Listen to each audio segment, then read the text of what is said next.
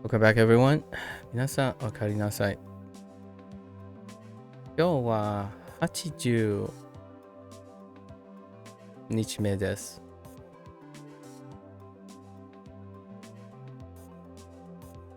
This is day 80. We are post our second peak day. So, here we go. Let's get started. Right off the bat, got ourselves a more vigorous due diligence here to do. All right. So first, let's go over these. Something's missing. The grain is missing. That's interesting. Must have missed grain really early. Okay, so what do we have here? This was a no rendaku situation, right? But special case.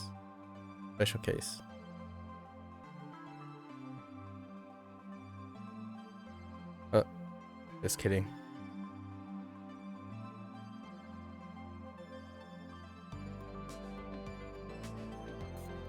Sticky hands.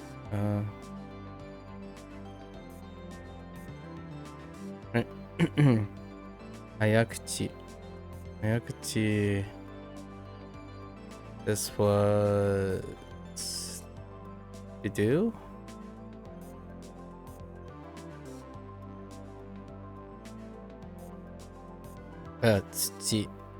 No, jitsu. Dojitsu. So we missed the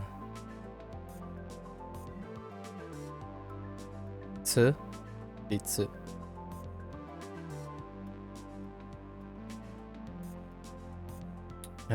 This one insufficient.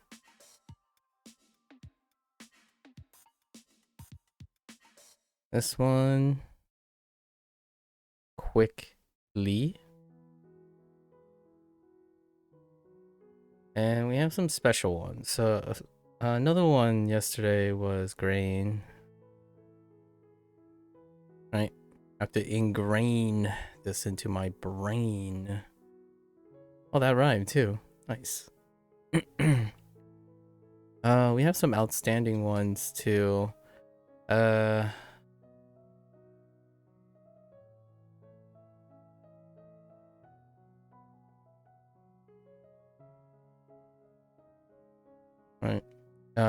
Jibun.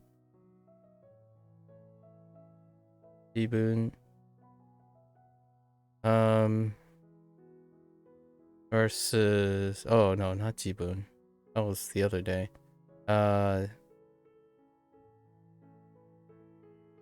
Jiritsu.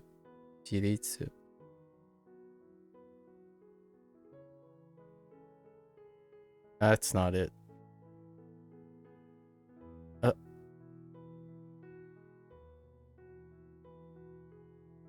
Jiritsu. This is independence. Or independent.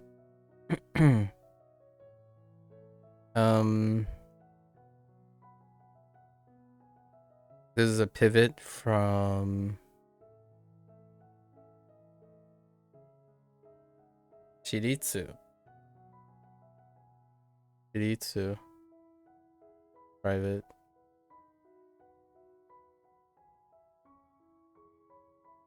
We had okay, so we covered that and that. Was there another one with Aya? No. Don't think so.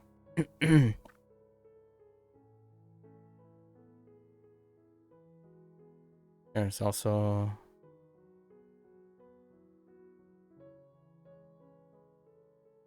Hirogaru spread out. I think the order I want is in trans, spread out.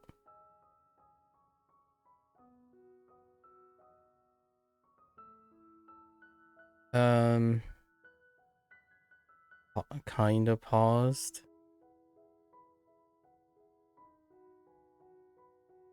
On Shujin. Shujin.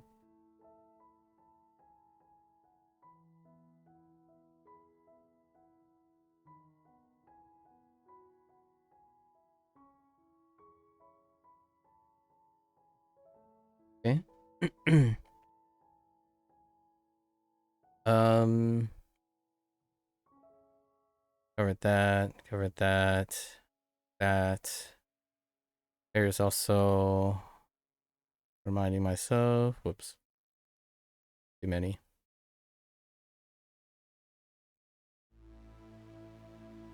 Right.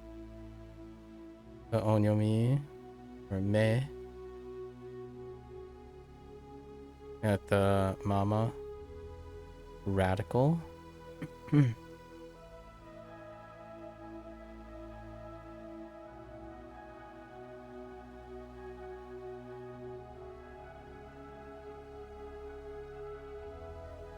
Bakeru, right? The ba.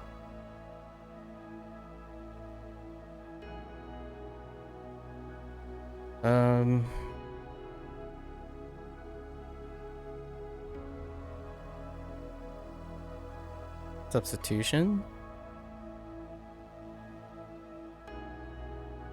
Oops. I mean.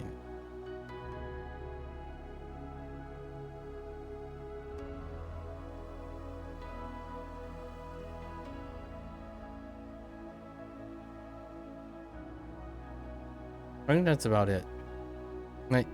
I think we're good. Alright, so today I think we're about to pick up that one review there. Oh, 15 minutes? Oh, okay. We'll come back to that. Okay, hop in.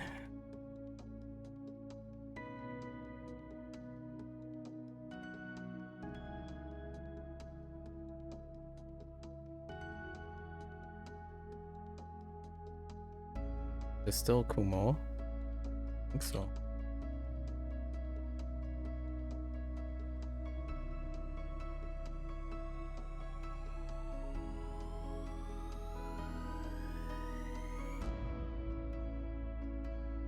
Electricity.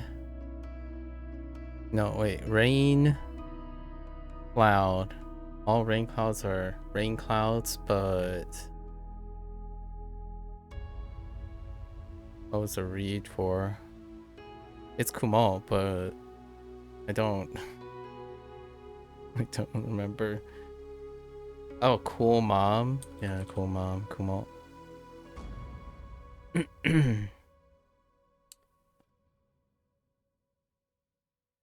Hmm. What did they decide for meaning for this young, I guess, produced boy?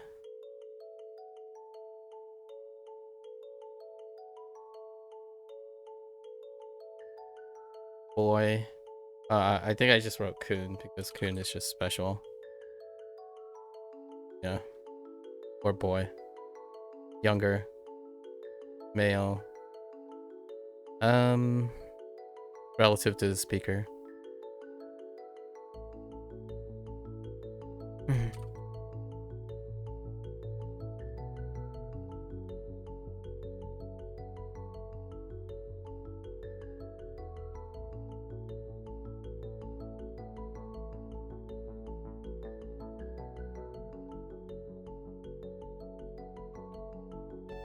Natsu.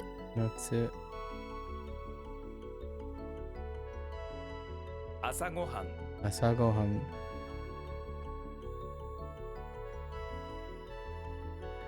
Okay, so we have some new ones, right? To oppose. So versus. Versus to be. I just oppose. Oh, I forgot my notepad. Go. Okay, so these are new. So we have a set of new ones from yesterday. So let's quickly. I've been a lot more lackadaisical with these things. So versus to be. Versus. I mean to oppose. To question.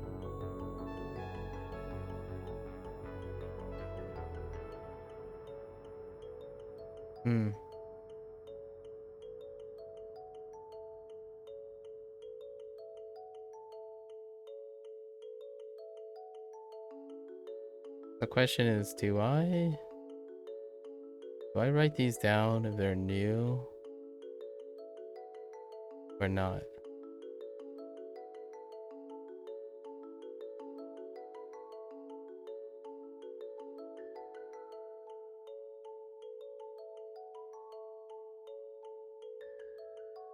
To confront?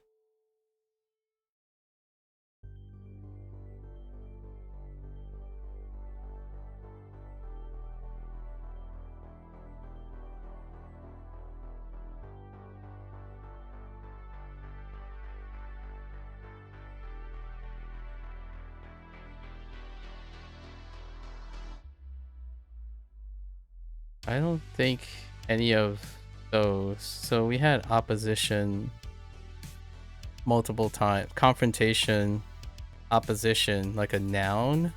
But I'm not sure if we had a verb to compose.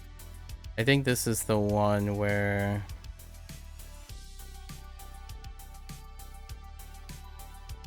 it's a special because it's taisuru. Taisuru is to produce contrast or to be like directed towards against, like a point of contrast. The face. So it's not the same as confronting, like going against something, for example. Taisuru, sure. Taisuru. I have to come back to that. There.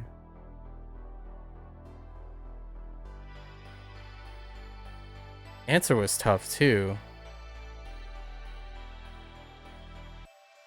And I'm still stuck with the same thought. Bamboo, like how's the bamboo shirt? You scream for an answer, but no one will answer.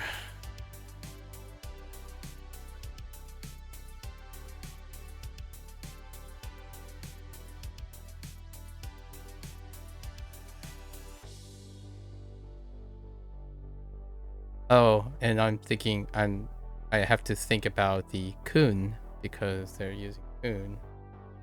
So economics not good. It's toss. Asu? Atsu? Toss.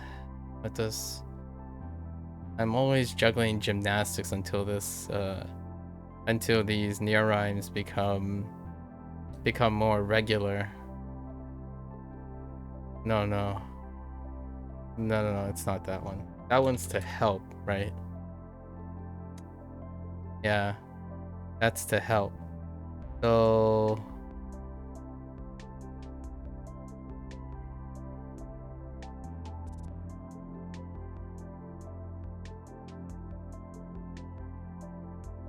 it's kun still. And the only way I know the read for this is because kotoe is answer. No. Kotae is answer. What the heck was koto for?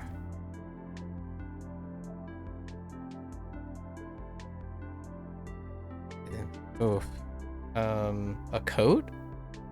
Oh. No. Oh. Koto.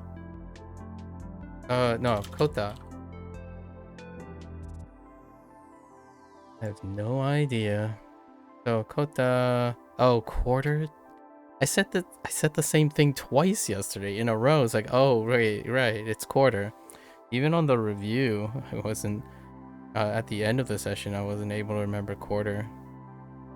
So you pull out a quarter and offer it to whoever gives you an answer. Yeah, bribery. I'm trying to bribe someone to say if the bamboo suit works or not, right? If the bamboo suits you or something. What was it? Please answer me.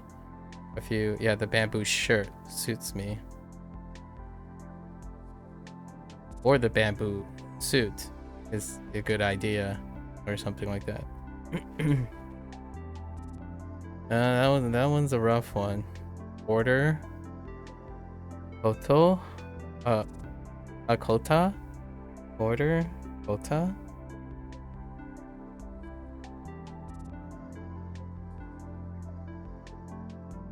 Kota.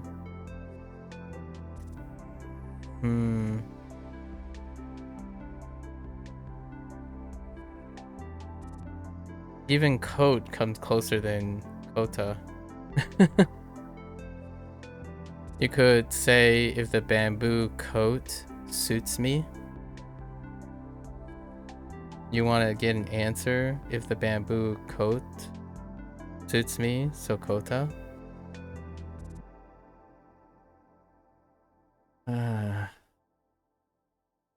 I feel like almost after peak day is more negotiation than.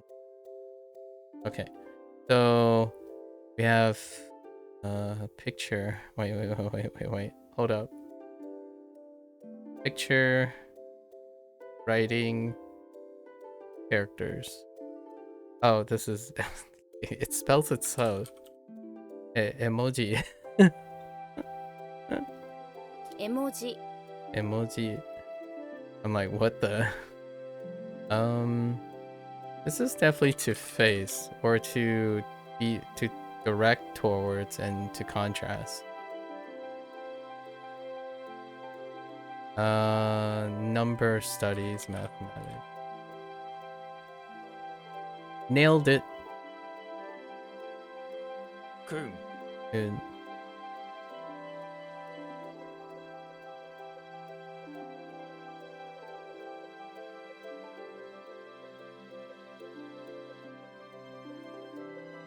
A canopy and private.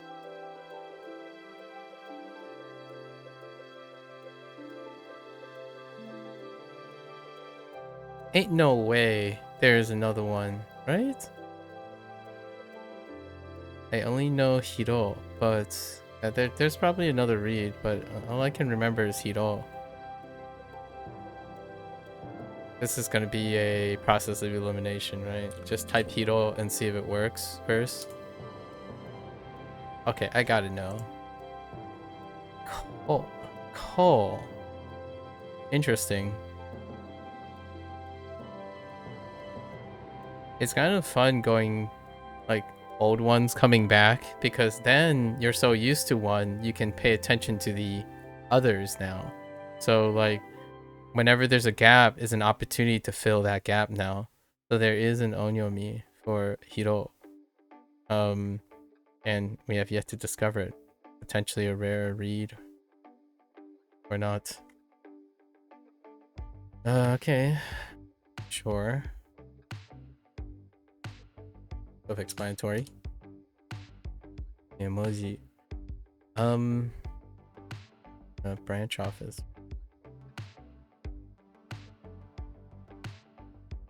I feel like there's something. Shiten sounds fine. Shiten. Okay, we got another verb, so let's... Are there any other verbs with this?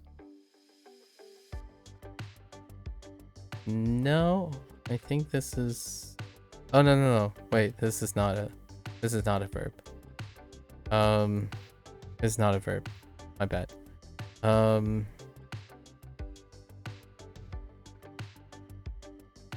Certainly. Adverb. Or not verb, but like a yeah. Hold up.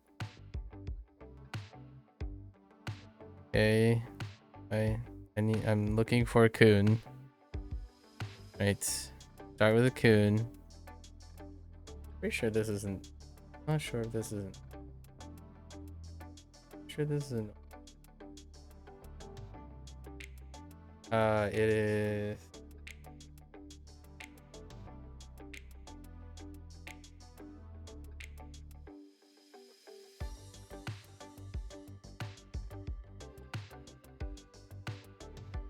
Kanarazu.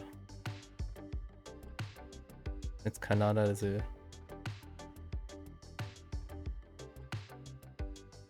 And Kanarazu is certainly.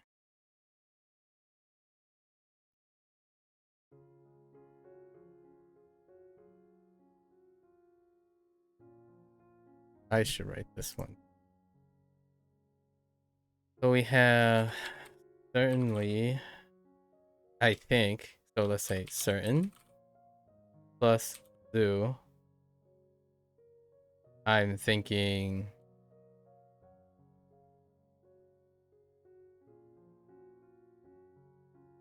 precisely. Oh. Maybe certainly. This is certainly is where I'm stuck on. I don't think. Wait. Pretty sure this is Kanarazu. I have no idea why it's Kanada. Stuck on certainly.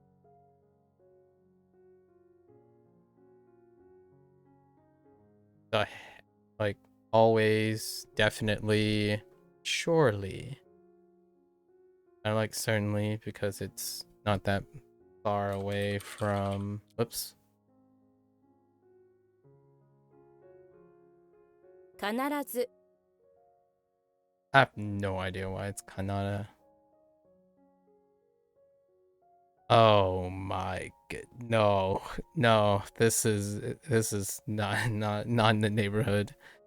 No, this is way outside of, way in the recess of the back, like somewhere not even in my mind anymore.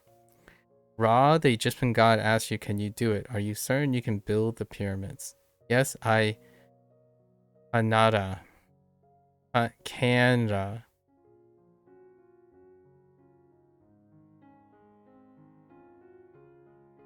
I think this is we're gonna file this under rote memory. we're gonna file this under rote memory. Okay. Sure. Breakfast. That's exactly how I pronounce breakfast. Or spell breakfast. Breakfast. It's all about that breakfast.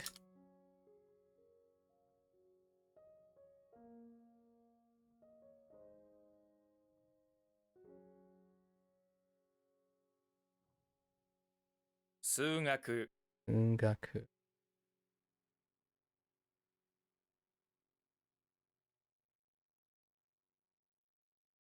Mitch. Michi. 道 Michi. Ooh, I kind of like this one. Joe the farmhand. Easy with dirt. Just ask Joe.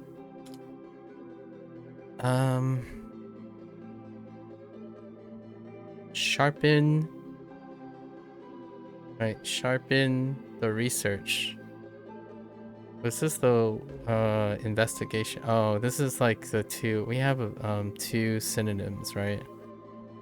This one, it's still research. Research is still research, but you can investigate. I don't even remember which one's which anymore. They're honestly synonyms for each other for the time being. This is the research is still research, but it's also an investigation and a study. The other one was an investigation, but an investigation is still research and study. And there's no way around it. Right? Unless we have more context. So just stick with it. And I don't think there's any special rules. Kenkyu. Kenkyu. Kenkyu. Office.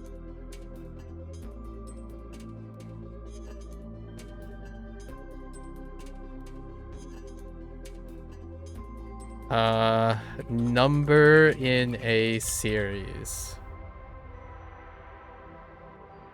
Or an ordinal number, I suppose.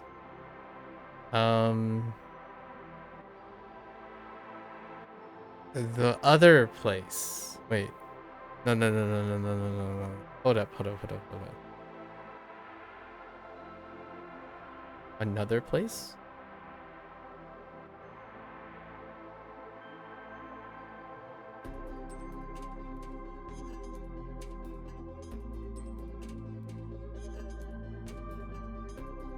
Huh.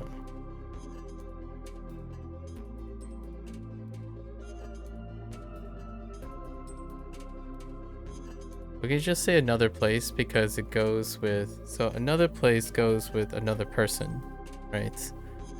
Although this can also mean just anything other than the current thing. So another place, somewhere else, elsewhere. Another place works. And this is special. That's what I'm trying to get at. This is special. This one took me by surprise. Yoso.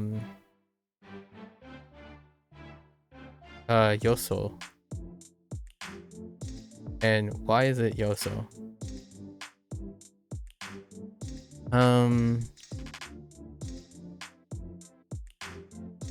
No idea why it's Yoso. So what do we have for Yo? Oh. You. Right? They used you, which not very great because it could be you, and the beginning of yogurt is also questionable. So you something. You so good? Oh, there, wait. You just got here? Nice.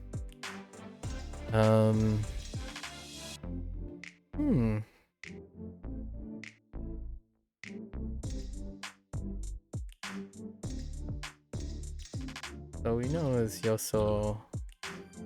Yoso. But Yoso, you saw. Oh my goodness. And not that saw.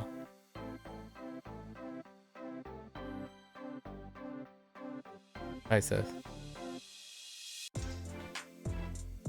Hot dog, this is... Oh, they're hooked. Hot dog, this is so off the left charts. It's a different saw. For so?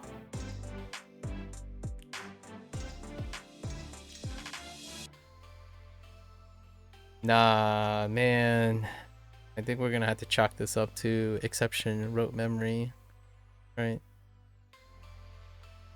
Let's write this down. This one's a particular one. Oh, there, yes. Sussy.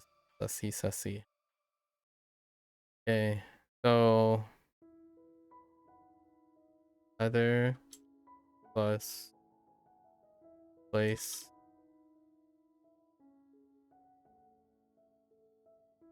Other place. Another place into...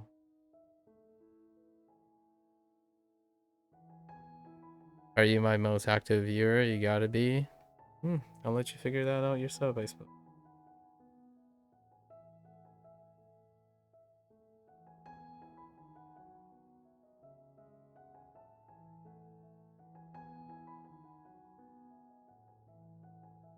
Another place equals... You just got here too? I see. Another place equals...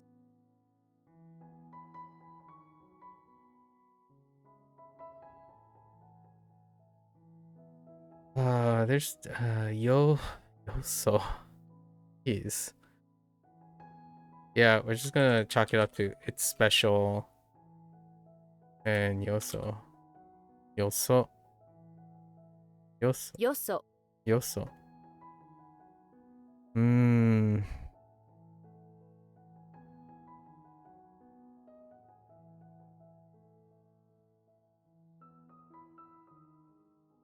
Well, gotta think about some clever way.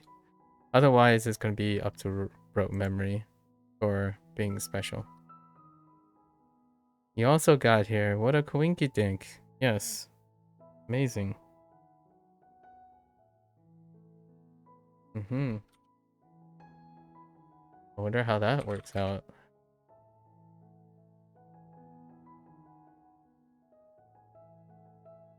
Must be a 1 in 10,000 chance.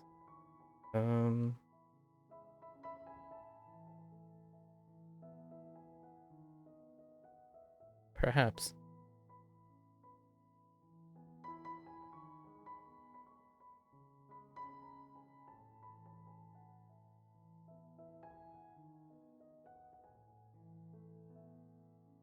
Amazing.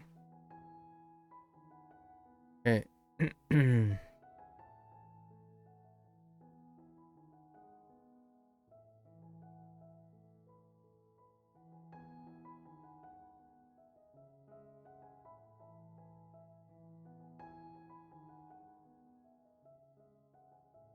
Wait. I gravitated to Denchi. What is Denchi?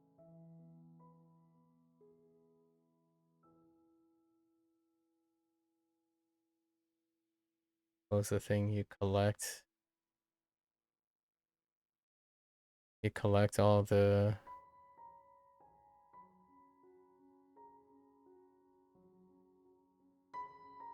Which one was Denchi? Oh, Denchi is the pawn, right?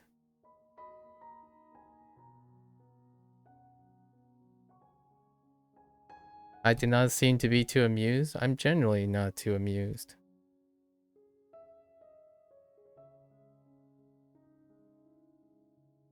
Preponderance may be confused by amusement. I think amusement tends to be an outward expression that cheapens preponderance every once in a while. But it's more like subterfuge in this case. This is posturing. But I already had my suspicions a long time ago. So it's interesting how much you can get away with the poker face, and how much people believe they're being intelligent when they reveal their hands so quickly. I tend to play the long game.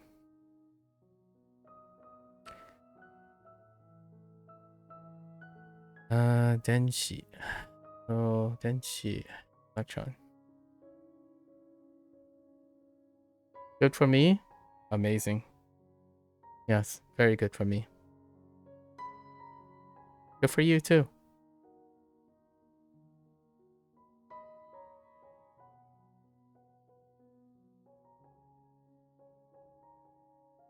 Denshi.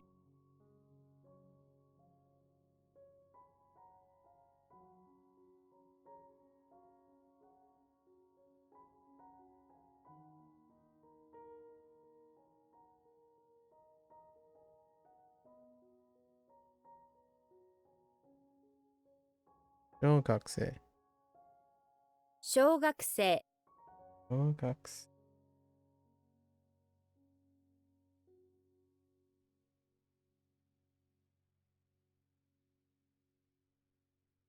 My English vocab is too high for you to comprehend.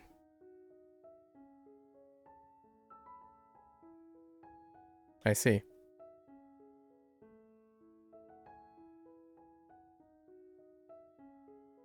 Let's see.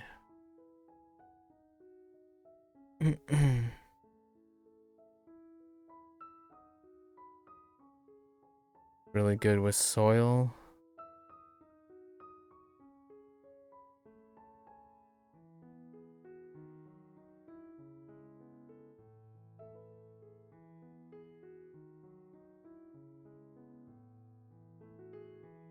I'm sure you understand me just fine.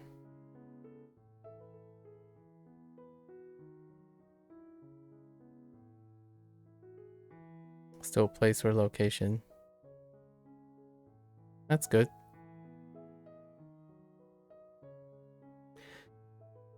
As long as you guys think you understand me just fine, I think that's sufficient.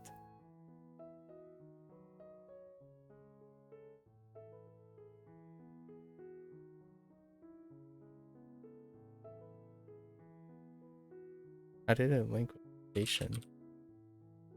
I don't know how it links with location. Location, place, what do we got? Dirt makes it easy to identify your location. Let's see.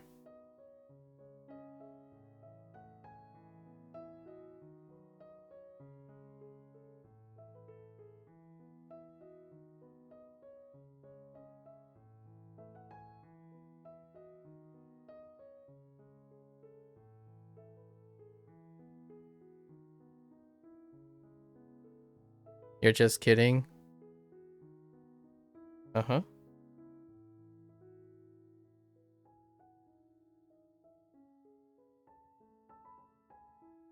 Can I get away with the road?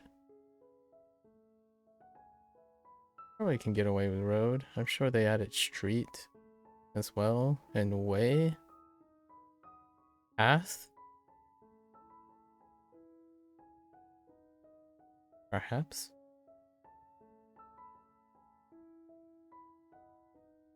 To road. Actually, let's check. Street, path, way. Okay.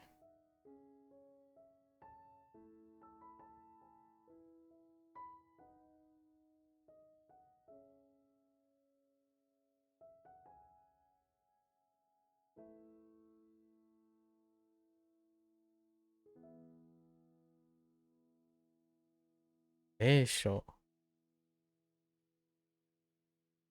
Kaini.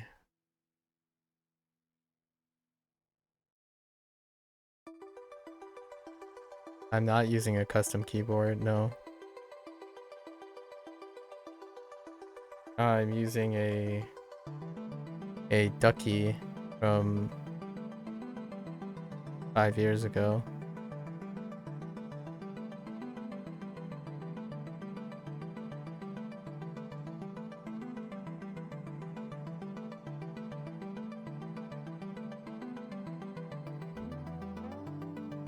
Right.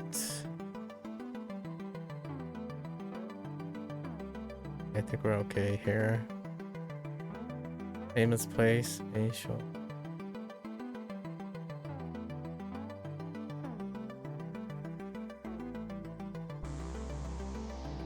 Meisho. This medicine.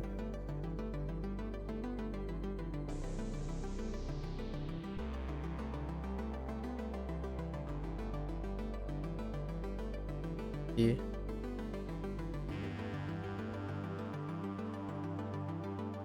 Is it 100% keyboard? No, it's not.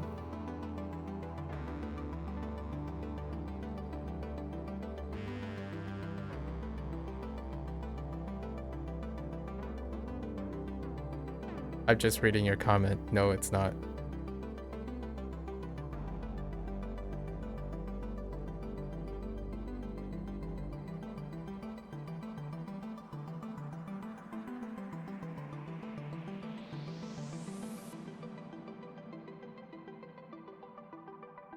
Konohen. So is it so it is or isn't it? Well, it isn't.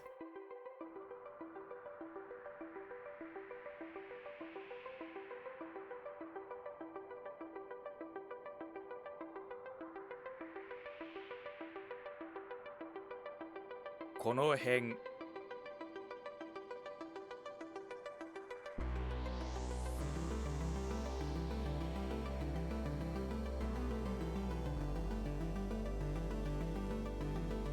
Huh. I self body. So own body.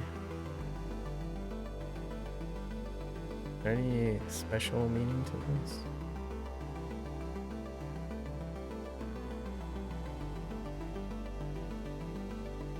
Personally?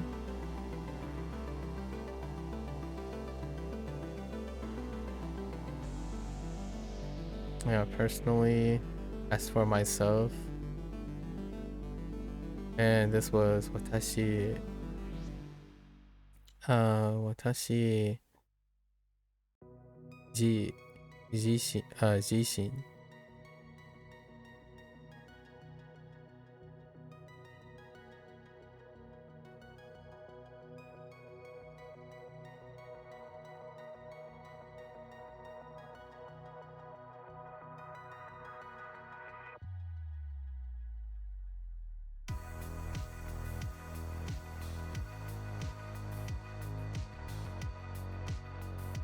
Watashi jishin.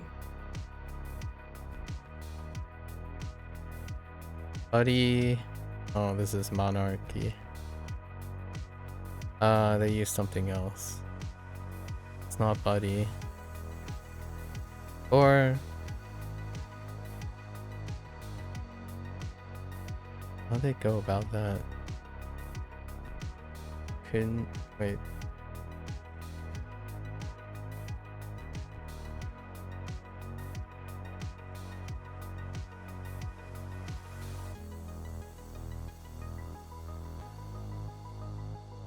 This one was elaborate.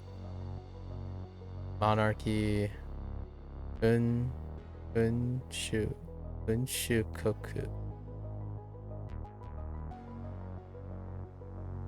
I am not happy to see you.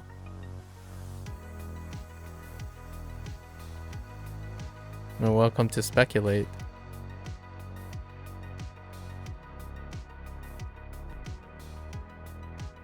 I appreciate the company.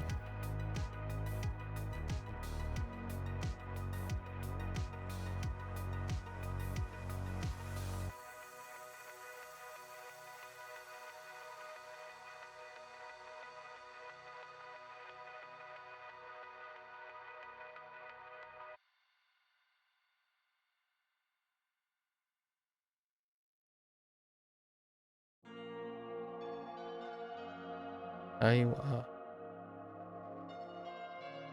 会話 Aiwa. Needing to. You're very happy to see me? Thanks. That's why you come here every day? I can see that. Hopefully you don't have to do that.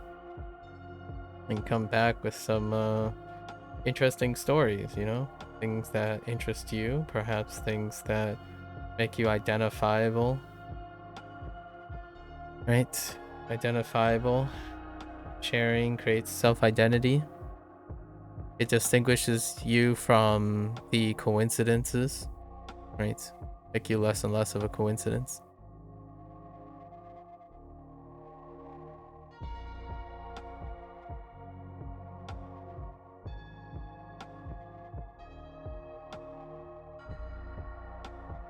Endearment and rapport. Invaluable, you know?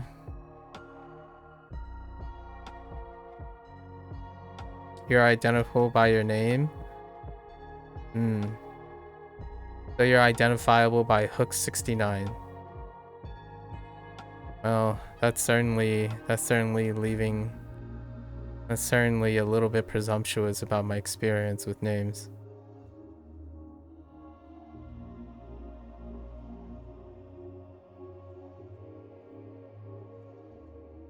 Mix pass through. Traffic?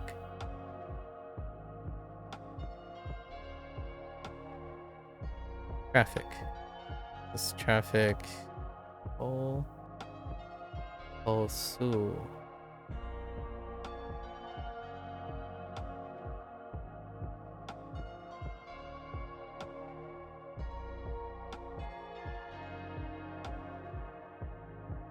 Oh, no, wait. Su.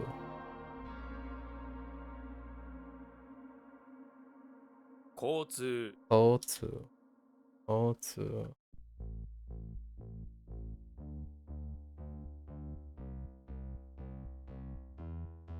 Denki. 電気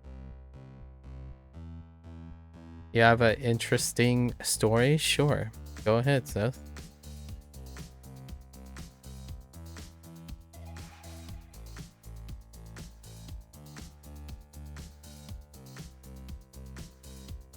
Hit me up.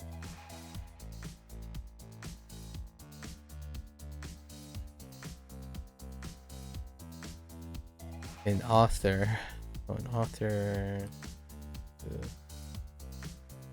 Saksha? Sakusha? Saksha? Saksha sounds fine.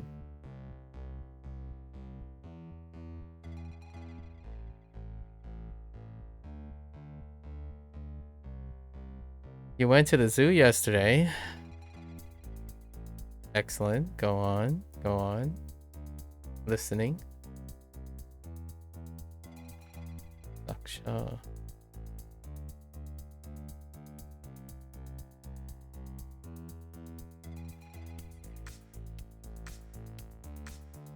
Saksha Saksha.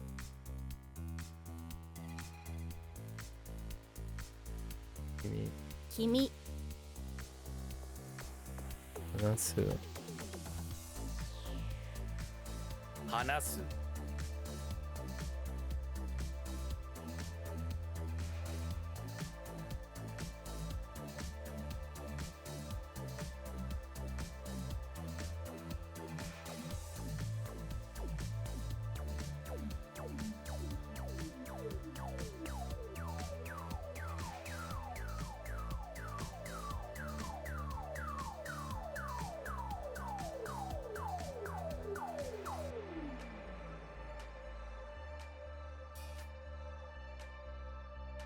I'm not entirely sure why that's funny.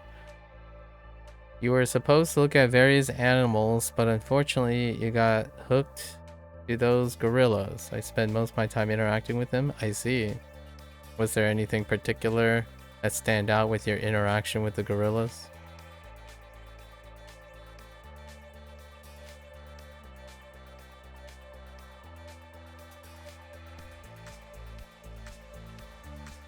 Here's an interesting thought. What does Yes, Hooks, and Hui think about the zoo and interactions with gorillas?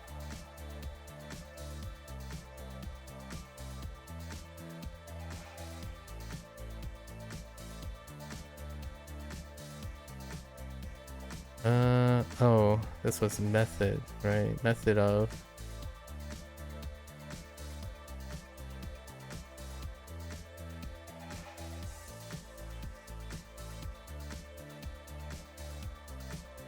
I think it's still dull.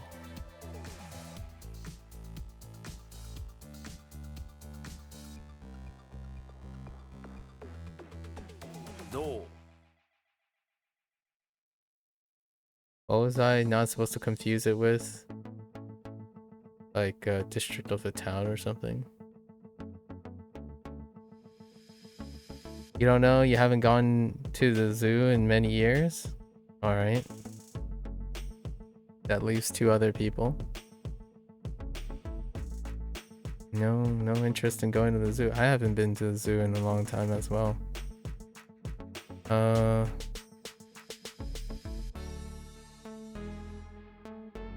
15 years?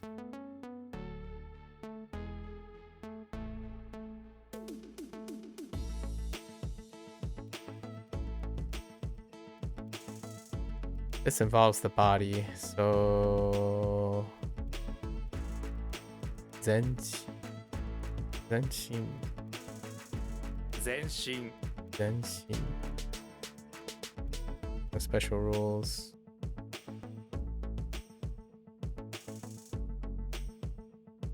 Aiwa. To meet and talk. The dialogue. Or conversation.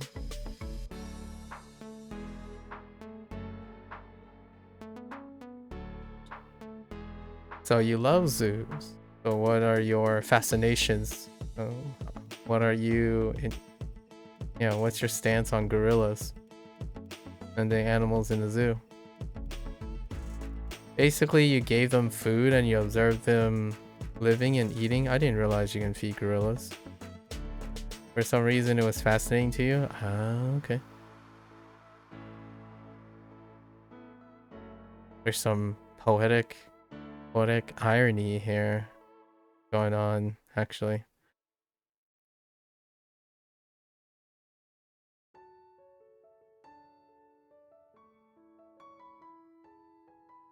What irony? I don't know. Observing, giving food to gorilla and observing them.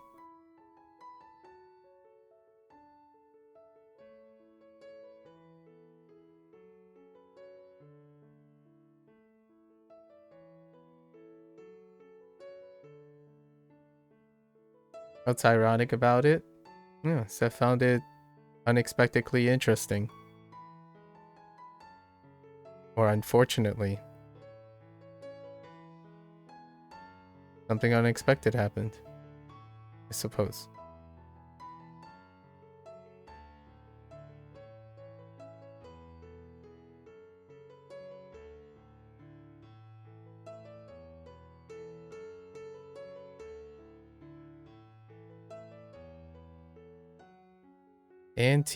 Oh, this is opposition. Anti versus... What was the difference between confrontation and observation yesterday? Did they overlap or not?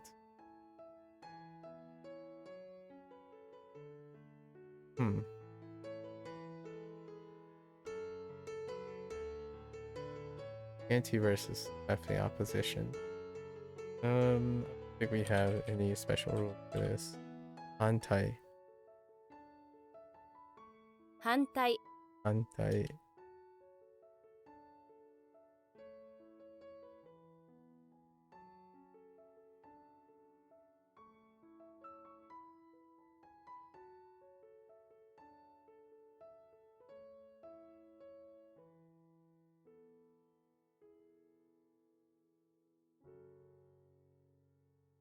Unshu Boku. 君主国 Unshikoku.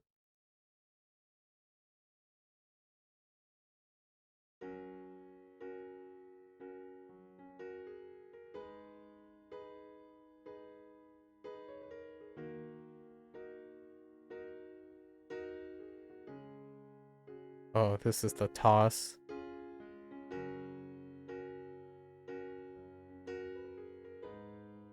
Tatsukiru. Toss is tasu. Kiru.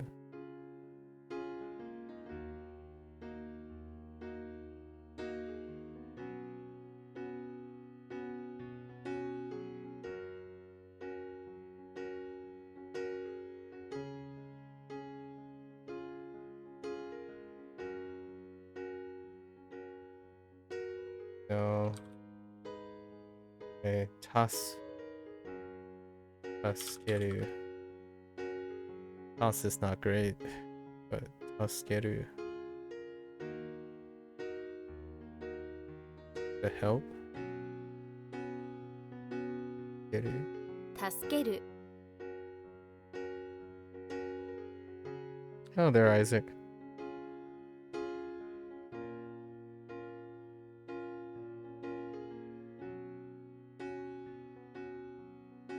Isaac, what are your thoughts on zoos? Yeah. What are your thoughts on zoos?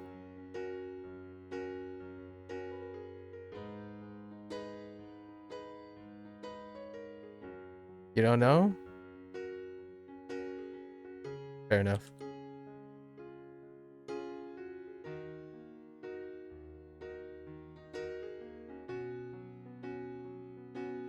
Kokoro. Kokoro, right? This is raw memory territory. Well,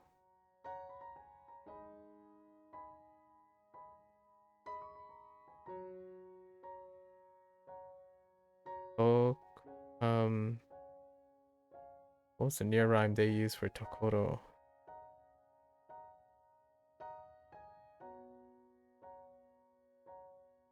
They just saw me streaming. Yeah, I stream around this time. 90, around 90 to 95% of the time. I appreciate the like. Thanks. You don't have interesting stories, yes?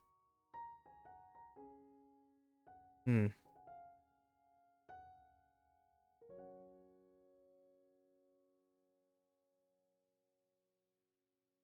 ところ No idea what they used.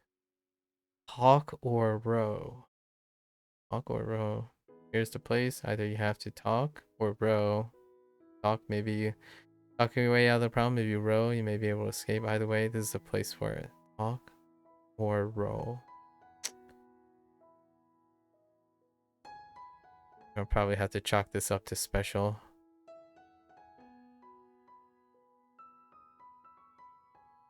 Stop calling.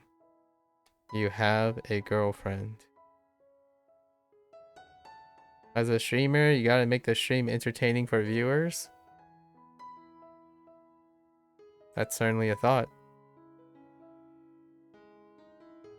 Just kidding. IAN. You're about to go offline. Good luck with your day. Hopefully it's an interesting one.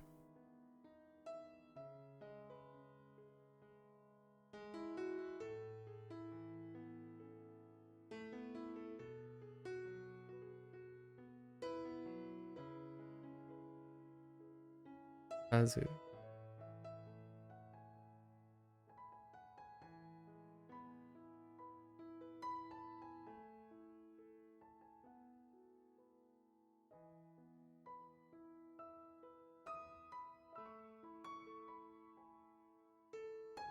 Yo, you guys an interesting story? Well, oftentimes I stream on a regular basis, right? And I typically stream around the same time every day. At least sufficiently for over 7 years. I've accrued quite a lot of interesting stories, behaviors, and observations of people I interact with.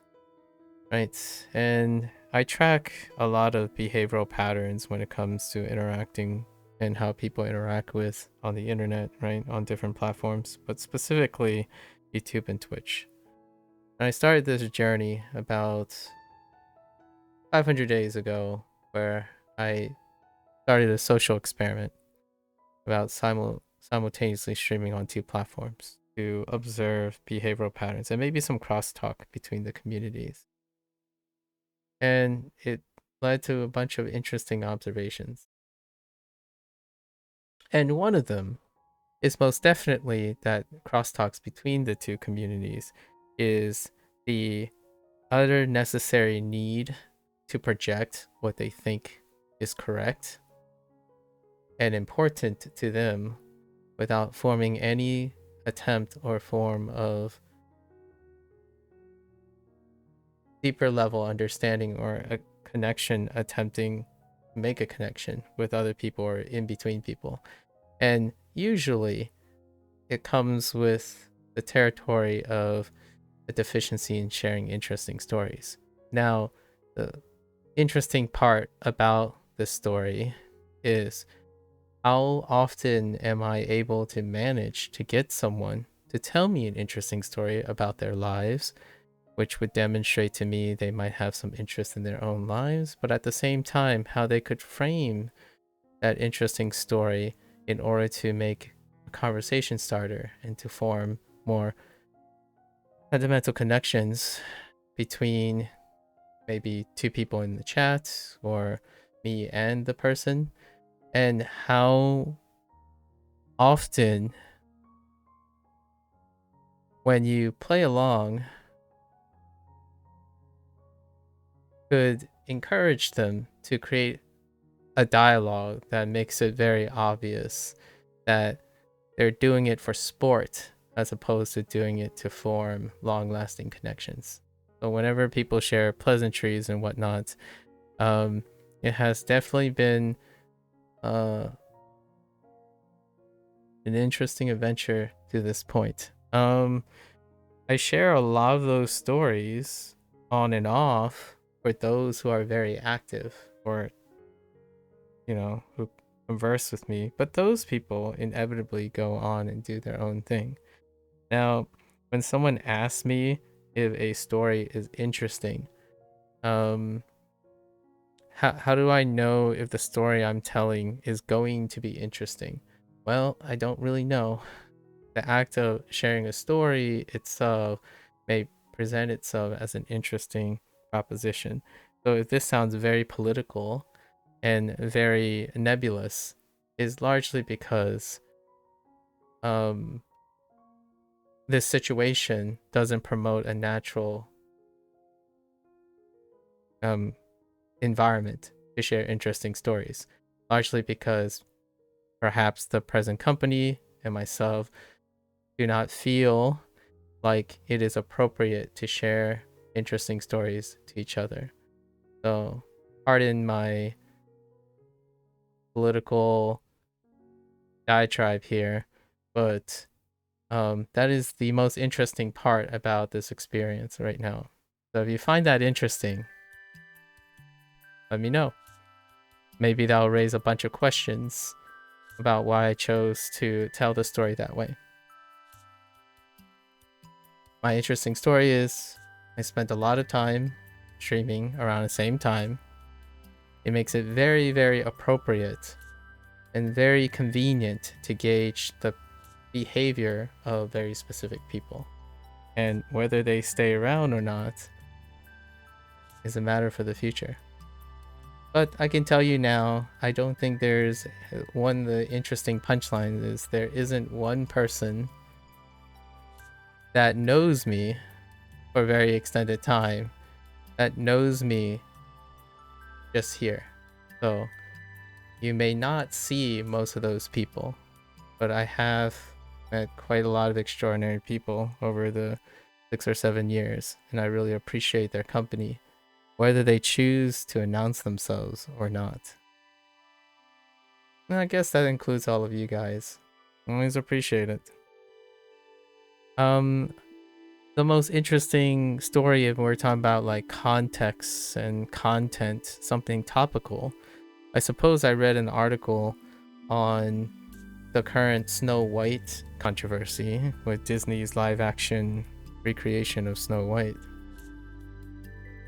Perhaps that might interest anyone, but generally speaking, you don't have control over, like, the person saying the story don't really necessarily have control over whether it's interesting to the other person, but I find many of these things very interesting.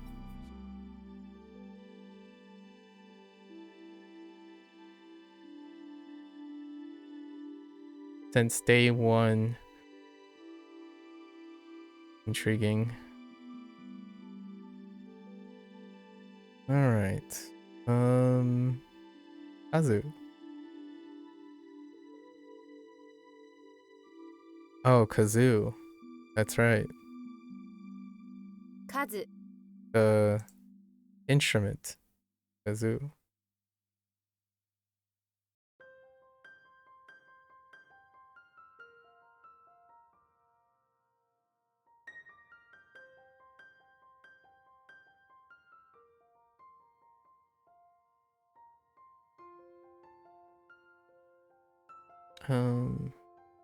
Using cut.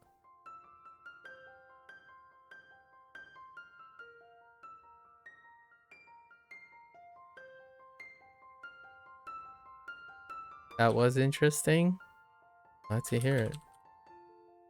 Do you do such social experiments when you're online?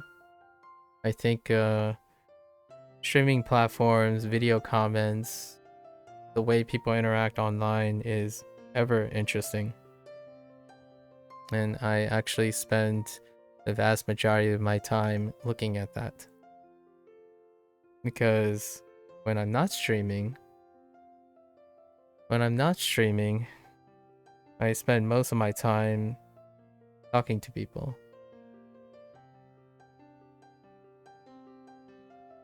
And talking to people more in an encouraging way, you know. Spread some positive energy. You're doing one right now? Very neat. I'd love to hear about those interesting findings in the near future. Maybe we can strike up a deeper conversation about idiosyncrasies online.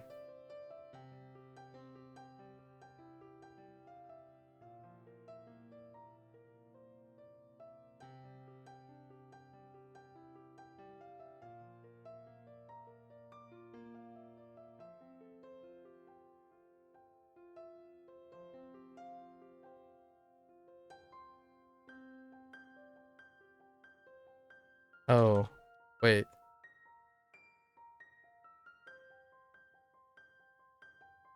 This is different. Dwelling people.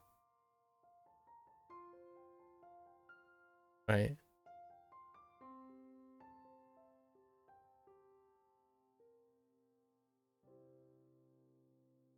Leader. Leader master. This is residence. The re-change? The re-change. Leader master. You.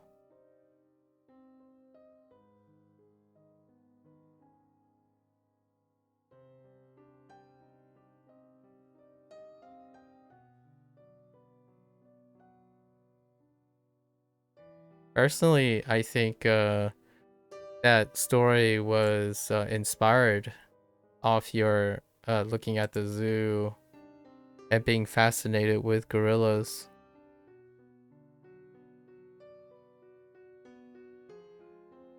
I was inspired.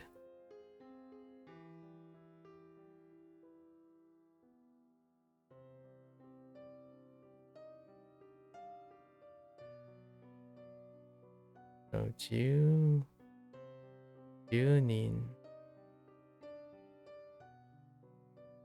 The people at Nintendo all had.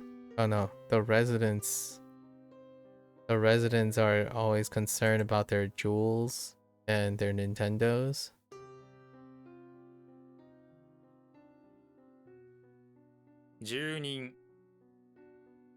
One interesting thing leads to another interesting thing. And certainly not a competition on who is more interesting or what is more interesting.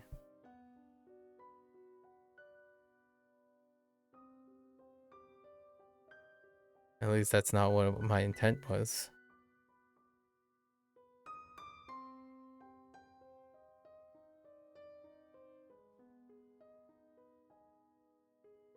Asahi. The morning sun.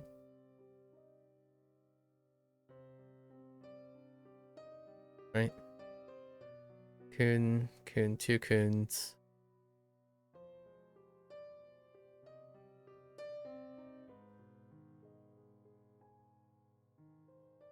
Asahi.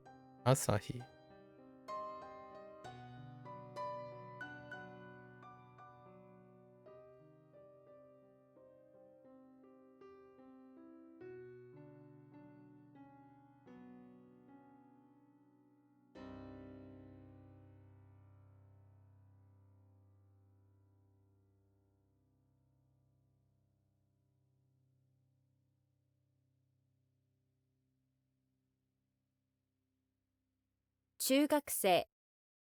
Jugakse. Get away with play still? Certainly can.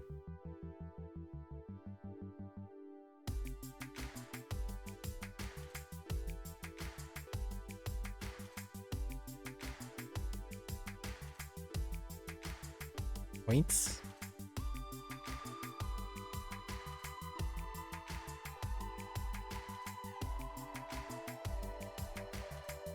Body.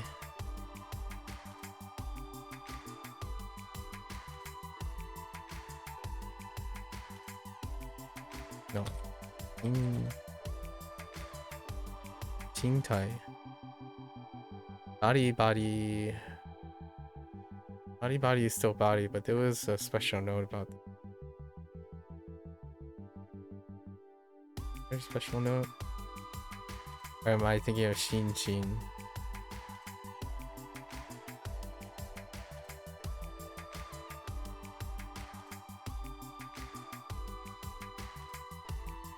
Body.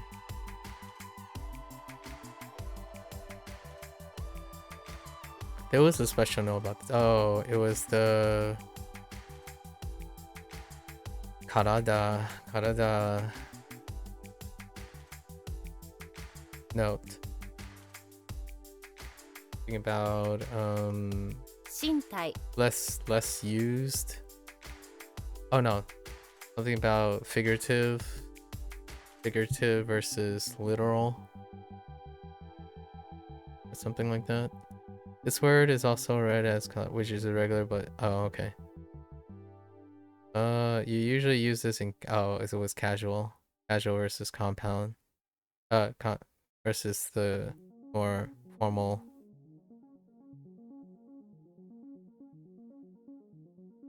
Oh, hey, there's our daily bot reminding us we're also live on Twitch.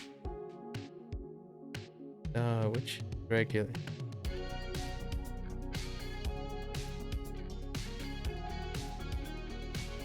You'll usually use this reading in casual context, and then the word when the word is on its own, rather than the compound word. In formal settings and compounds, you would stick to the regular old onyomi.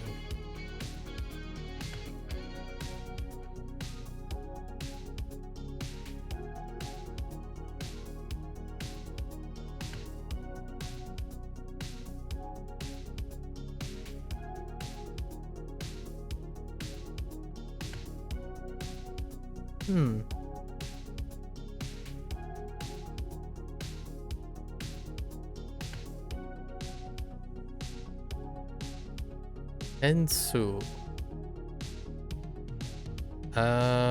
Tensu.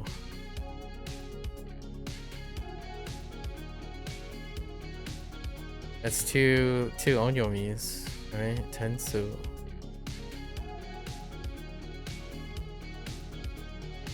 No reason not to trust that. 点数 Tensu. Body or the body.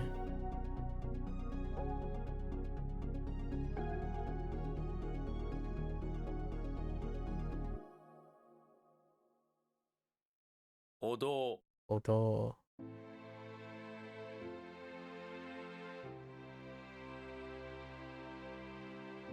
North Sea Way.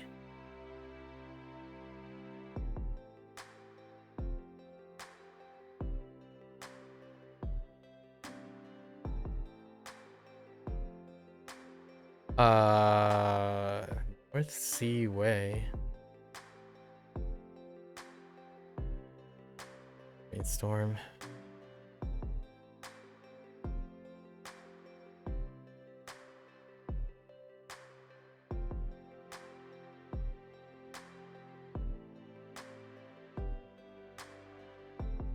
Oh, North Sea. Oh, yeah, right.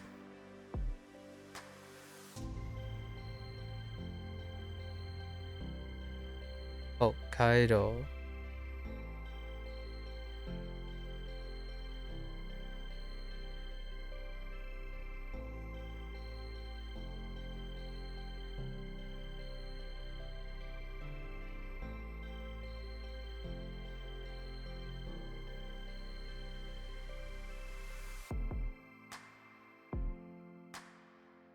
Kiritoru. 切り取る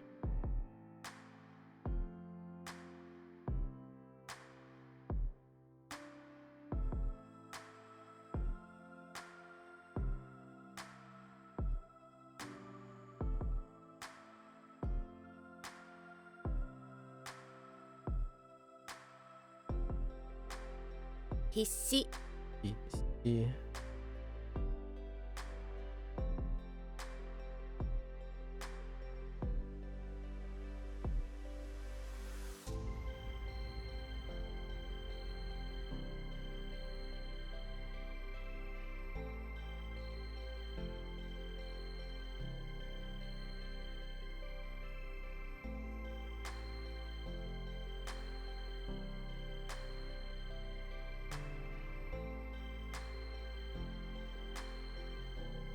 body.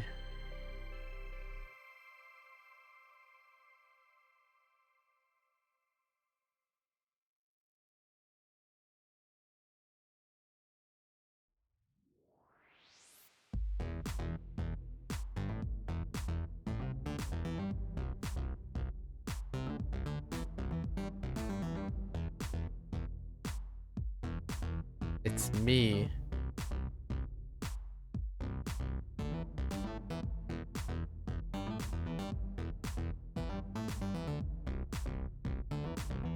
Me, but why it's me? Mi. Who's that body? What? Okay. Me. Me is the body. Fair enough.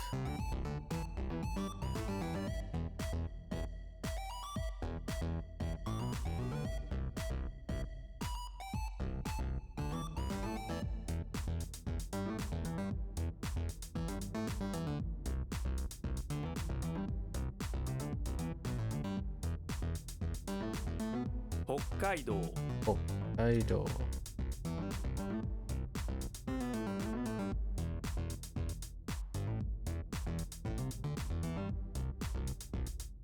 So Raku was something else. Wait, I think this is still Raku. Raku is still Raku. 楽 Raku, this is Kunyomi, right? Or no? Not. Wait. I need kanji. It's on. Yeah, I've written on, but now well, this is technically special.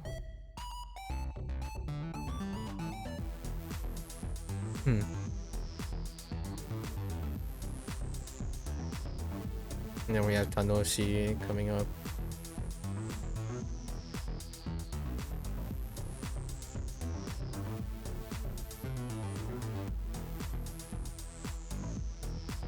Weapon to guard. Oops.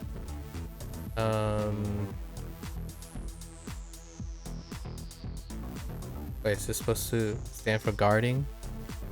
When you loiter around with a weapon, you're guarding something. The only keyword I know is guard. Oh wait. When you're guarding, you're doing a service, right?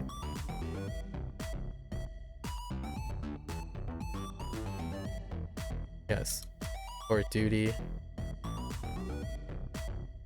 Frantic.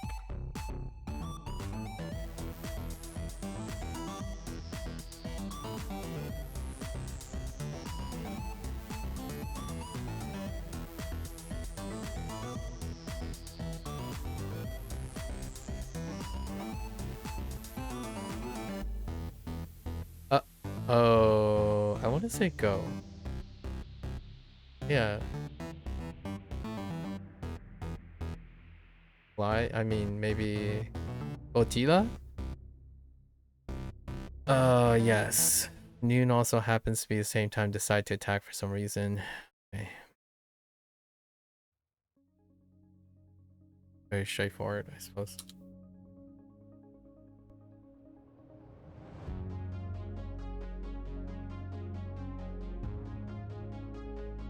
Natsuyasumi. Natsuyasumi. Same. Yaku. Because you're guarding against the yak that suddenly shows up for it. So this is to this is to support something. I guess they cut it off. They cut it off and to support. Oh wait.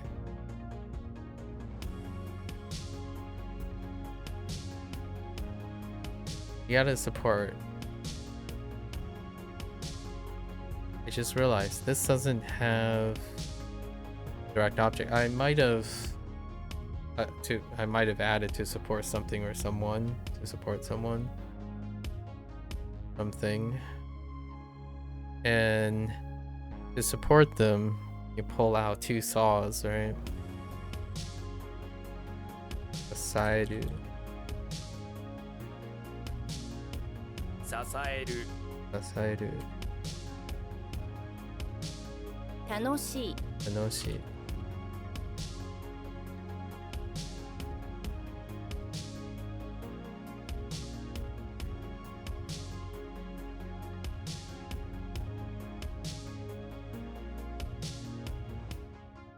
Okay.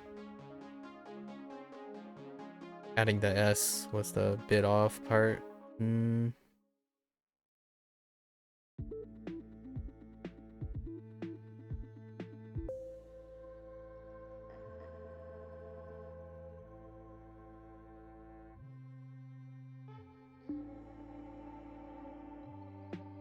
This is the other one.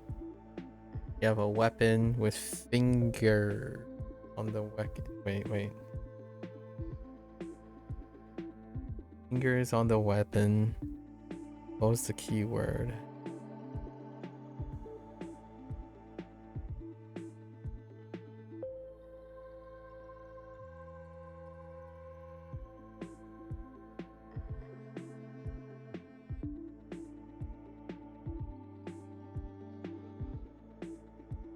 Finger weapon.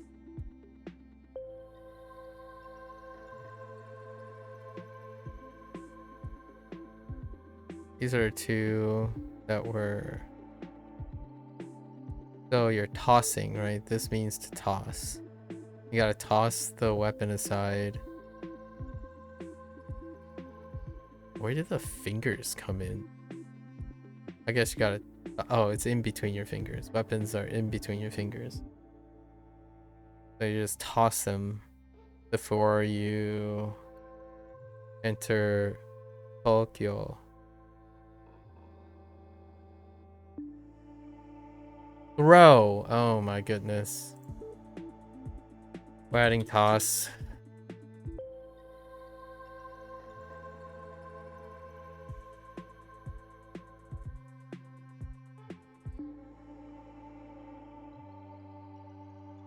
Human.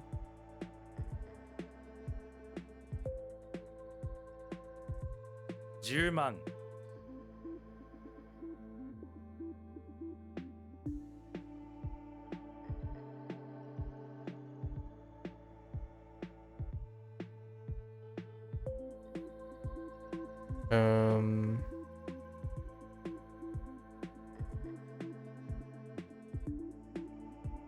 Right. Did I add a direct object to this? Is this transitive? I did not.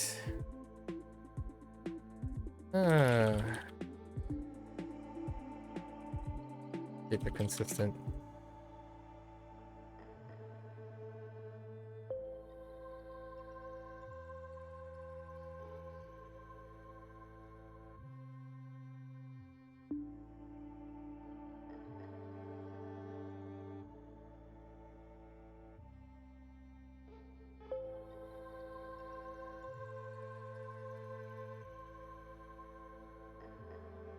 Genyoku.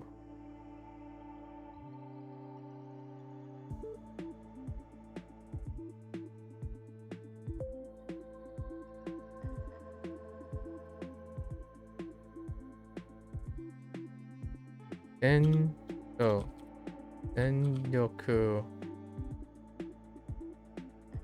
Was it on the nose? Just electric power. Or electricity again.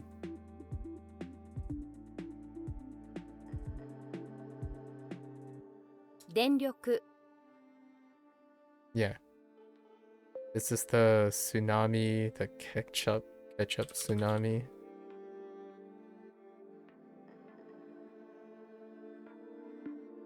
Like this is the other opposition. So what was it? Anti versus Hantai. Hantai was opposition and opposite. Now we have Airitsu.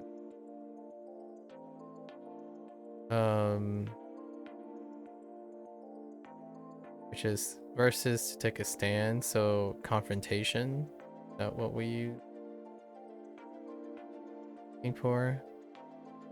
Which is still opposition, but they both have opposition.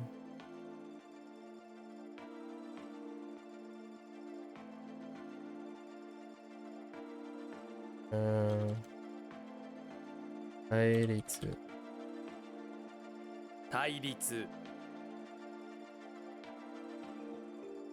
Number letters. And we're looking for a numeral here. Because it's the numbers themselves. 数字 数字 oh no 数字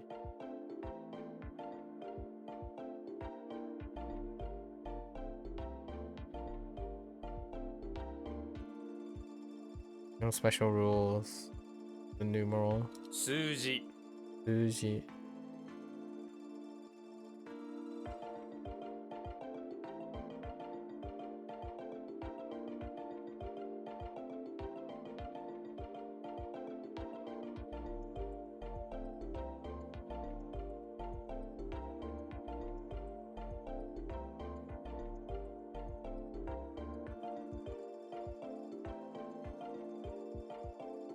数年 数年 数年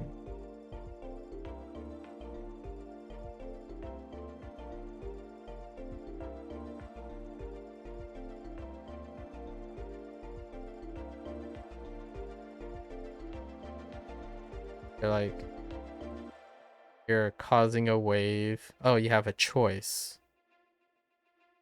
Right? You have a choice between using a hook or a tsunami against a person. Is it the choice that matters? Oh, and it was dealing with how you unalive someone.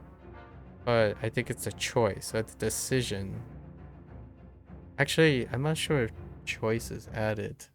You have to decide, right? Is choice part of this? I don't think so. So I'm gonna write choose and choice.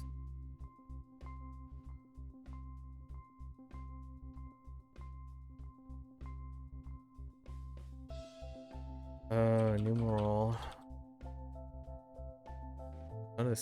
How do you spell numeral?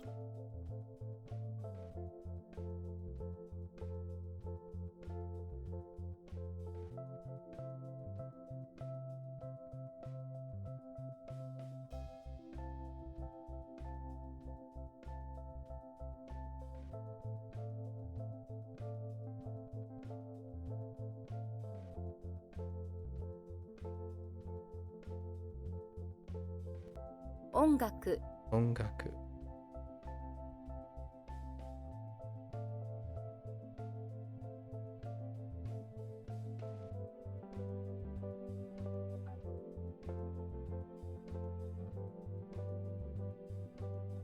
This was the bureau. Was the meaning bureau? I think the meaning was bureau. So we had the flag. It's cloaking the mouth or the place. Yoku.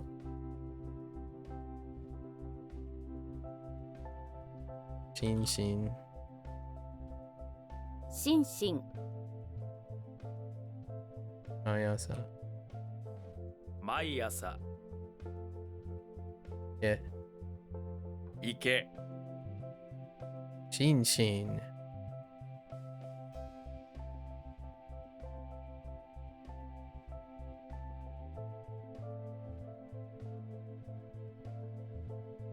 I mean, 国民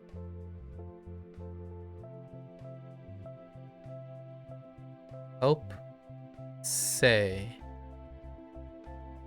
When you help to say something. What does this sound like? Again, so 条件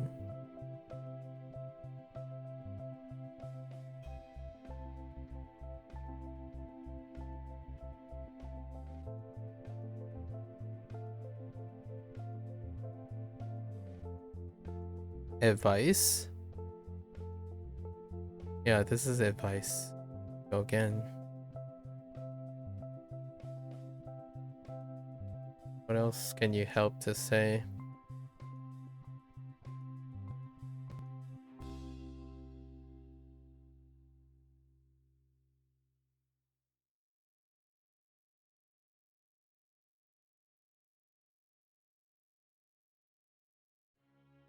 助言 Joken. Stan. Bitsu.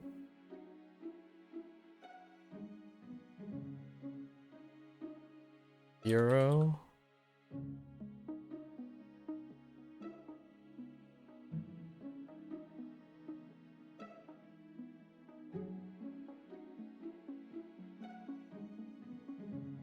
Densha. 電車へ It.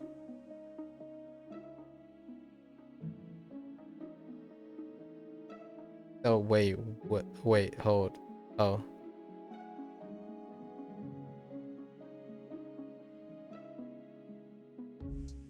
森 Mori.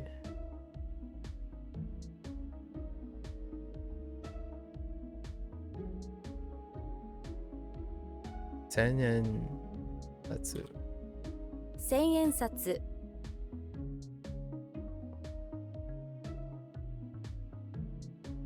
This is to be visible, right?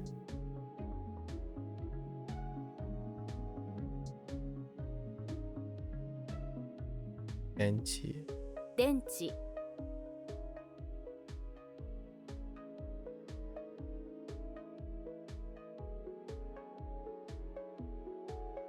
見える Mieru. Hongoe. 小声 Hongoe.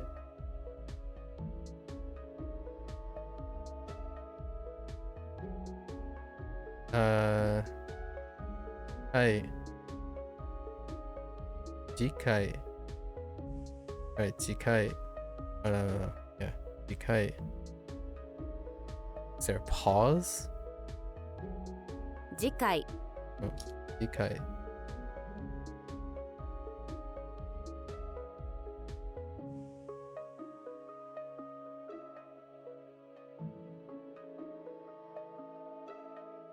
Oh.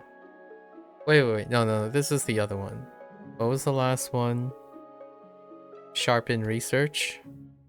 Right? The last one was sharpen research. Q. And this is Q me. And they used investigation for but not study or research. I added the research. The other one was considered research, but they added they might have added study and investigation. Right? 救命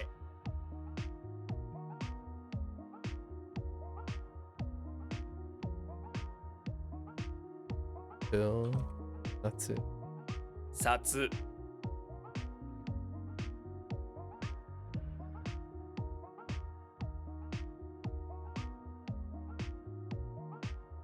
Ogakusha.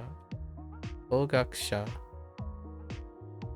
工学者 Ogakusha. Scholar. 学者 Gakusha.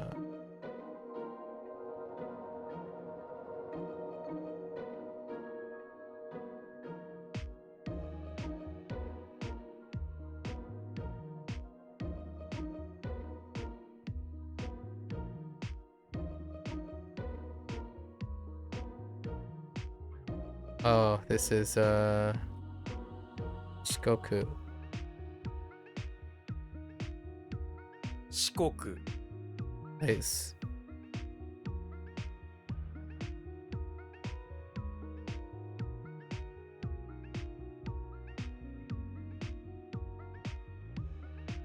Oh, there, Procol. Hope all is well. It's been going pretty all right. Have I had a haircut? I had. The weather has turned warm again, so I basically shaved my head. You know, take a. Actually, I have my family, any family member, take a pair of clippers and run it short. You guys the same over here in England? You hate it?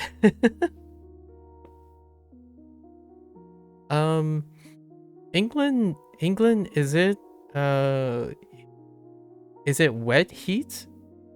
Or over here is somewhat dry, but I always imagine England having pretty.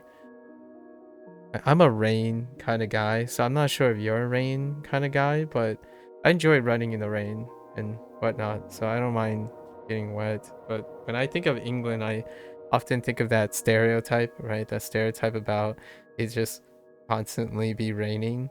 I don't mind that. Yeah, it's usually quite humid in the heat, which makes it worse. Okay, fair enough. Yeah, it's a bit drier over here. I think, yeah, it tends to be drier. But yeah, it's 99% of the time is a light drizzle of rain. I find that kind of pretty interesting. Yeah, it's warm here, so I shave all the hair, like enough to create like one like a, I guess 1 inch, since we're between English units. Less than an inch, like maybe a quarter or half an inch left, and then it makes running outdoors a little bit more pragmatic. And then sometime like in the summer, like 6 months from now, it'll be around where my hair was again. My hair goes through phases, so we're on the wearing cap phase. Basically, when my hair is shaved, wearing a cap is nice. Then I go through like a phase where I don't wear my cap, which is like medium length. And then when the hair starts hitting like 6 months to 7 months, I wear a cap after I wash. After I wash my hair, I wear a cap to keep my hair down for the day, and then I take it off. That's kind of the routine. I do that for a couple until a mullet starts forming in the back of my head, on the back of my neck, where it starts curling up because it keeps tapping my shoulders, and that's when it all goes away again. So roughly 2. Is the cap to regulate your temp, or because you don't like the way it looks? I like wearing a cap. These are running caps, so not really too, like, they're not cotton caps. They're like paper thin. Nah, I enjoy wearing hats. It's a sentimental reason, but long story short, it was when I graduated. When I finished my PhD, was the first time I received a cap from one of my best friends, and I wore that cap, where I made an attempt to wear that cap. I still have it somewhere there, and since then I enjoy wearing caps. Yeah, so it's more of a sentimental gesture. How about you and hats? What are you? And since I started running, most of the time, most of my caps are running caps. So they're made of, like, most of them is completely made of nylon and synthetic fibers. So, you know, if you ball them up, you can ball them up outside of the brim. Some of them have collapsible brims, but outside of that, you can crush them. Does it sweat absorbent? Yeah, it's pretty much your usual running stuff. There's a band going around the outline, and it's cut slightly different so that it doesn't like, it's cut for running as opposed to indoor wearing, but I enjoy wearing them. You very rarely wear anything on your head. I see. Yeah. That's the story of the cap. I think it's about 7 years now. What purpose does a cat serve when running? Sun. that's the purpose of the cap. And reflective brim at night, or when you're running into the evening during sunset. Since you run easier to sight.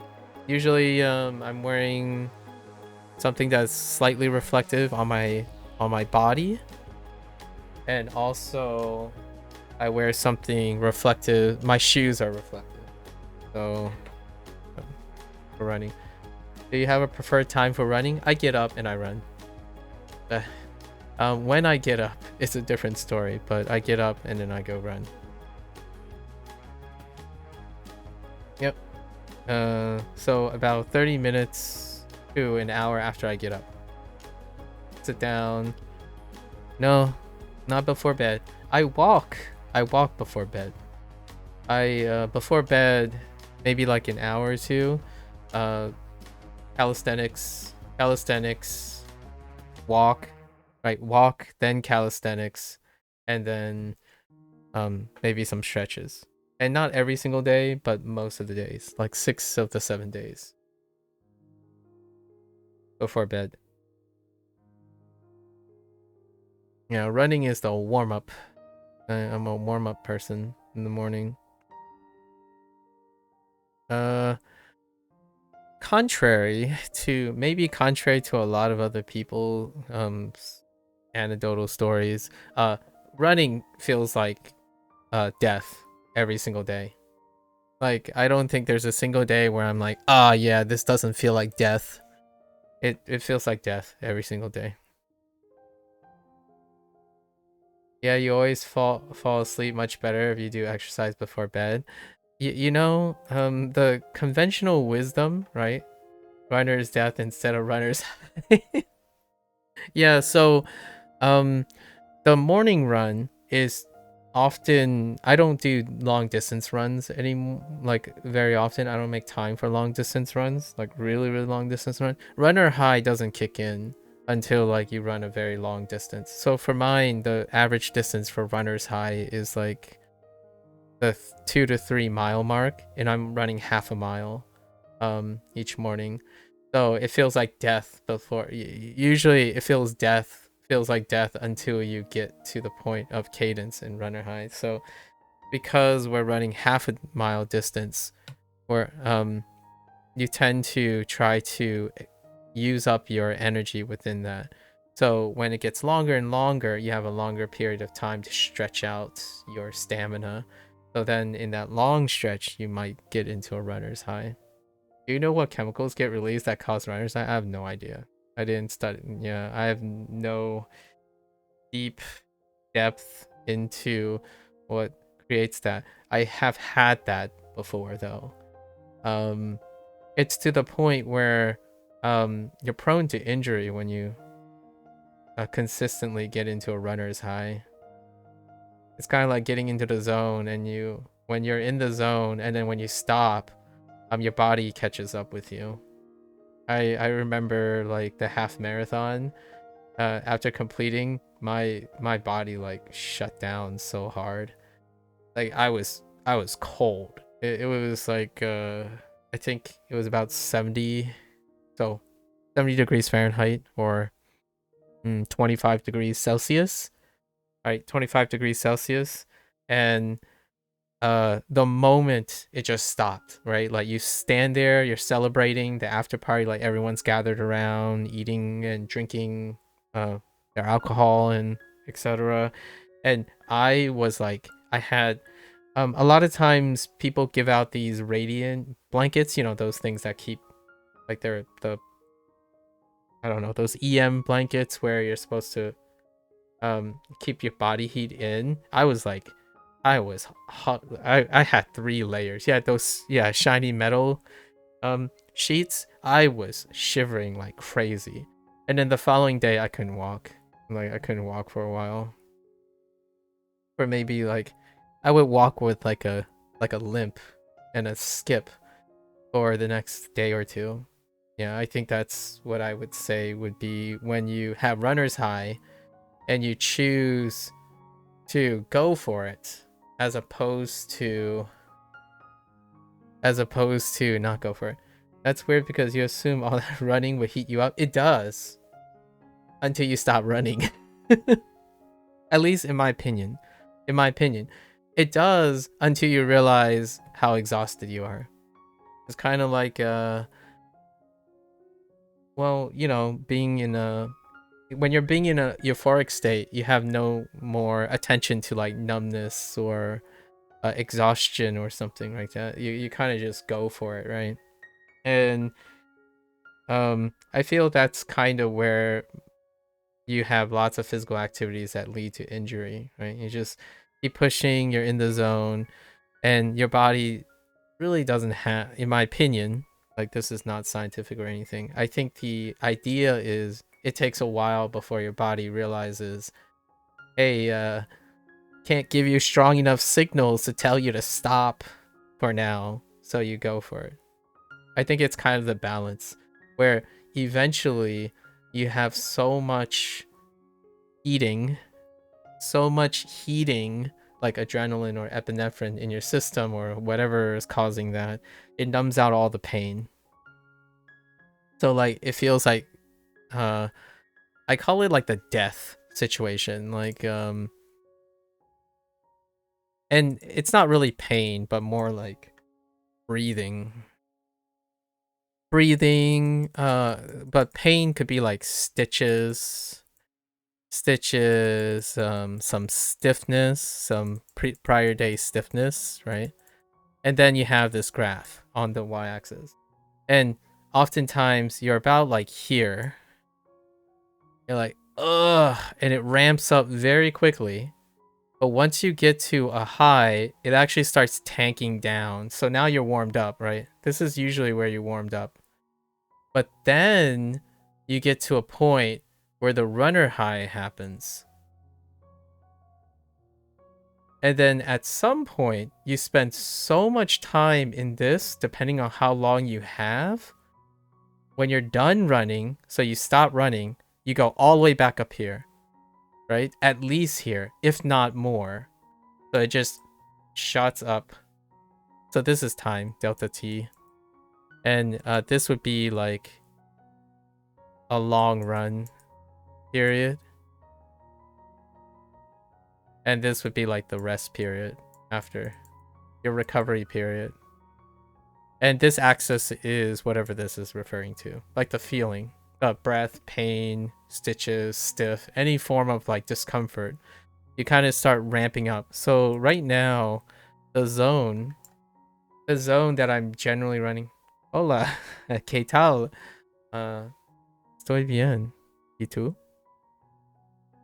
Gecko. Señor Gecko. Let's see. This is the half mile. This is what I think of my half mile. I'm nowhere near this position. And then you extend this by at least another 1.5 miles. This is not drawn to scale based on rate. But then if you add another mile, so between like 2 and 3 miles. 2 and 3 miles. So this is another dimension. We can put another axis here for distance, but that would be wild graph. But yes. So my runner's high is about 2 to 3 miles. I don't think I can get into the zone any earlier, which that's you can use runner's high at least to your advantage, in my opinion, if you have a tracker. I don't have any trackers. I basically run with a shirt, like shorts, and that's it, just the clothes. So if if I have a tracker, like some sort of tracker that tells me how long I run, my only way to guesstimate how long I run is I run on a fixed circuit. The circuit is half a mile. So if I leave my house, run around that circuit, and come back to my house, it's half a mile. So that's the only way I can track how much distance I'm running. So technically, I could take advantage of runner's high, and I do that on benchmark days. Every once in a while, like on a good day, maybe some ideal situations, and I'm feeling a little excellent, like a little above average, I would do a long distance benchmark, and that would be as far as I can go. I would go as far as I can go without discomfort, and that ends up being like 4 to 5 miles, largely because of time. I stop around 4 to 5 miles because of time. Does that minimize the amount of thoughts you get? Running does. Running minimizes most of my thoughts. Running, much like maybe a lot of other people who have a lot of stress, quote unquote stress in their life. Obviously I don't have work stress or something. I have mania, right? Most of the time I'm thinking rapidly. But when I run, this like breath, pain, stitches, stiff, feeling the concrete, like focusing on my foot impacting the ground and the wind and stuff, that takes my mind off of so many things. And when you get into a runner's high, you're just staring forward, like, yep, there goes another lap. They just keep on going, and rarely is anything happening up here. It's just like breathe, 1, 2, 3, like just keeps going. And obviously I stop. Largely time is why I stop, but I'm like 4 or 5 sounds good, because when you pass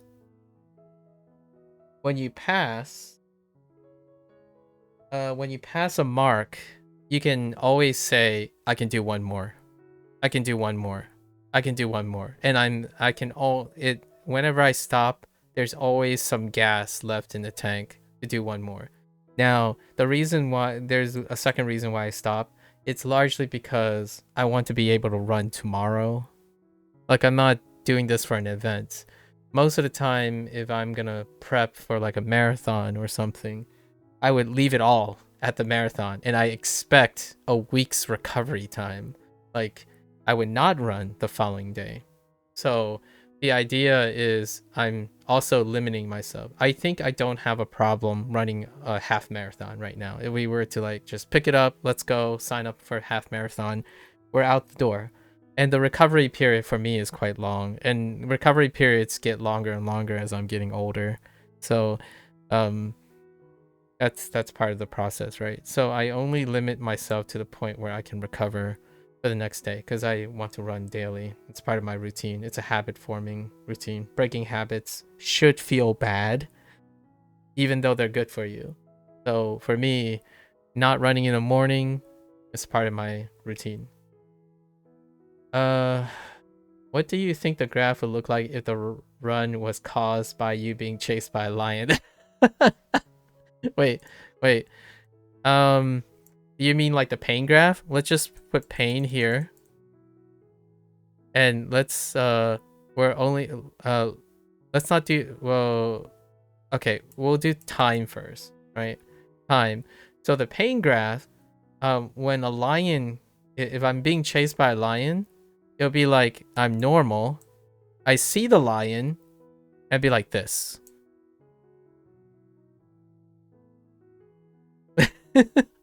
until the lion catches me. That's probably what would happen. The pain would disappear. Like you wouldn't be focusing on anything other than running. Like it would be gone. Like there's nothing processing other than running as fast as you can. So you have no, even if your legs are like you accidentally tripped over, you sprain your ankle, you have no process of any internal pain from that. But in terms of distance, right? Let's make a second one. In terms of distance, like total distance, right? It would be, I would say immediately, right? Oh, we have to start at 0 for distance. So we're gonna do dotted. So it'd be like this, right? Really, really high rate. And then immediate crash. And then we get caught. It'd be like bolt. Maybe it's a slight curve. It's probably gonna slightly curve upward.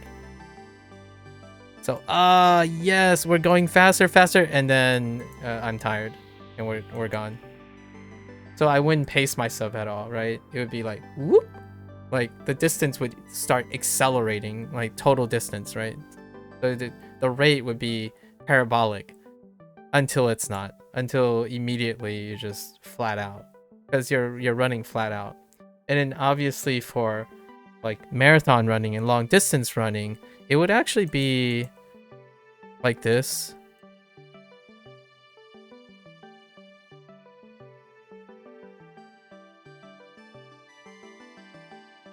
And then I would actually typically run the fastest near the last one. I tend to speed up near the end as opposed to slow down. So it would be like slow start, mid, and then leave the rest on. But sometimes if I don't pace this properly, it actually ends up being like, it can vary between this distance, this rate, and this rate. Because some days you just have bad days and you're not ending stronger than your middle. I tend to try to end stronger and faster. That also means possibly leaving something out. Like maybe I cross the line and I realize, oh, I could run faster. But generally speaking, I prefer to not try to go fastest here, like fastest rate here, and then put it all in line expecting to go slightly slower. I like to finish stronger. Yeah. Interesting conversation, right? Okay. When you do you guesstimate calories burned on runs? I don't. It's part of my routine, but anywhere if I had to guess, 180 to 200 calories based on how my heart feels. Like that's a guesstimation. When you say discomfort, do you mean discomfort above a certain level or just the second you feel any amount of discomfort beyond a certain level? As in the discomfort is for my arbitrary discomfort is if I can't run another 2 miles, then that's past a certain discomfort level. So like if I can't double this distance or feel like I can keep going like this without an extreme, it's the rate of discomfort. So if the rate of discomfort is rapidly, then I stop. But if it's like I don't noticeably have increased discomfort between the runs, I keep going until there's a sudden rapid increase in discomfort.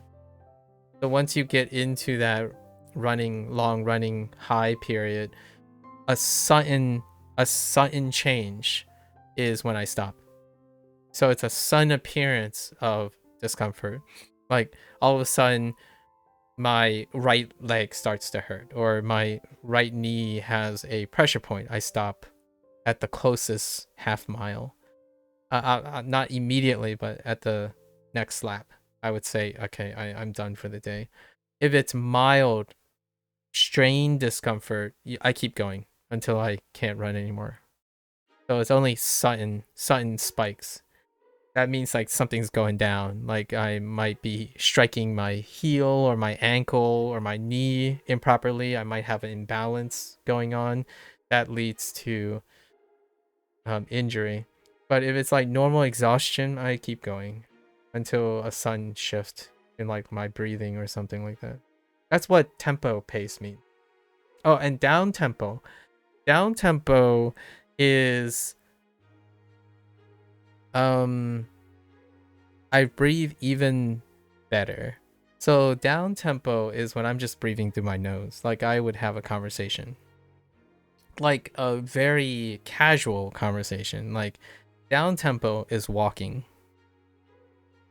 So down, when I wrote on the Discord, right, like my Discord thing, if it's down tempo, it's conversation pace. So like I'm breathing just through my nose.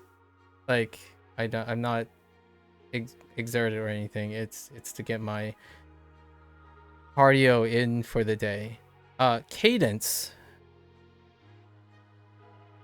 Can you exhale through your mouth and nose at the same time? You can. You can. That's on max pace day. So on the occasion I'm feeling really good and I'm going for a max pace day, I would breathe in and out with my nose and my mouth at some point. And then cadence days, like the days where I want that regular long distance run, I breathe in through my mouth. I mean, I breathe in through my nose and I breathe out through my mouth, right? Like just a more volume, a little deeper breathing. But down tempo is like, oh, the store is 10 miles away. You want to go jog over there? Like that's fine. You know, it's like you're wearing jeans or like I'm wearing like chinos or something. That's fine. Let's just run over there. It's 10 miles away. Not too bad. That's the pace I would run to get there because I don't want to be sweaty, and like down tempo means I'm not breaking a sweat.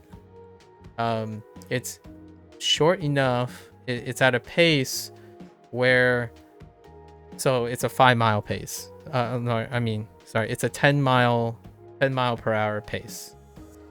Not 10 mile, 1 mile per hour pace. Sorry. Wait, sorry. It's a 10 minute mile pace. 10-minute mile pace, which, what does that convert? 0.1? 0.6? I have no idea. Do I have asthma? I don't, but I have respiratory problems. I do have respiratory problems. In the last year or two, I have like obstruction on my right side. Nearly complete obstruction on my right side of my breathing. So, and I have respiratory allergies for a very long time. I'm not asthmatic though. There's no. Yeah, it's like a lining. My right. The interior of my right nose is completely obstructed by flesh curve. Not necessarily a deviated septum, but fairly close. Yeah. It's all part of growing. These things, they're biological changes. Estoy bien. Recent days. Recently, you were recently near the house. There's a new building that you saw. It was really good to know. Wait. I'm misreading this somehow. Hold up. Alright. You discovered a new... All I read is you discovered a new building. Oh, restaurant. Oh, because sushi. Oh, I didn't even read sushi written as katakana. I mean, hirakana. I was looking for sushi. Ooh, it was very delicious. Nice. Oh yeah, that's right. That's delicious. That's right. It's funny. Koichi is written out and sushi is written in hirakana, but I keep forgetting that's how that works. Ooh, what do you usually eat at the sushi place? What is your lipness test, Gecko? Is that caused by an event? No, It's caused by biology.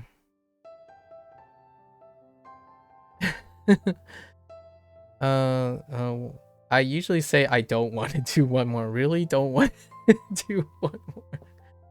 When you first went to the gym in years, you went very hard on arms and couldn't straighten them for 5 days. That sounds about right. Yeah, beginner. Like what I mean is reacclimating, or the honeymoon period, or a lot of people call it the beginner phase, as in like the honeymoon period. Like, oh yeah, I feel so rested, and without pacing, you get into that high, but it's not a different high. It's like the psychological dopamine hit, right? Oh yeah, I can keep pushing more, and then suddenly you crash for a while, which is fine. Then you get yourself back in the gym. But the hard part for like an inexperienced person is they don't end up going back in the gym, right? Or someone who has a long period of rest and then that crash. So oftentimes whenever I start leaning back into my calisthenics or something like that, I try to take it as I know where my things are because you track them, right? You track them. So if you do more, it's like, oh, that's great. If you feel like you can do like 20 or 15 more, that's great, but save it for tomorrow. Been there, done that for so many years, rinse and repeat. Back in the day where you go hard and then it's harder, it becomes even harder to go back after your crash period of 3 or 4 days, like the delayed onset, right? The DOMs start smacking you in the face and then it removes all motivation. For some reason, you love seeing the quick change in your face when you go from talking about a chat to then scanning to find your next chat to read. By amusing, not in a bad thing, not in a bad way. Not way, not day. Oh yeah. I correct that. Yeah, genuinely, we have to we have to keep on top. It takes a while. Yeah. Just the quick lock-in phase. I see. I have a lock-in phase, huh? I do. Back in the day, here's a short story. I don't know if you guys have a resting thinking phase, but generally speaking, oh, it actually came up today. My ponderance and my lock-in phase, often people think it's an unamusement phase, like as in, I believe in the word of the earlier crew. You can probably see some of the texts from the other guys. My unamused phase is also my lock-in phase. So like when I'm pondering about things, I tend to have a very static face. But back in the day, it used to be like a frown. So not amused, but more like a disgusted face, right? Like, so when I'm thinking and being, I don't know, mysterious, I suppose, or intriguing, or tight-lipped, I tend to have a resting, brutish face back when I was younger. Maybe like in my teens and my early 20s, I tend to have a brutish face. And now it's more like a neutral face where like I'm clearly not amused, but I'm pondering about something.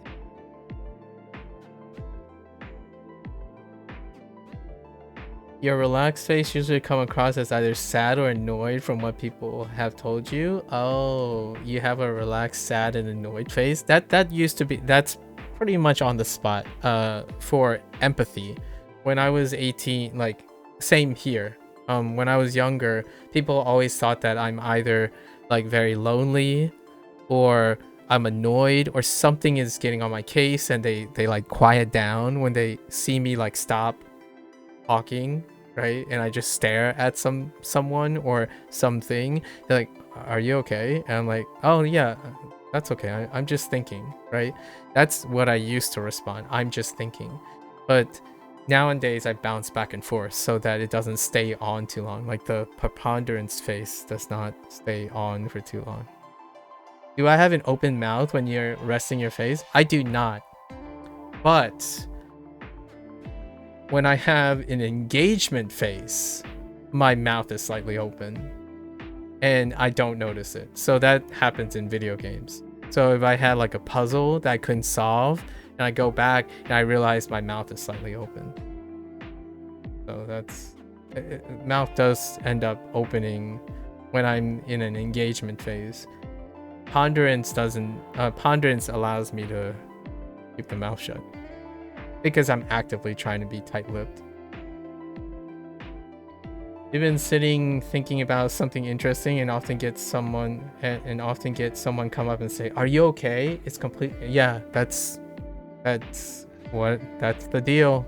I totally can relate to that. Maybe like 10 years ago ish, that was a normal interaction. Like in a meeting when someone's presenting something and I'm like one of the people sitting in the back, like trying to pay attention, right? And I'm like really paying attention. I'm really locked in, and the guy's like, do you have a question? Is there something that I said that was confusing? And I'm like, what? No, I think you're fine. I just find this very fascinating. Like, but you know, the idea is I probably looked confused or like looked not satisfied with what they're saying, and that happens. That used to happen quite a bit. You eat pretty much everything on that menu. Wow. Granted, it's probably not too exotic. In terms of personal favorites, hard to beat a good salmon and tuna nigiri. And you had a great karaage. Oh, come on. You even had karaage there? Karaage hot roll. The heck? Whoa, you're over here now too. Oh, hey, Procol, you made it. This is Gecko, by the way. You two are obviously well acquainted through the medium. Me as the middleman. But yeah, you haven't lived near a really good sushi place in a while. Now I'm gonna have to set aside some sushi money every month. You budget your sushi by months? I feel like you need to budget them by weeks, because if there's an excellent sushi place nearby, you would have to budget for a week. Would you want to go every year? I'm kidding. Do you read the man at the end of my chat before you read the whole chat? Just because you seem to start to read as if it's going to be something funny. Wait. Do I read the lol at the end of my chats before you read the whole chat? Just because you seem to start to read it as it's going. Oh, I read all of it already before I speak. So I read the entire statement while I'm speaking. So like if I'm talking to you, I'm also reading the rest of your chats. So occasionally when I'm smiling and stuff, occasionally when I'm smiling is I'm reading your thing as I'm also talking about whatever I have in my head at the moment. So occasionally there might be a disjointed, like, why am I smiling about something depressing? That can happen sometimes. And occasionally I will break my line of thought or jump over something because reading is faster.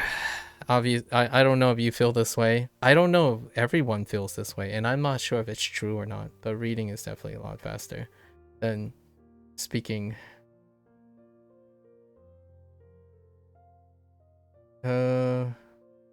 Interesting enough, it's actually run by a Chinese family. I'm not surprised. You wanted to see what Gecko was saying as you never went on YouTube. I see. I'm not surprised that's a Chinese family, but it only serves Japanese cuisine as genuine as we get in the West, I think. I'm not surprised it's run by a Chinese family. Have you met the Koreans yet that runs pho shops, or the Chinese that run like I don't know. I find it very humorous. But yeah. So you really exist. You're not Maku's imaginary friend. You forgot. You were going to ask to say something. Did you do many group projects at university? I generally do. I'm Let me see the frequency. I don't think there's a time in the university that I'm not working on a group project. And this might be a little bit unfair. It's a technicality. I'm genuinely working on something that involves more than me contributing to something. So in, for science and like doing research and projects and stuff, I have always had a mentor of some sort, and I do not often feel like it was ever a one-man job or a one-thing job, right? Like, actually, even in high school, I didn't find it that way, but it was closer in high school than it was in college. By the time I got to college, I have fully trusted my academic advisor and the people around me. So even when I'm working on a project that is self-evaluated, I do not hesitate to leverage the people around me and the people that can contribute to the project. And then when I finish the project, obviously I'm internally grateful for the great grade, but generally I keep myself reminded that it is made possible because I have brilliant people around me and great people that would want me to help with their projects if I became useful at all, right? So all the grades that I have, it's very difficult for me to not say it was thanks to my academic advisor and my best friends. So most of the time when it comes to group projects, most of the things I do was not made possible just because I existed. And that's probably a little cheat. Do I have many group projects at university? I did, per se. There are at least one group-oriented project in most of the classes that I've taken, like formal group projects where, you're assigned and you work together. However, it's been very long since I can see that I ever do anything alone. Like, for example, let's take streaming, like the streaming thing. When people are saying like, oh, I'm happy, like earlier there were conversations like, I'm happy you're here, or are you happy I'm here? Everything's built together. So when people share something, I'm happy that they do. I usually take that as face value. For better or for worse, some people might think, oh, well, these guys are only trolling you. How is that helpful? It's like, well, it helps me understand that. We could turn that, perhaps that trolling can turn it into endearment, and endearment can lead to other things. So rarely do I ever think I'm like this person that works on the greatest project of all time. Yourself and the people around you, right? Life is one of the greatest projects. Like, greatest as in not like the good or bad, but greatest as in one of the most ongoing aspects, and involves other people. So it always feels like a group effort, or at least I try to make it always a group effort. Now there's one thing that hasn't been a group effort: sleeping. Probably sleeping. Sleeping is probably the loneliest thing that you can do. Hear me out, with an asterisk. I'm talking about the fundamental process of the things going on in your head, right? It's kind of like, I know this is going to sound a little grim, but everyone dies alone, right? That kind of thing. Where what I mean is, probably the loneliest times one can be is when they're literally alone with their thoughts, right? And sleeping is one of them. Even when you're next to someone, when you're sleeping, your thoughts are your own. So for me, whenever I'm awake, it feels like I'm always working towards a group project.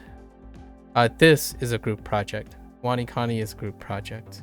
Duolingo is a group project. Language learning is a group project. And Any opportunity, it's not made possible without human interaction. I can see why you do both, but are there any pros and cons when it comes to streaming on Twitch versus YouTube?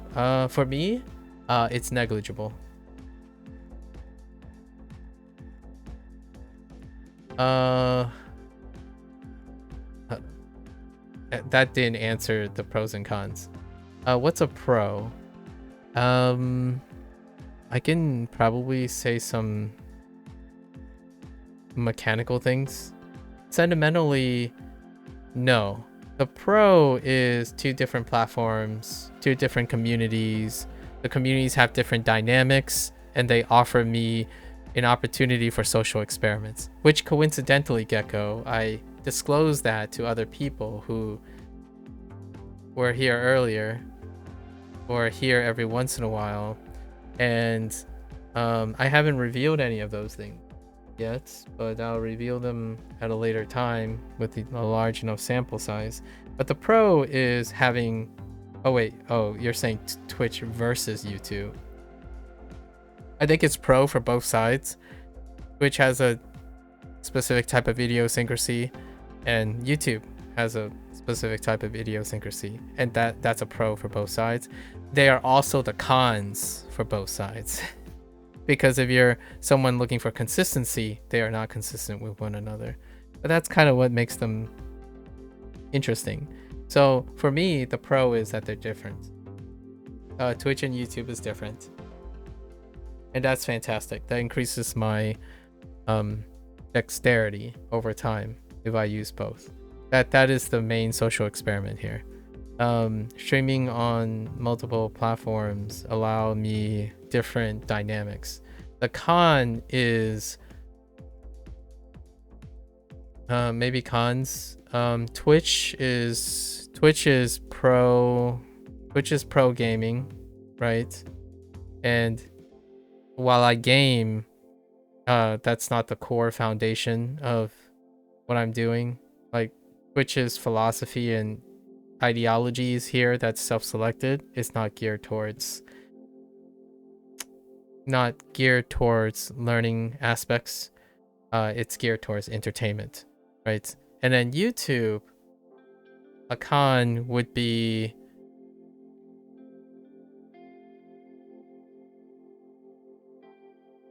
a short format video content would be the con for me. This is a personal thing, but curated,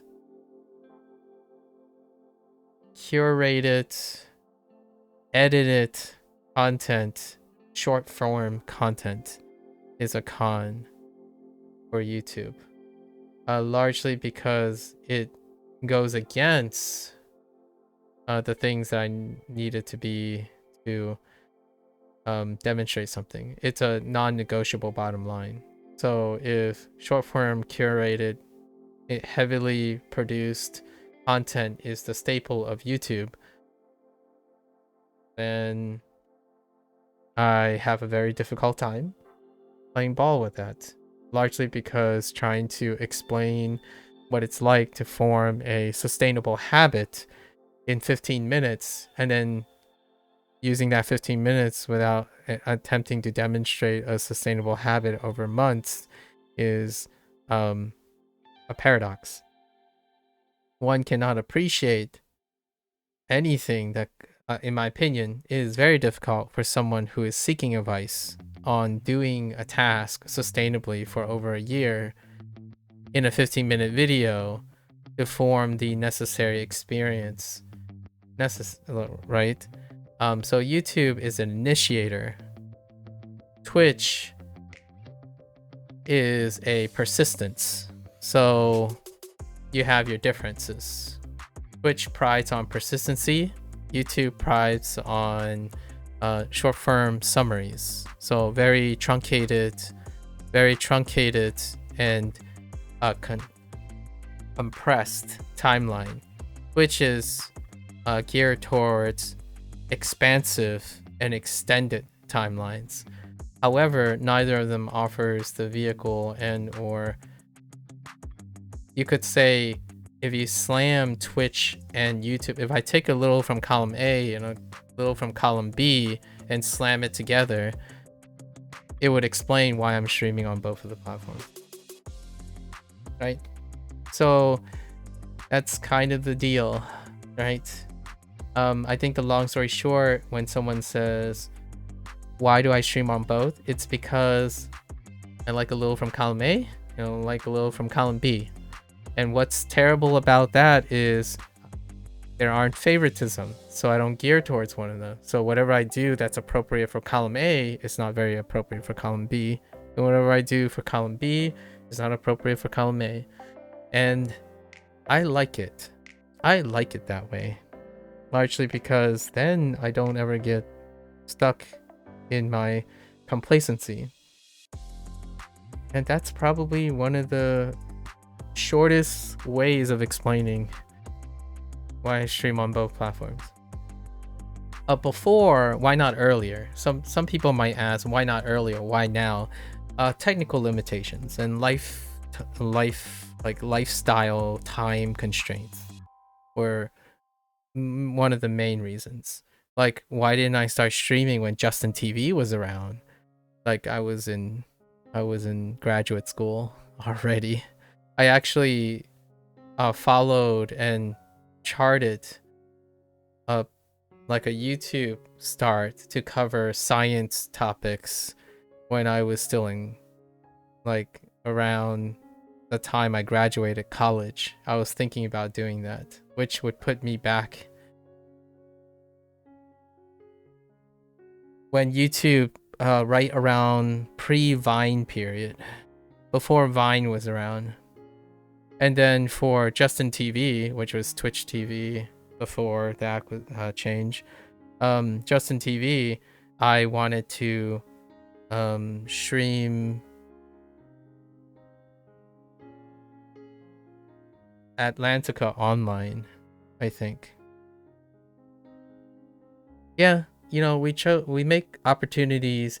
So I basically missed the founders effect. Life would have been interesting. It would have been very, very different. I might not have graduated. I might not have defended my thesis. wouldn't have pursued science and talk about a lot of the things that form the basis of my streaming content now if I chose to chase the YouTube and the Justin TV dream, right? I did want to, though, for some time. I wanted to live stream. Actually, I wanted to change that. It wasn't going to be a gaming thing. I wanted to make a science game. So I was gonna work on a science game when Twitch was starting up. And for YouTube content, I was just gonna talk about science lessons, like things to get you through college, because I was already doing that. I was already doing that before, so might as well do it then. It solved a lot. It killed the proverbial multiple birds. Like, I needed to practice public speaking, seminars. I already have to rehearse these things, so I might as well record them and post them on YouTube. But at the time, no gear. Equipment was still quite expensive, and I was paying my college tuitions, right? And then I had to do research and all that, so it was impractical to be able to add, regardless of how it was fairly inaccessible at the time. Yeah. Let's see. Okay, interesting. You just started a group project and you missed the first group lesson, which I think has upset someone in your group. Okay. Because I put in the group chat that I booked a room for a study meeting, and she replied, "Aw, thanks. Truly inspiring to the dribblers of our society." Which has been repeating in your head a lot. I don't know why it's gotten to you so much. Dribblers. Surely taking it at face value wouldn't help you. surely taking it at face value wouldn't help you understand if they're trolling. No. Obviously, I rarely do, after spending so much time being so fascinated with online communication or communication through different mediums online. I usually don't ever see a sentence at face value. And you can kind of think about it as being paranoid. Some people on the surface may see it as paranoia or incredibly invested. So incredibly invested tends to get a blowback of like, dude, don't take it so seriously. Don't take it like, don't joke or anything and stuff. And my thought was, I always take it seriously, but I can joke seriously.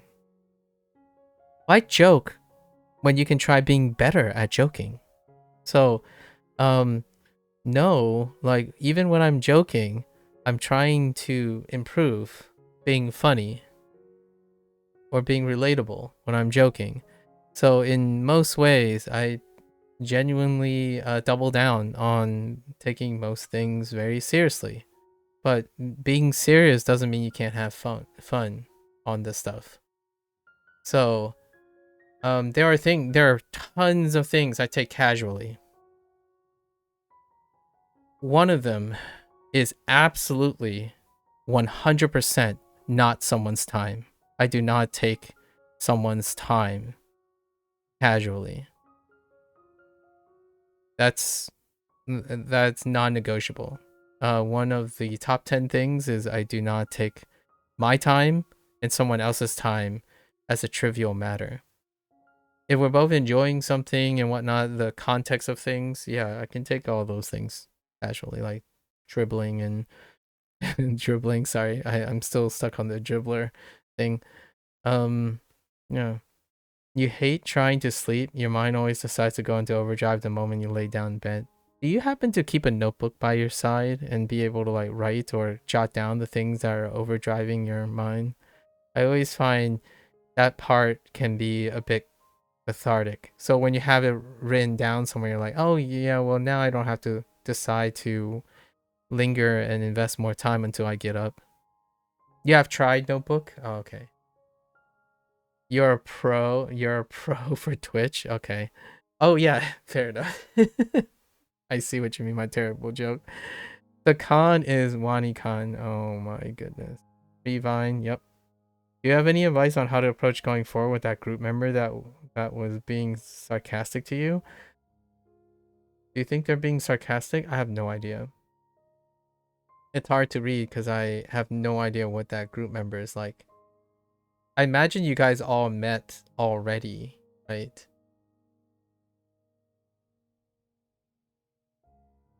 Is dribbler a British choice? I'm not familiar with the term dribbler. Like, not quite in that context. True casual joking. Let's do some competitive. That's a lot of joking. Yeah. No, you haven't because they didn't show up to the group meeting. Oh.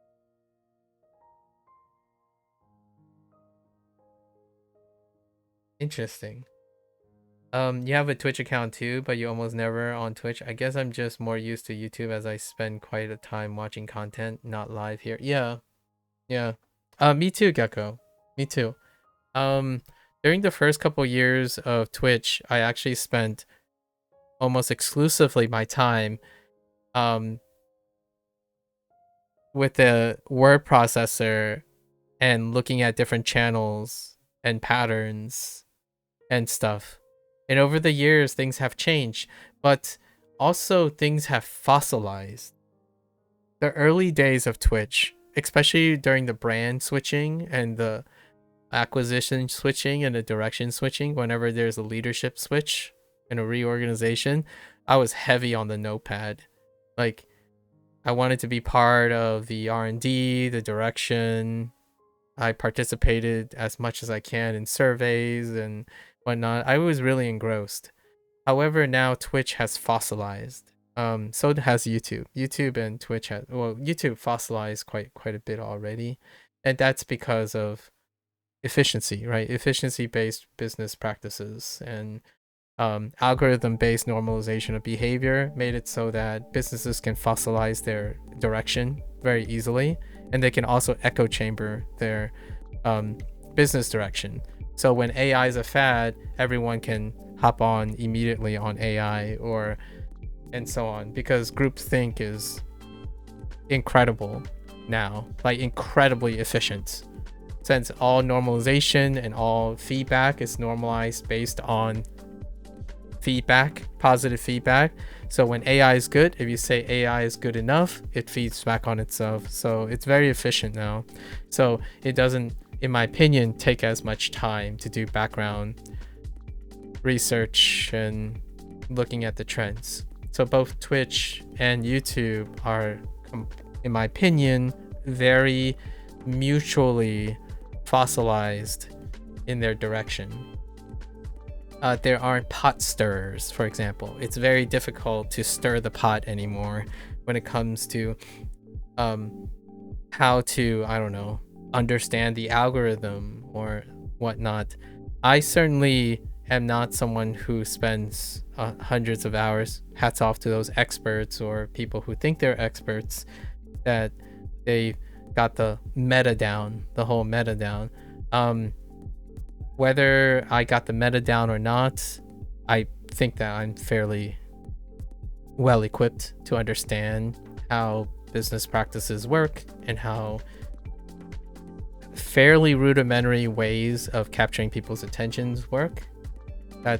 That's as humble as I can be about it. At the same time, it's not intellectually interesting to me enough to pursue that. So how do you feel about the fact that nowadays many kids' dream is to become a YouTuber or a streamer? It's disheartening because they want to be a large category of people, as opposed to understanding the nuance of what kind of streamer or YouTuber they want to be. That's like, for example, that's a kid before the internet telling me they want to be creative in life. You can't dream, like, what is a dream to be creative? What is that? It's disheartening because the kids dream of something so nebulous. And early on, when you dream of something so nebulous, I like to hope that there are a lot of people who aren't giving them one size fits all models, but that's not the way the internet works most of the time. It's very prescription based. Like, for example, I was just told earlier that I was literally told earlier that as a streamer, you got to make the stream entertaining for viewers.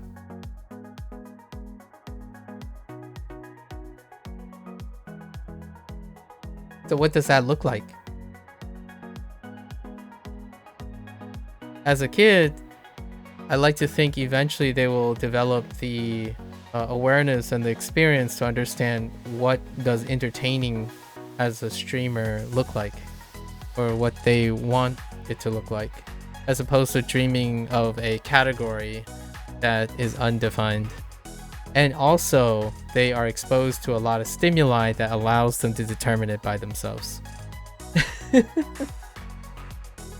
Because I certainly can't entertain everyone. So making a categorization and a generality like that makes it sound so simple, right? Oh yeah, it's very simple when you step back far enough. And then you lose all the nuances. It's a much more detailed process than that. They weren't being sarcastic in that message. Dribblers of our society means the underdeveloped people that still dribble like babies.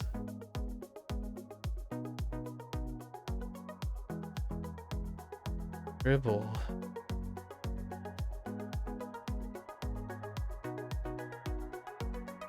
Like a dilettante?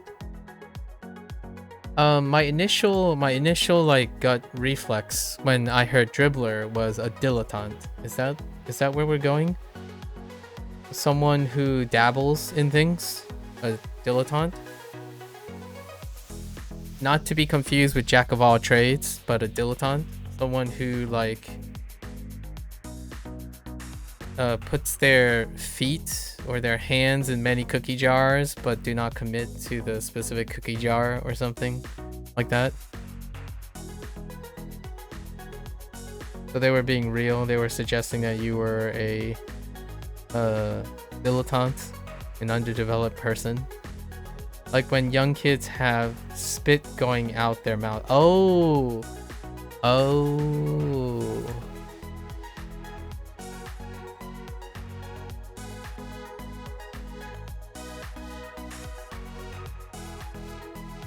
Dribbling, I see.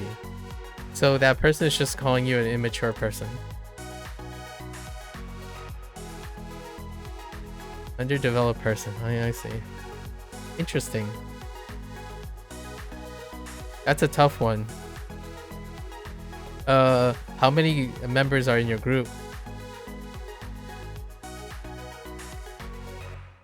Honestly, to approach it, 6, I double down on the other 5. Since you have nothing you can work with, right? If you haven't met with anyone and you don't have, in my opinion, this is my opinion, not professional advice. My opinion is that since you have no open line of communication with this person, you can either try to establish an open line of communication or you double down on the other members. When you double down on the other members, when that person goes to interact with that other member, that might form an indirect but soon to be direct line of communication. I think forcing a direct line of communication in an unnatural way may have lower success than, since you're in a group environment, there are more members. So being proactive, constantly being proactive with the group's thing contributes to a product that the other person may benefit from, whether directly or indirectly. So showing that you are demonstrating that you're not a dribbler is double downing on the project. I think it has a higher level of success than, or tends to have a higher level of success than catering to the weakest link. Now, there is something to be said that the project is sometimes only as strong as your weakest link. However, there's opportunities when you bolster the foundation of the rest of the group. Oftentimes, that's kind of like your usual walk the walk instead of talk the talk. So rather than trying to, already it seems like that person is passive aggressive, right? It, like loosely on the surface. Well, then if you choose not to be passive aggressive, then that would ultimately dispel that person's comment in the first place. So it's nice to focus on what you can do and not really what you can't do, which clearly there's no line of communication at the moment. I think opportunity presents itself when you keep yourself constructed and proactive in a group environment. Now I imagine you as Russell Crowe in Gladiator. Are you not entertained? Are you not entertained? My resting poker face would certainly suggest that I'm not here to entertain you. Yeah, you might try and just be apologetic for missing the first group lesson, as it might be that the fact that I missed it is it just really got to them and that message was an outburst of annoyance. Being apologetic is pretty I think being apologetic on their term will happen. Like you will have like one is likely to have an opportunity to be apologetic when the opportunity presents itself. So refocusing and doing the thing they're annoyed about, right? Like, I mean, dispelling the thing that they're annoyed about can speak for itself. So not missing the next group lesson, right, would be apologetic, not like explicitly apologetic, but proactively apologetic. So coming to the second group, hammering it down. Now there are some situations you have to read later. If you do not acknowledge that there was a wrongdoing, I don't know this person again, and it seems like you don't have met yet. This person might be someone of high moral grandstanding or a righteous indignation. You might have to gauge your availability on how stern they are, because an admission of apology, it may be required, like some humbling yourself to admitting something's wrong might be required in addition to being proactive and being apologetic about it. In my opinion, the most apologetic thing you can do is to not miss the next group meeting. Right. Your plan was to apologize to all the group members for missing it, but not many showed up. You still, well, that's fair. That's what you can do. In the group meeting you booked, yeah. That sounds amazing. Good on you. Good on you. And you have group members now. You have people. Without knowing anything, right? I'm a little partial to the utilitarian approach most of the time. If the group is going to sink because I did something to irk someone else, well, I is sure as heck gonna try my best not to be the one that sinks the group. Right. So there are other group members, and unfortunately in a group project, the bigger number ends up winning out. So if one person's upset with you, you still have 5 people that aren't. In fact, sometimes it's far more proactive and safe to reach out to the other 5 who still have a line of communication, that like a mutual respect, than double downing on the one person. That one person may likely come back around, or take it or leave it. Like, you know, pride of prey animals, when being chased by a predator, you just have to make sure you're not the slowest runner. Indeed. Largely because you don't have enough information. Like, it would be very different if that person had information on that person, like a prior experience of that person. But purely in a stranger value system, a group project is far more successful when you gather as many groups to work together than catering to the single person. Now, if that single person is the leader of the group, that's a little different, right? There's kind of disproportionate weight, but since you guys haven't like all met together and know each other, like there's no like equity or exchange of weight, you rarely could predict if that person is the leader or is the GOAT leader. There is a chance when you have a group project where there's an appointed leader and that leader does not like you, then technically the whole group's communication with you might deteriorate, but it doesn't seem like that's the case. I go with where I can communicate. Concerning myself with things that I cannot control, in my opinion, in a group setting, I go with the things that I can control or I have some direct impact on, and hopefully everything else falls into place. Opportunities, obviously seizing opportunities when there's available is always keeping your eyes peeled for opportunities to reach. Reconciliation is fantastic. If it does not happen, pulling yourself down by that hurts the group dynamics in the long run. So it's a more of a lesser of two situations in this case. Yeah, and you think that the fact that we had no information on each other, sending a disrespectful message like that is part of why it got to me so much? Indeed.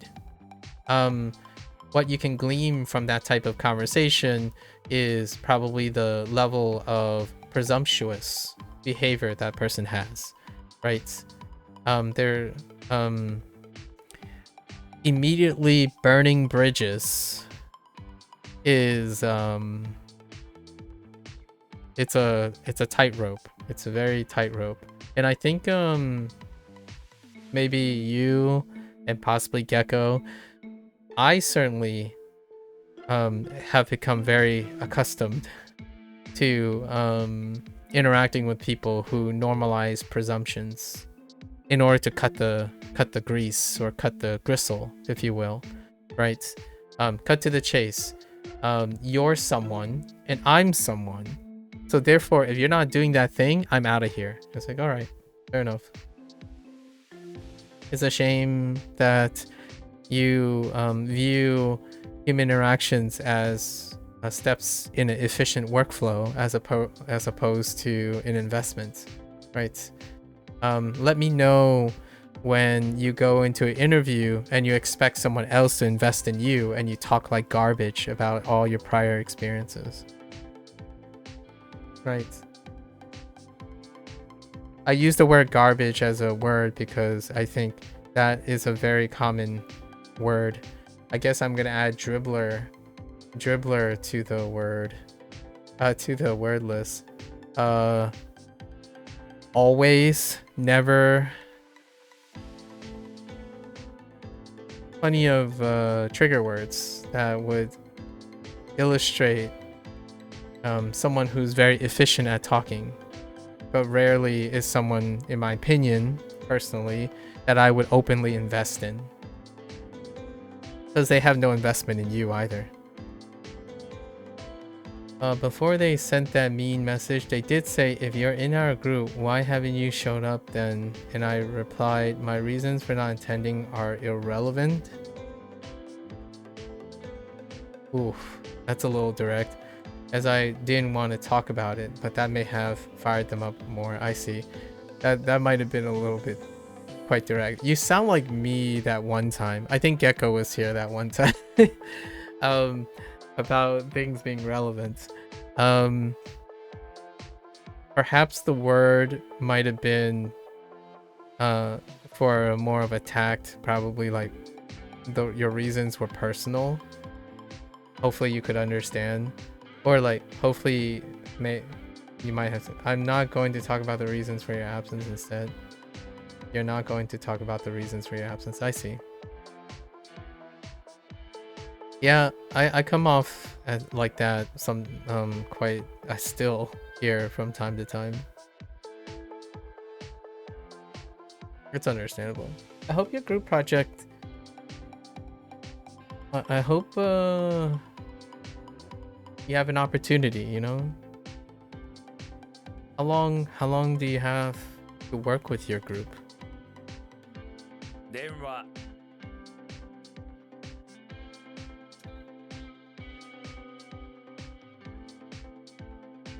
I'm working with you guys right now.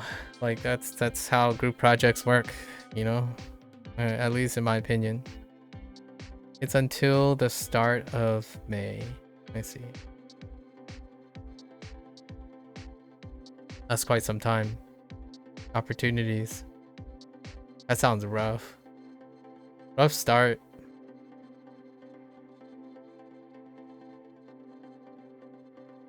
First impressions.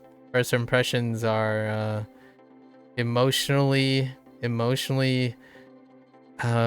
polarizing in my opinion these days, and perhaps trying to prevent it from fossilizing is the idea, but you have a month and a half. It's all leading up to a presentation to a system company, mostly to help people get an upper hand if they're doing a sandwich degree. Sandwich?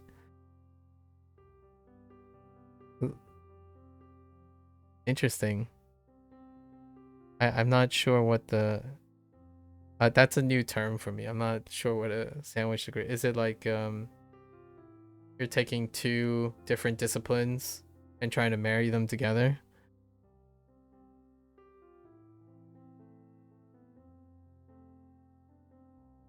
Gecko, I don't see you as a Twitch viewer, honestly. Unless you okay, there's one extenuating circumstance. The extenuating circumstance is if you watch the occasional person who breaks down historical accuracy of 4X games or grand strategy games. I could kind of see you nerding the heck out to that, Gecko. Outside of that, I'm not entirely sure if I would ever find you in the bruh or I'm being clever banter of the Twitch communities. They're very awfully selective and they speak with innuendos nonstop. It's like portable. Each streamer has their own portable communal echo chamber. So when you try to break into one of them, like, you know, try to get integrated into one of them, it's immediate. It's pretty quick, but you know, it deals with like full assimilation of it. And yet here you are. Oh, Gecko Mage. You let me guess. Did you have a trouble remembering your Twitch password? And then you had to retrieve your Twitch password and reset your Twitch password? Be honest. I'm kidding. You might not have, but all I can. Yeah, oh, you did. my only thought is, well, it took you a while, so yeah. Since you said you didn't use it for too long, that's very understandable. Like, I forget. All right. It's only human to forget passwords that you don't use. That was a low-hanging fruit. I basically picked a very low-hanging fruit. It was so low that it might have like grew into its own tree at this point. Oh yeah, that's true. At least you aren't using the same password for everything. That was an assumption I was making though. I was already assuming that Gecko doesn't use the same password for everything. Which, seeing that he admitted he did, then that's good. I'm glad you don't at least have the same password for everything. That is definitely one thing. Jeez. Real talk. Good call. Good call. Some might even say that was a pro call. See what I did there? No, I'm kidding. Dad jokes abode. I think let's see. Part of the reason of a such direct reply about my absence is because you asked if people could confirm they could attend the meeting, and she said, "Who are you?" And then, "You're in our group." Then, "Are you sure you're in our group?" When they knew full well I was in there. Oh, that sounds some like, man, this is all converging on some passive aggressive behavior. And a sandwich degree is when you do a year of industrial placement between year 1 and 2 of studies. Oh, intriguing. I see. Crossover of the century. That was worse than yours. I know. I tried. But some might say dad jokes hit different when they're even worse, you know? They hit so hard they might be even mom jokes.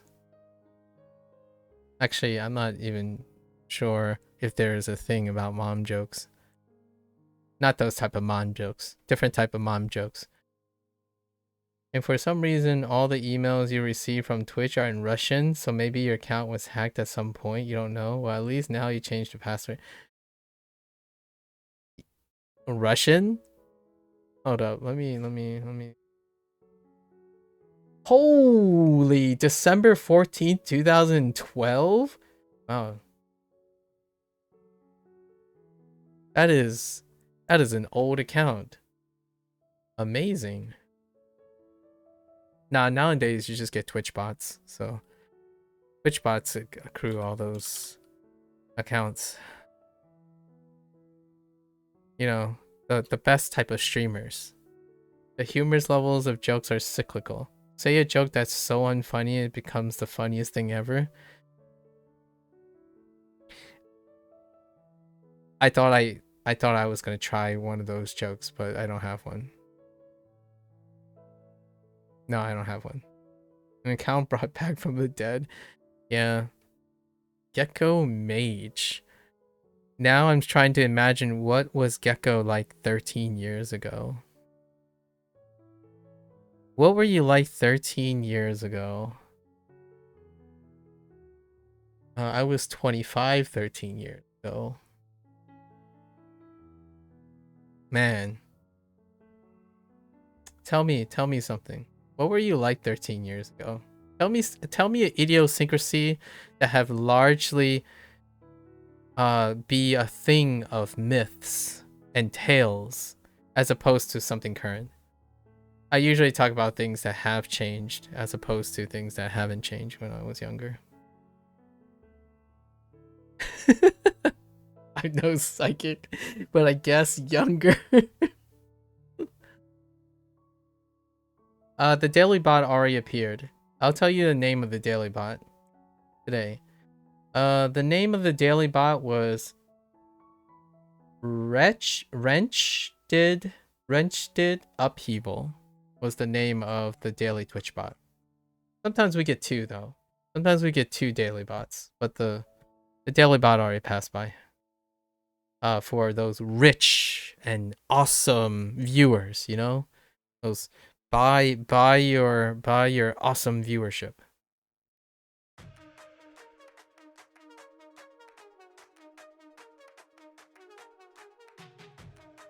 When no one else is there for you, the daily bot always will be. I know, right?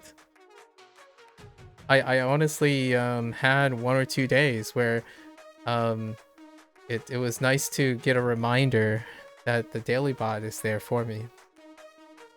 Here's hats off to all the daily bot services.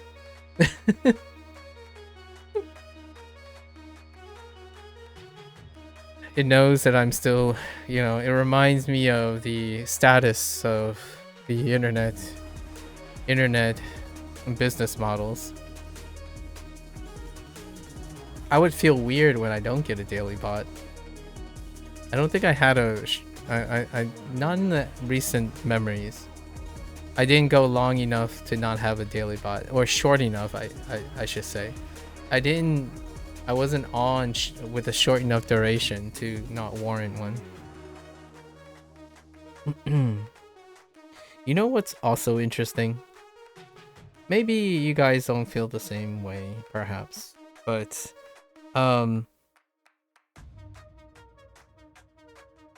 people act very different when they intend to target limited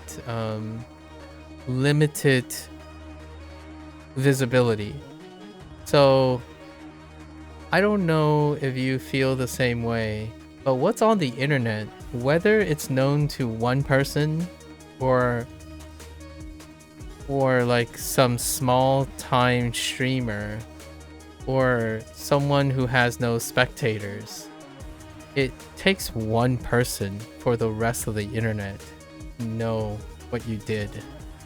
So I don't know what is it about this life that you all around the internet you see evidence of a single person starting a fire, and yet somehow when the person themselves are deciding on, you know, speaking to another person or making decisions, they decide that it's safe to be unhinged or be inappropriate or what have you, or feeling sly or trolly when you're talking to someone who only like has no one around, right? So I'm kind of beating around the bush here a little bit, but it's such a weird cognitive dissonance where you spend the entire life seeing how one can devastate each other with one act, with one person online. And yet, when they go to make decisions about how they behave around other people online, they find that, oh, well, this one person can't possibly do much if I was misbehaving today. It must be okay, right? And yet, it's no different. Every day you see the one person is sufficient to make things really, really bad. So, I don't know. That person's not me, but like, I'm not going to make a fuss about it. So they picked. Good job on the pick, but I think luck is not that forgiving. Or in this case, being lucky to be unlucky is not that forgiving. Let's see. 13 years ago, you were 21 in the first year of your master's degree, probably applying for school in an exchange program. You would end up at McGill University in Montreal in the fall of 2012. Gundam Style was blowing up. Oh my goodness. You just hit me with some. You just hit me with some. Now I want the autobiography. Gecko, where's your book? Give me Gecko's book. And a guarantee to save $150 on car insurance. Those people haven't gotten past the first stage of moral development, only acting based on perceived punishment or reward. Wow. That is really well spoken. Is that one of your own? Is that an original? That's really good. Huh. That sounds like a intellectual comeback where you would get a bruh and then that's it. Where like, okay, that's a pretty good one. I like to give them the benefit of the doubt that I can maybe even entertain a troll. Wouldn't it be the greatest challenge, right? I know this is coming from what you just shared with me, that you have an impasse with another person, but that sounds like a time to whip out all your different tools. No, you learned the stages of moral development in GCSE. Oh, psychology. You can't remember who came up with those stages though. Okay.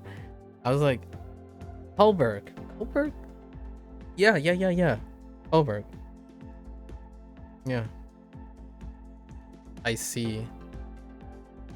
Hey, if you want to practice... Wait, is this group project psychology?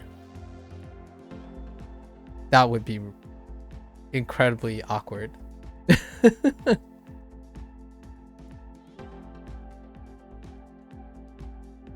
Oh, no, wait. You said it was a presentation for a systems company.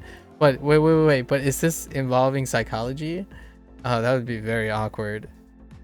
Imagine coming to an impasse with other psychology-minded students.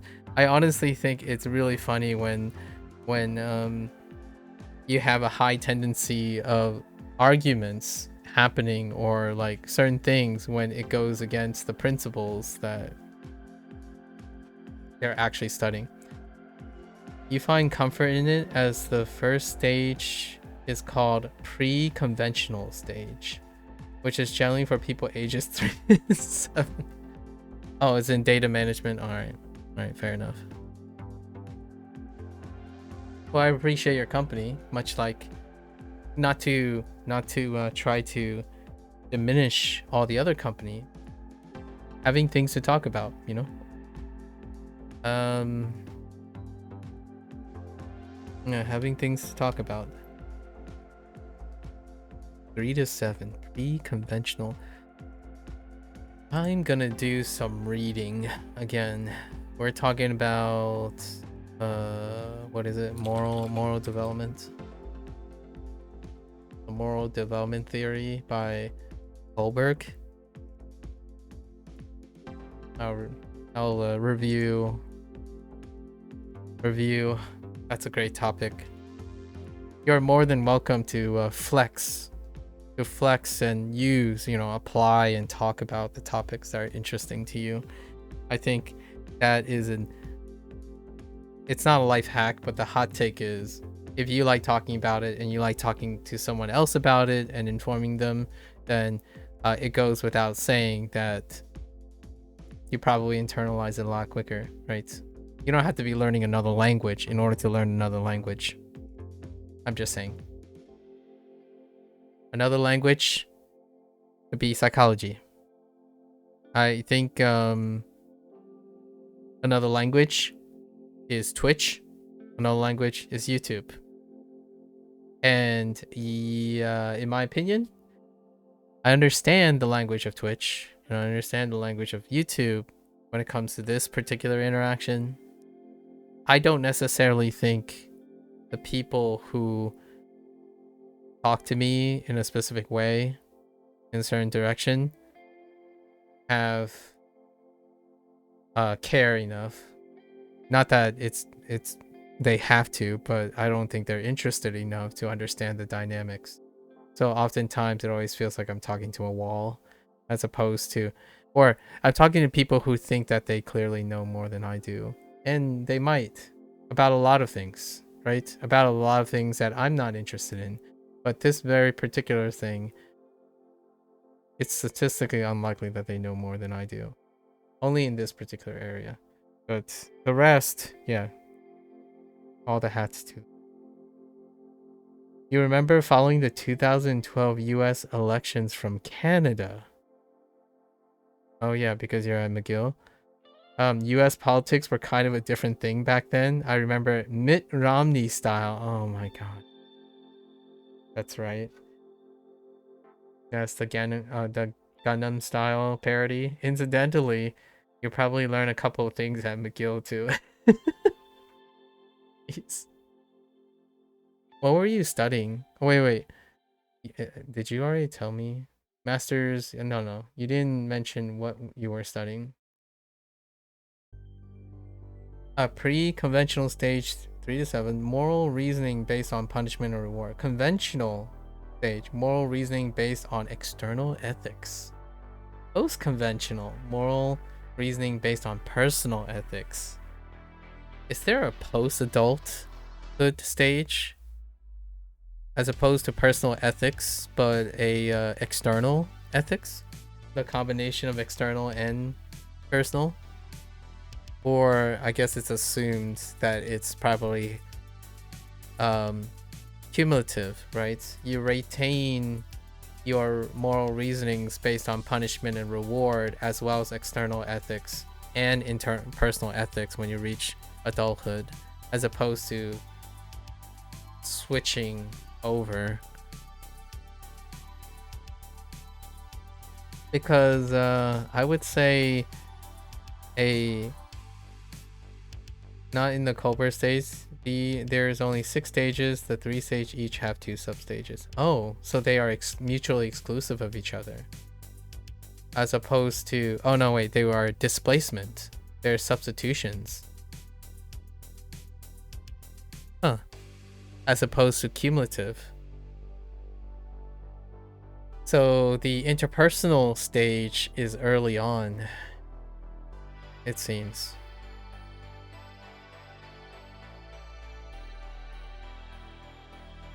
Yep. Interesting. So the person identifies that the universal ethical principles, or like personal development of universal ones.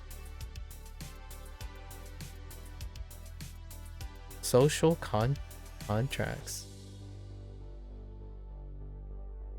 I'll have to take a read at it. I don't remember the specifics. I'd like to think they're cumulative, but it's crazy to see how many adults still seem to be in the pre-conventional stage. Young adults, the internet.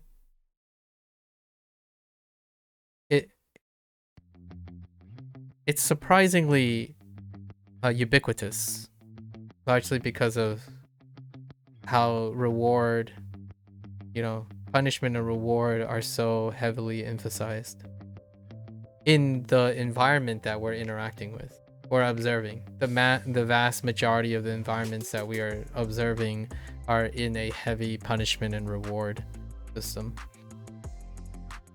Right. If you generate a video, it gets a lot of likes. Keep on doing it.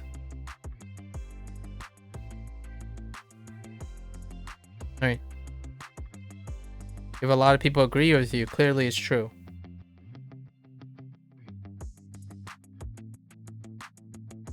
If no one is hanging out with you and talking with you, clearly that person does not have a life outside of the thing you're observing. You've heard a scary amount of people saying they would do things if laws allow for it because then it's legal, so it's fine. Yeah.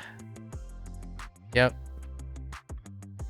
I think the other thing is the bottom line theory, like the bottom line thing.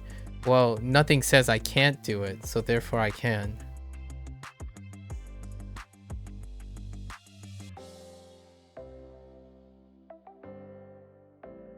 The non-existence thing. So, like, for example, when someone asks me, I get asked all the time, and it's a very reasonable question, but the way it's asked is very different. Like, it can range from, I think Gecko sometimes asks, or I think you might have asked too, when someone says, hey, doesn't it get tiring or do your motivations ever wane when you're talking to no one? You know, that's a very conservative, neutral way. The other way is, how do you keep yourself motivated when no one's listening? That's another one. Or you can have the pre-conventional stage and say, yo, dude, you know no one's watching and no one cares because your viewer count is 0.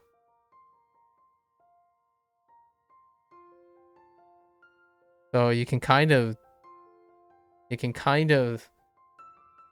there's a spectrum there, right? There's a spectrum between how that's interpreted. And I think it's incredibly fascinating. I have plenty of these examples, largely because after 7 years, even if you only have 1 or 2 people stop by, you kind of get a collection, a myriad of interactions. And I would say, yeah, most of it's pre-conventional stage, if I had to say, for better or for worse. I think pre-conventional stage is also very vulnerable to manipulation, and I believe it is the responsibility. This is a little bit of a hot take. I believe it is the responsibility of those who are morally developed to encourage those who can be easily manipulated, which in pre-conventional stages, according to what I read here, briefly, cursorily, they can be easily manipulated and influenced. Not only can they do that, it can also be weaponized unintentionally, right? I would say things like cancel culture is very scary. It can be both a boon or devastating, right? Having a generation filled with very well-developed post-conventional moral development allows for checks and balances, as opposed to a incredible vulnerability, for better or for worse, for moral manipulation. Seeing that it looks like Colbert believes that autonomy, right, agency of one's own ethical principles and stuff is the final development, and that's kind of one of the things that make an adult an adult. Like, for example, your self-worth, right, how to treat someone, often it's constantly checked against one's own moral principles, as opposed to being completely or dominated over someone else's moral ethics. Like, for example, what is normal in how you treat someone? How do you talk to a streamer, for example? Or how you talk to someone in general? Some universal moral moral codes, I suppose. The two scariest examples you've heard of that is when talking about age of consent and when talking about belief in spiritualism. Yeah, I can see that. To be fair, I think the whole acting based on reward and punishment isn't black and white, as I imagine most people would have some second thoughts about doing something immoral when they think they're not being perceived or think there would be no punishment for it. I just got deja vu about my messages on Too Scared. I may have talked about something similar with you already. I think so. Possibly. We talk a lot about this type of things, Prokal. I would say that's why your example about, to be fair, you think acting based on reward and punishment also isn't black and white for even those people, is that's what I mean by I'm surprised that it isn't all of the above. So like, it's not like when you're pre-conventional, right? Say the stages, right? They don't displace each other. They're cumulative, in my opinion. Personally, I don't really understand the details, of course, but my thought is when you become an adult, you still leverage all the things you've done before. Like, for example, it's not like as an adult who has post-conventional moral development, forgot how to integrate or leverage all that they learned as an adult to negotiate with things based on reward and punishments and other external ethics, right? You actually do that even more so often. So you're able to transformatively, but I kind of understand what the stages mean. Like in order to get to that unstage, you probably have to do all of the above anyways, implicitly. So sometimes I think isn't taken as fact as far as I know. It seems to have some fair critiques. I understand. Yeah. And I wouldn't be surprised because behavioral psychology or psychology is very difficult, right? Like it's very nebulous. The human behavior is remarkably nebulous. But it's a great way to frame discussions and frame observations. I think I almost feel like at least one some semblance of psychology and or interpersonal communication skills or a critical thinking class is almost the bottom line at this point for those who leapfrog over it because of, I don't know, things like the internet. Internet way of disseminating information kind of leapfrogs the necessity to develop any of these skills anymore. And that's efficient. Pragmatically speaking, if you're not using it, then obviously it would be inefficient to contribute time to it. And that is probably moral development is definitely one. If the internet is telling you what's right or wrong, then you don't necessarily have to develop the moral development, right? I understand how that sounds, but I feel like if I try to empathize with what's happening right now, that is a very reasonable suggestion. What's happening? I don't know for a fact, but it would be a very convenient explanation. At McGill, have you watched Better Call Saul, Gecko? Anyways, McGill keeps triggering me. not in a bad way, but it's triggering a set of memories and digressions. I was enrolled in the MBA program for the exchange. Here in Belgium, your degree is actually a somewhat niche thing, which you have not really found elsewhere in the world so far. At its core, it's a business degree, but with a heavy focus on STEM. It's because the school was founded by Ernest Solvay, a somewhat famous Belgian chemist like 120 years ago, and they have kept the science and engineering focus. Oh, I see.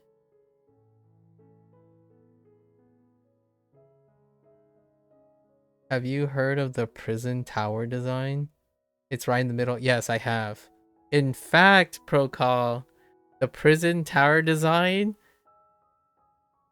was mentioned, but explained, not mentioned like by theory, but mentioned in Like a Dragon 8. I kid you not. You can't make that up. In Like a Dragon 8. There was one scene, a prison tower design. It's right in the middle of the circle of the cell where tinted glasses. It was devised as a way to keep prisoners in check as they would believe they will always be watched. Yeah. It was literally in Like a Dragon 8. Yep. It was dealing about keeping Yakuza in check. Actually it was brought up another time, but the most recent one is Like a Dragon 8. It was described in principle, but not named in principle. I have watched Better Call Saul and I see the reference. Okay. It's called Panopticon. It was devised by an 18th century English philosopher. Oh, really? From the Solvay conference? I don't know the details at all.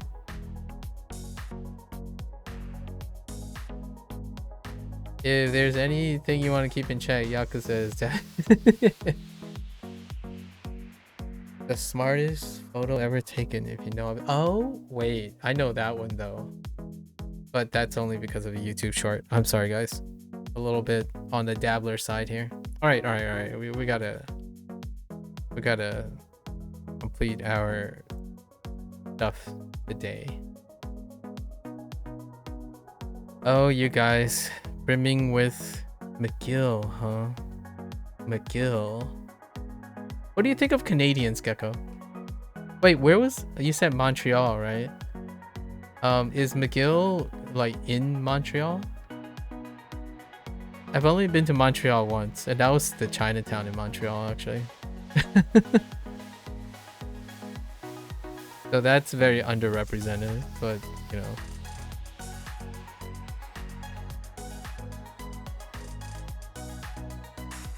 Sumu.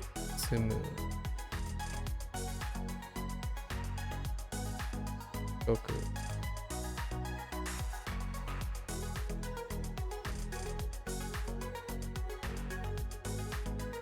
Suido? This is water supply, right? But is this Suido or Miji or Mizudo?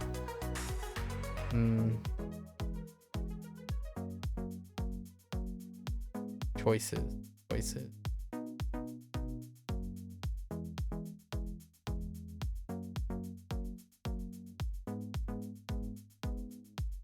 I have a very I want to be the streamer. I want to be the viewer this time, guys. I have a viewer question. So let's do a role reversal. I don't usually get a chance to ask these questions wholeheartedly.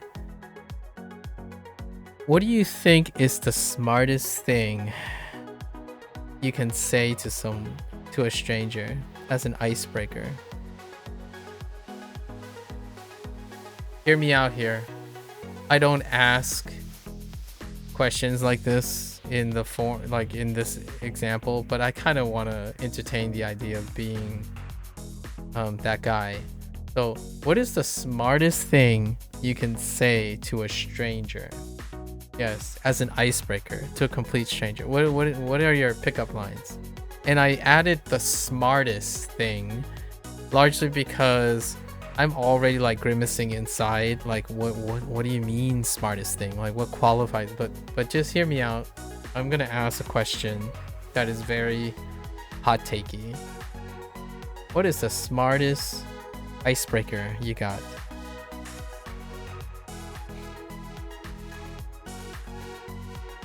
Are you looking for an icebreaker that would be applicable in any situation? You choose your poison. Qualify your own role reversal. You're the one, now you have agency, right? I usually just take the agency as well and qualify my statements, but go about it. How would you go about the process of answering that question? It's up to you. However you want to answer it. I'm trying to like simulate the opposite effect, and I feel like Gecko and you would probably do a lot of similar things that I would do right off the bat. 水道 Suido. This is to count, but this is to count. There's a special reason, like to count the number of, but not like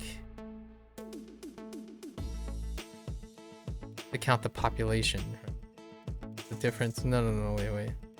No, that was regarding number of people. This is just to count. McGill is indeed in Montreal, but it is an English language school. Oh, so no French. You love Canada, but to be fair, I left right before the winter got too bad. And let me tell you, in recent weeks, there have been a real move towards closer to Canada. Oh, yeah. Yeah, European relations. We feel connected by common sense of geopolitical rejection and betrayal. You see what I mean? Yeah, I understand. Yeah. Hear me out. I will empathize with you, Gecko. Oh no, maybe not as much. So in a reverse sense, sort of, the whole like timing thing, when we studied abroad at New Zealand, it was great and not so great, because while the climate was a thing, boy howdy is sunburn a thing. But in the reverse direction. No, but I don't think we left when it was not great for like messing around, like outdoors and stuff. So that kind of checks out a little. It's kind of funny. I was not doing my master's. However, I was around the same age as you were in that period. Around 21. At university for you, it would be, did you hear about recent well-known events that occurred in university? Especially if it's something controversial. Sharing something you could both react to with shock and an easy way to sync your behaviors. Intriguing. I see. What about Gecko? Come on, Gecko. Lay it on me. What is the smartest thing you would say as an icebreaker? And you can go about it any way. You could break it down for me, like, okay, this is assuming this, presuming this. Go for it. I don't chat with like one-way streamers and whatnot anymore, so consider it a fun little role reversal. Or I could make it a thing. Maybe that's what we're gonna use channel points for or something. For me to ask other people questions out of curiosity.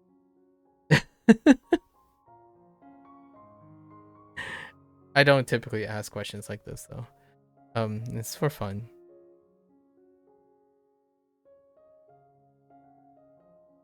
To count, right?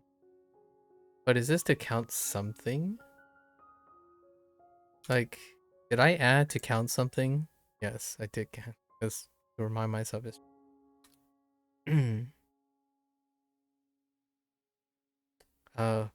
both people.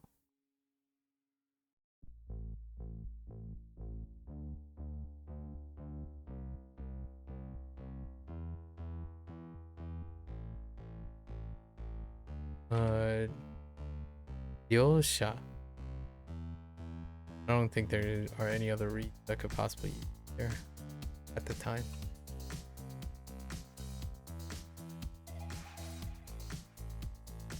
Oh, what time is it? I have to keep track. 9? Okay.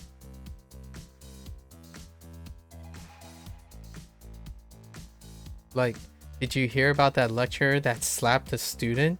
Yes, OMG, that was insane. What on earth were they thinking? I know, right? That was crazy. Oh, okay. Rokar, you sound like a gossip girl. I would totally be down with that, yeah. You want to swap back after Gecko's answer to see what your answer would be? Oh, okay.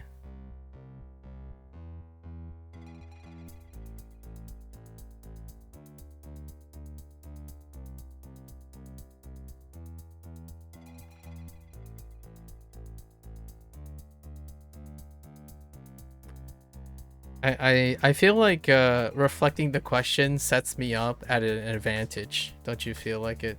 Hopefully I'm not hopefully you guys are okay with entertaining me at your expense. I feel like the person asking the question as a role reversal tends to have the advantage here because they have like the afterthought, right? You'll have to excuse me for my selfishness this time around.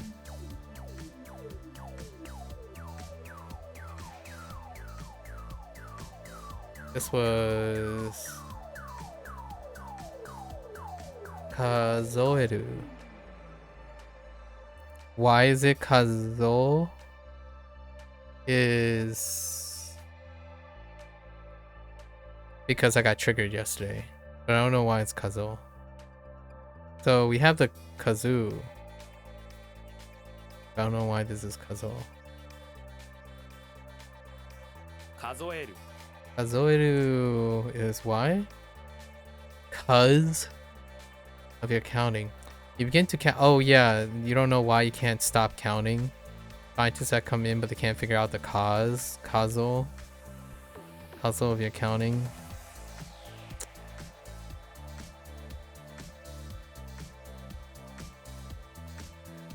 You know you ended up phrasing like that how a poorly acted high school scene that's information though.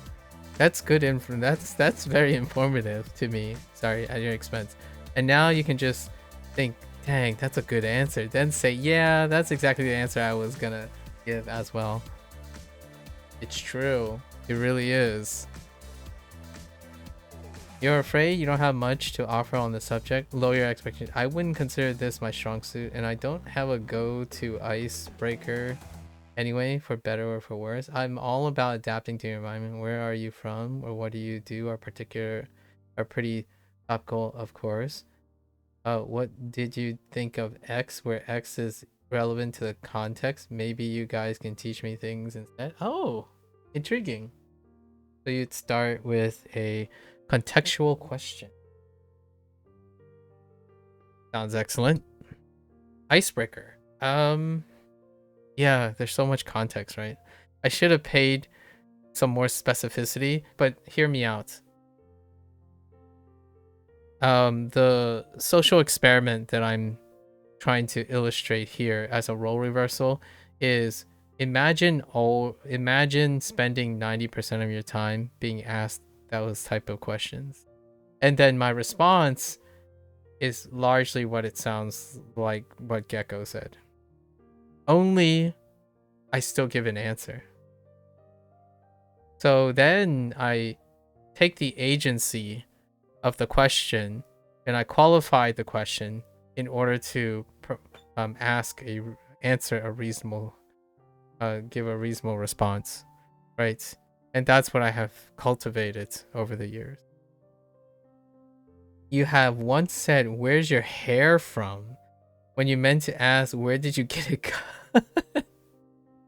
As surprising as this may seem, it was not a good icebreaker. Oh, you could recover from that. You could recover from that. No, okay. So, I guess I'm gonna honor what Procol said, right? So, is it my turn? So, I was kind of curious to what length you guys were gonna qualify your questions. So, someone has asked me this in a different way, I suppose. Like, the question would be framed in, what is the best way to ice break with a stranger? Like, what do you think? Rarely does it say you think, but it's implied. What do you think is the best way to strike up a conversation with a stranger?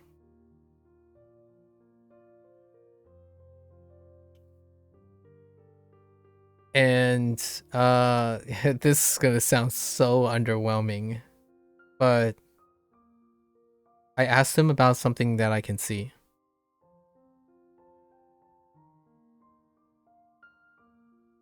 So it's a compromise between what Gecko is saying, where he's like, unfortunately, you know, you would ask about the context, the environment, and stuff.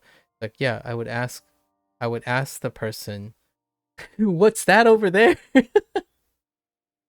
No, I probably start with a compliment. It's like, hey, I don't know. Let's just imagine a bar thing, right? Like, hey, that's a lovely shirt you're wearing. What are you having to drink? I'm looking to order a drink right now.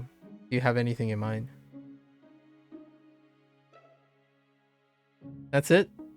Like, I it's after roping through all of the other things, like all the other possibilities, and yeah, it's not that exciting, right? Adapting to your environment.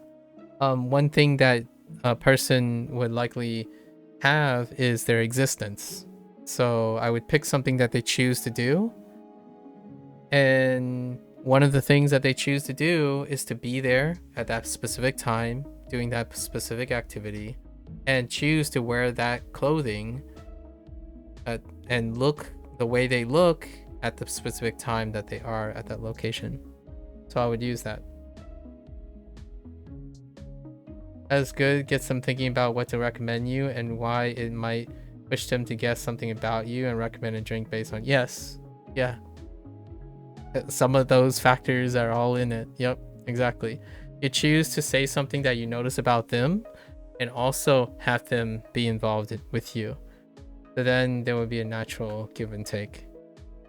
It can be anything. Like, so the nice thing about this type of line of mindset is that it gives you somewhat of a focus, and then it gives the other person somewhat of a focus, but it's highly individualized. So you can have opportunities. It's not a prescriptional thing, like, oh, always talk about the weather, or it's not context specific, right? So because of its lack of context specificity, you're going to likely be able to engage in a conversation in both directions. So yeah, it's boring, right? It might sound boring until both the participants are active participants in it. So why do I as an explainer, why I focus on this is largely because a routine that people don't do very often anymore is to strike interest in their everyday life. To get to know a stranger is to admit and confront that neither party knows anything about each other, other than the coincidence of them occupying the same space. And I will give like another thing. People often like to ask what you don't do, like what you should avoid, or what will kill things, or what are lower success rates. Here's a very popular way of approaching things that, in my opinion, might have a statistically lower chance of continued conversation. And most, in my opinion, the internet does this much more often than the others. And that is to talk about something that both party already knows. What does that look like? Oh, hey, you're drinking Guinness. I love Guinness.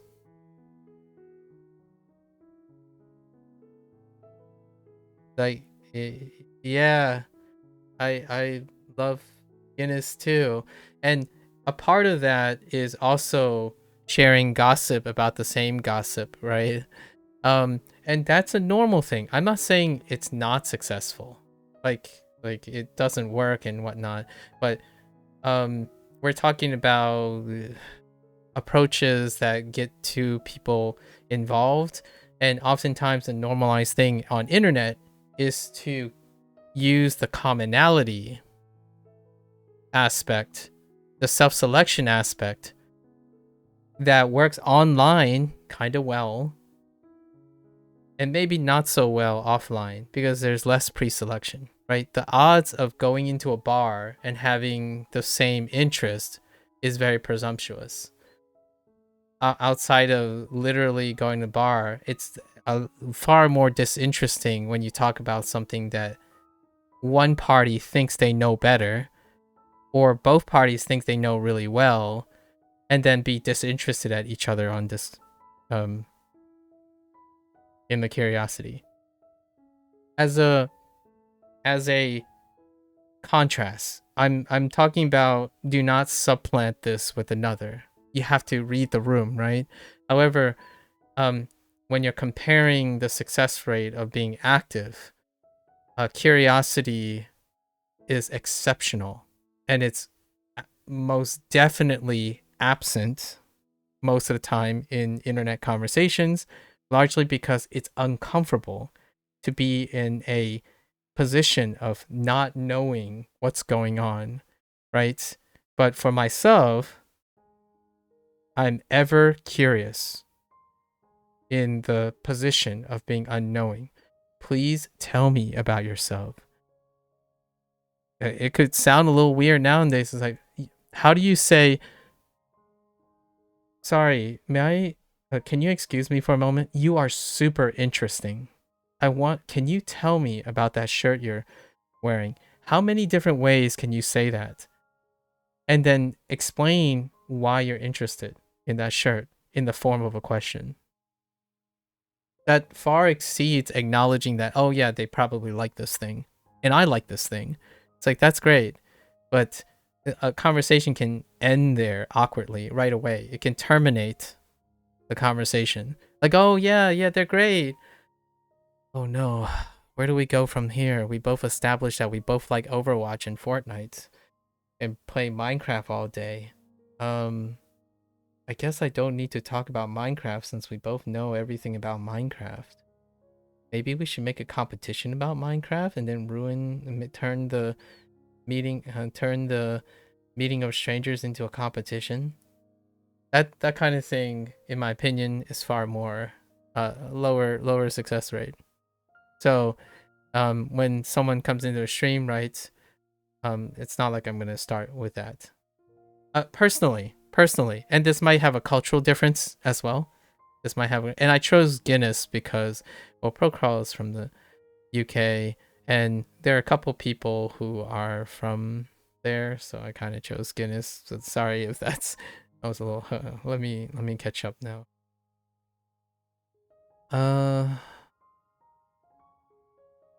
Bringing up a big news story is a good way to ensure they have an opinion to share, but risky depending on how both your opinions align. Yeah. Can be.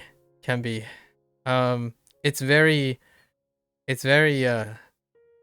aggressive. I think it's a very aggressive way of going about it. But when you nail it though. So it's going big or go home. When you start with something big and dramatic, it's, you reap the rewards when you take the gamble. Understand that you also take the punishment if it fails. So like if you're a person who's very, very strong at repeated aggressive approaches, then know that among all the failures, there are exceptional wins, right? When someone lands on the same opinion on a big aggressive news story, then you got a winner, but you probably have to do it far more often. So when I'm talking about something that has a lower success rate and a higher success rate, that doesn't mean they're not successful. You're preparing yourself to be aware that they're less successful, they're riskier.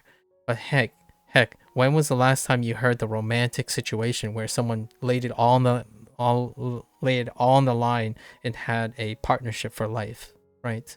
So you choose your own poison or your approach here. My idea behind this like fun role reversal is to add something else to consider, right? If we look at some anecdotal evidence, how did we break ice, Maku? I think we jumped right into the deep end, delving into something you were doing on stream contents, and that was it. Then with further interaction, I fine-tuned your way of interacting with you, and maybe the other way around as well. And only later did we really learn a bit more about each other's. Yes. However, it did start with a question. But I don't remember what that question was. And then we postured in order to fine-tune our interactions. I postured how strongly I can push back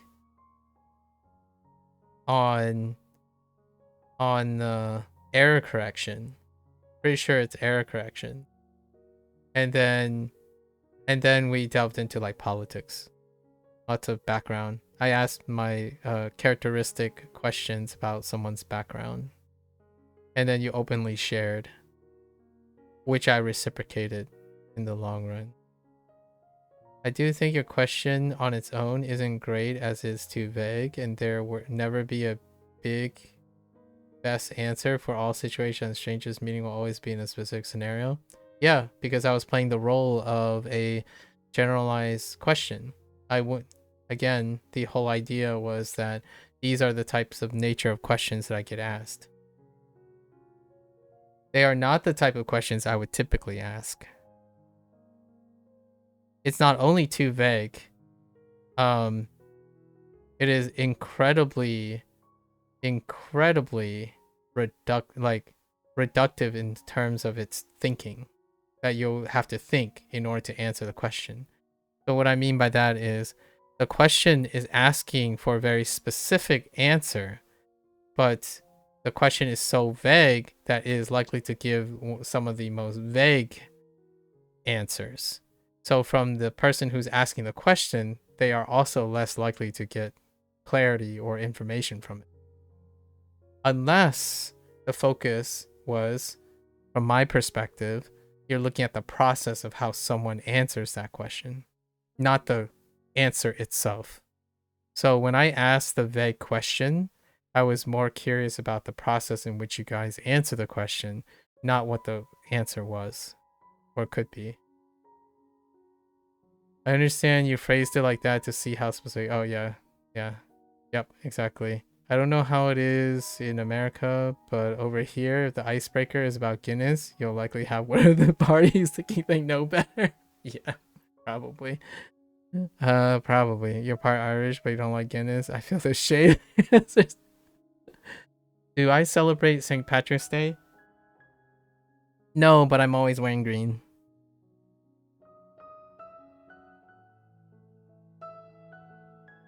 Oh.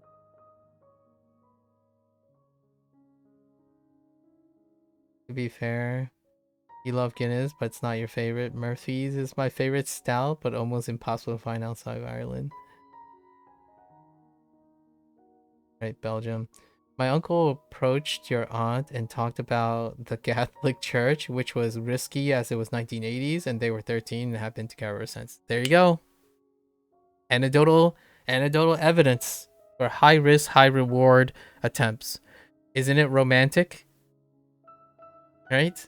You have couples that seemingly, come together with low risk conversations, and you have couples for life with high risk conversations. So there aren't right and wrongs. There are less successful and more successful things, but it's up to the person to use those, leverage those, right? In my opinion, the whole process of this is to understand that I had to come to terms with answering hyperbolic questions at the expense of knowing that there are risks. So I wouldn't get upset or be annoyed if it plays out the way it typically does. At least that's how I was going about it. All right, it's getting very late.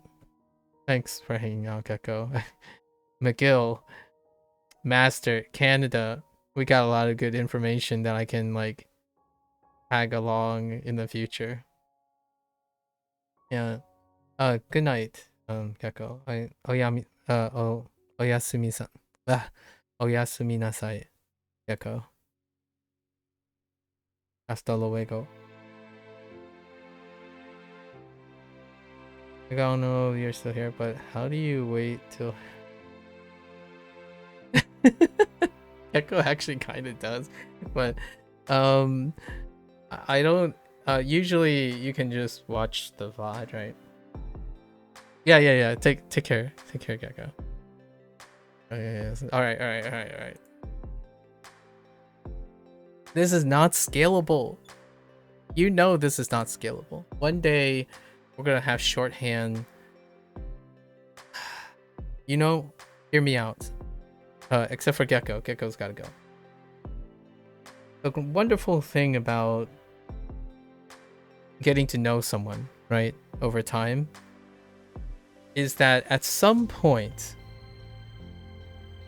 the one person doesn't speak for themselves because all is already explained with so minimal effort, right? Like, my best friends and I, we know each other well enough that so many things are implicit now.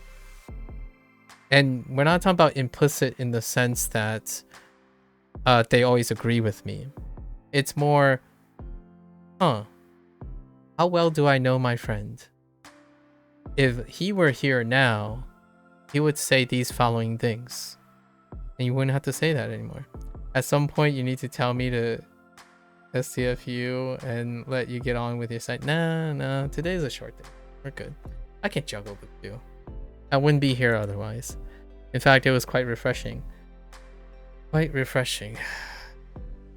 Now we gotta, you know what we could do? We could totally watch some like psychology latent shows. I tend to watch a lot of movies and shows that have a philosophical bent to it. We could do like have you seen, like right now I'm trying to read a book and actually start watching Orb, because Orb just ended last week. It was one of the first shows Gecko ever mentioned to me. First anime ever mentioned. So, and I was gonna wait till Orb concludes its season. So we're gonna start watching that soon. That's how I remember people's details. I try, at least I feel like it's the least path of resistance. How do you get more vicariously invested in another person? You try to do the things that they say, right? Yeah, I enjoy doing.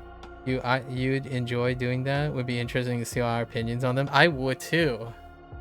Yeah, we are very different people, and that makes for fantastic things. I'm gonna probably shoot myself in the foot here. It's overrated to have common interest. It's underrated to have core foundational mutualism. So what do I mean by that? I just strung together a bunch of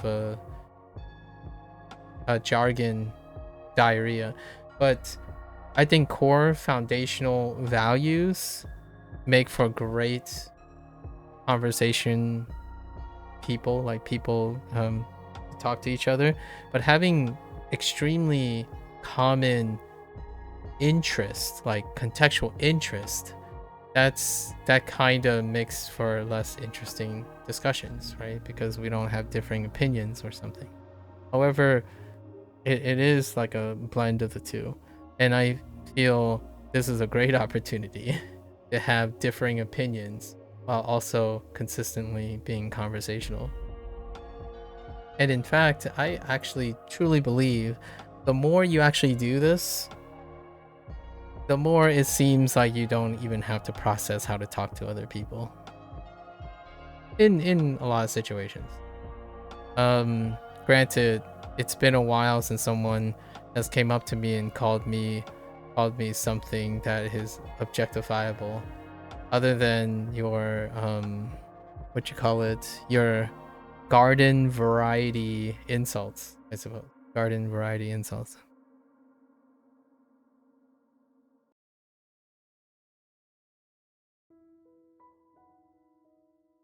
It's good to hear. It's been a while.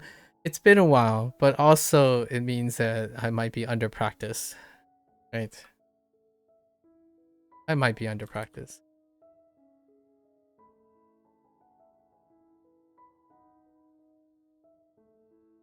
Man. Is it good to be under practiced?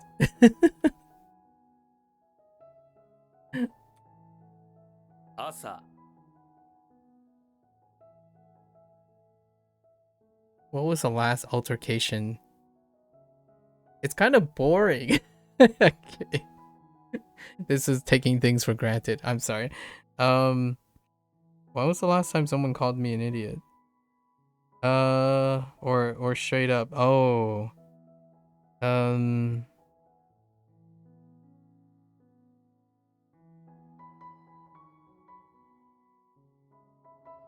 250 days ago, maybe. Roughly. 250 days ago. I actually kind of remember the exact moment. But maybe like 560 days ago, someone told me that anything that I explained was considered mansplaining. And I remember specifically saying, well, I'm a man, I think, so if I'm gonna explain anything, I guess it all is mansplaining. That happened. That was an interesting time. The person, we greeted each other and the person introduced themselves and made a rhetoric about men. Like a very, the person was presumably, and they identified themselves as female, and then they had a very, very heavy chip, very chip against men. So it was already a uphill battle. I was already on the back foot. It ended up being they just wanted to voice their disapproval of any man that is either mature or educated, because they end up being dismissed as being condescending. Maybe. You usually take the passive approach and tell myself it's because there's no use in saying something back, as it would just prolong an unproductive interaction, but it may just be due to your introversy. Interesting. I haven't seen it being noun version of that in that way. I understand that. I have no idea if that word exists. But I totally understand. It's a really pragmatic way. Now, there's a different, obviously I don't let's make this clear. All of these anecdotes that I have is because I made myself available for this, right? You're not going around making yourself an open target of this occurrence. So you're not, because you're introverted, possibly even, you're not placing yourself in a situation in which you encounter these things. So thankfully, that's a lack of cognitive dissonance. So that's cognitive, what is the opposite of cognitive dissonance? That's cognitive resonance. So you understand that you're doing that. And for me, I don't have any cognitive dissonance about it either. Otherwise, I wouldn't be streaming, right? So all those anecdotes that I talked about is like, well, yeah, I mean, what do you think the streamer is going to do when you make a comment about mansplaining? The streamer is going to try to explain their opinions about mansplaining. So you end up setting yourself up for explanation made by a man, because you chose to make a comment to a male streamer. Actually, at one point, I wanted to ask that person, do they think I'm male or female? I mean, genuinely, I was very interested, but they were already gone by then.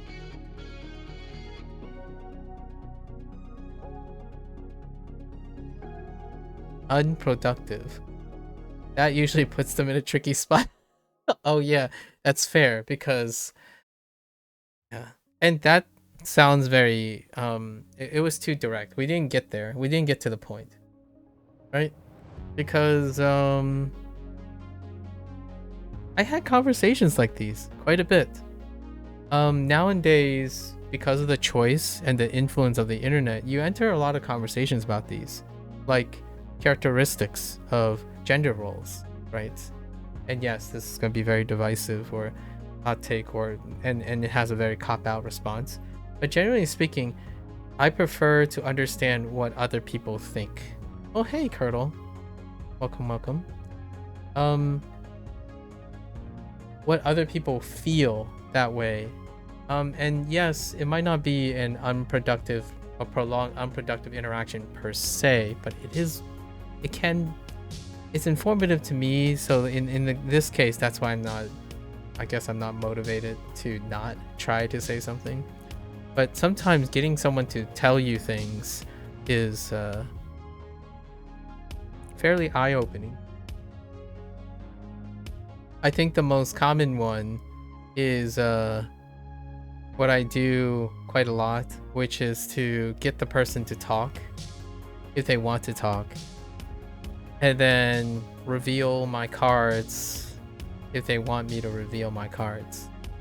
Other than that, I think whatever they say provides a wonderful story for later. Much like the mansplaining thing.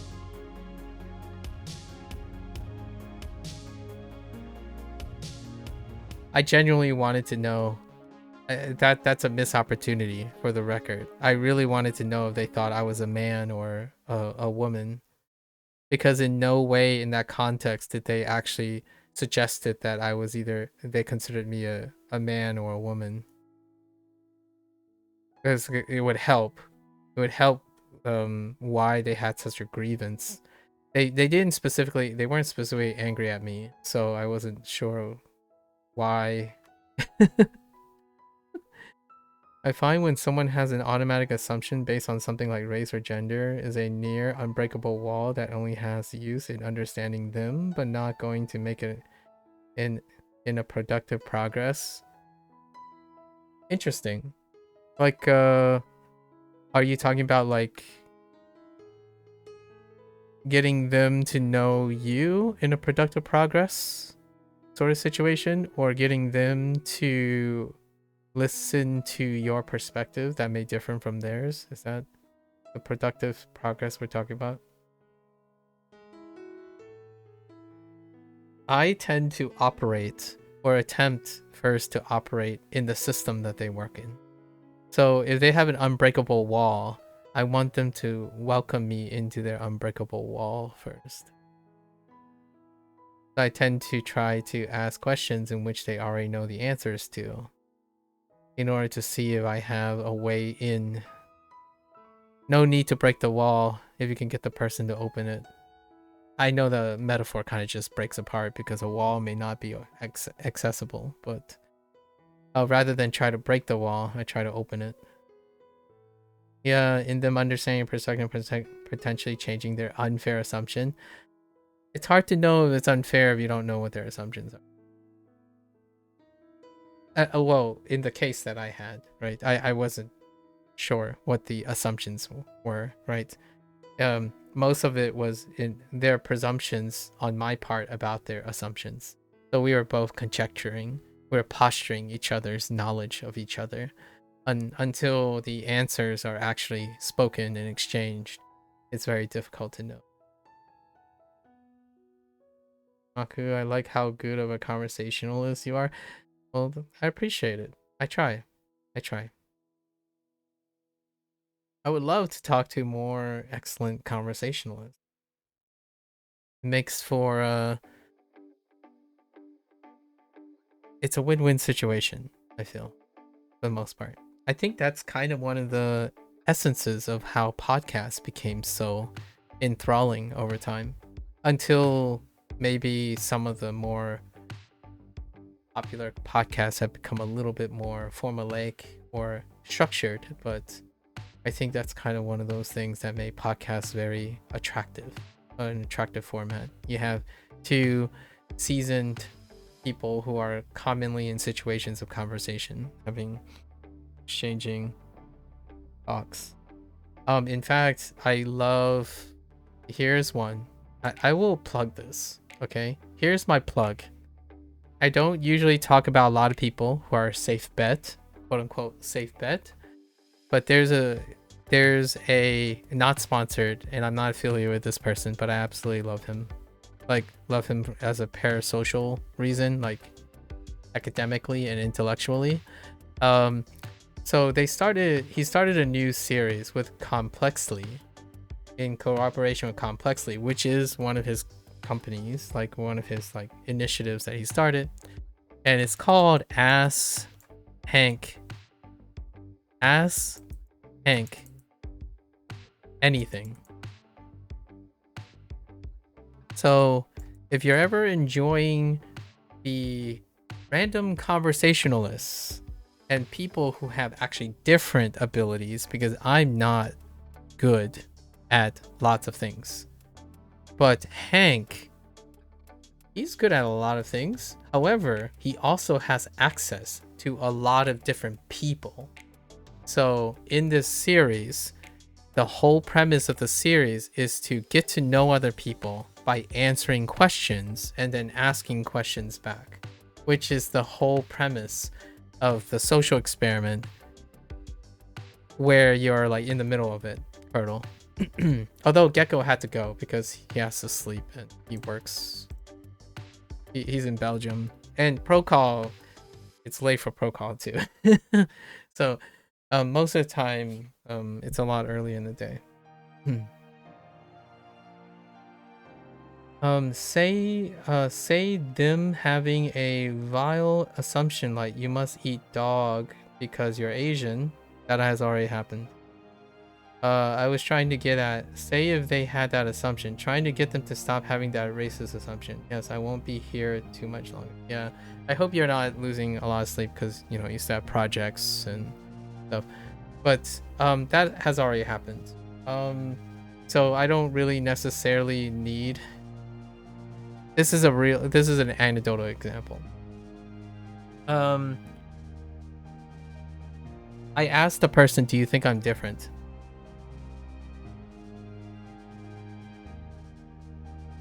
Because it could say yes or no, but there's a lot of clarity. You require a lot of sharp clarity here. Like, do you think I do? And in this case, they said no. They said they thought I was different. They said they thought I was different. Because this came out of a passive aggressive exchange. As in, before this, we had a prior. As in, we had open communication already. So this might not be exactly the stranger to stranger encounter, but they used that. They used a stereotype that wasn't brought up before, largely because I look Chinese. And the question is, you ask them, does it apply to you? Because a lot of times when people use stereotypes and assumptions that are generalized, it would be excellent to know if it applies to you in the first place. And that's where we start, right? So then I would ask things like, okay, so at least I'm not one of them, so how would you be able to describe someone that doesn't do that? And maybe start there, you know. Would you prefer or dislike less them saying they think you're an exception, or them saying yes because they think there is no exception? Really neither. It's what comes after a lot of times. It's a little bit too presumptuous to dislike or like them based on a stereotype or a preference. We would need more data. However, interesting. Does that make me dislike or like people? There are very few things I dislike fundamentally, and I kind of listed some of them. And I don't think anyone's really internalized them to the point where they would weaponize these, so I'll share some of them again. Abuse of influential power is one of them. Intentional, conscious abuse of influential power. That's probably one of them. So like, how has someone not weaponized that against me? Is because they probably haven't abused their weaponized influence against me, right? There were a couple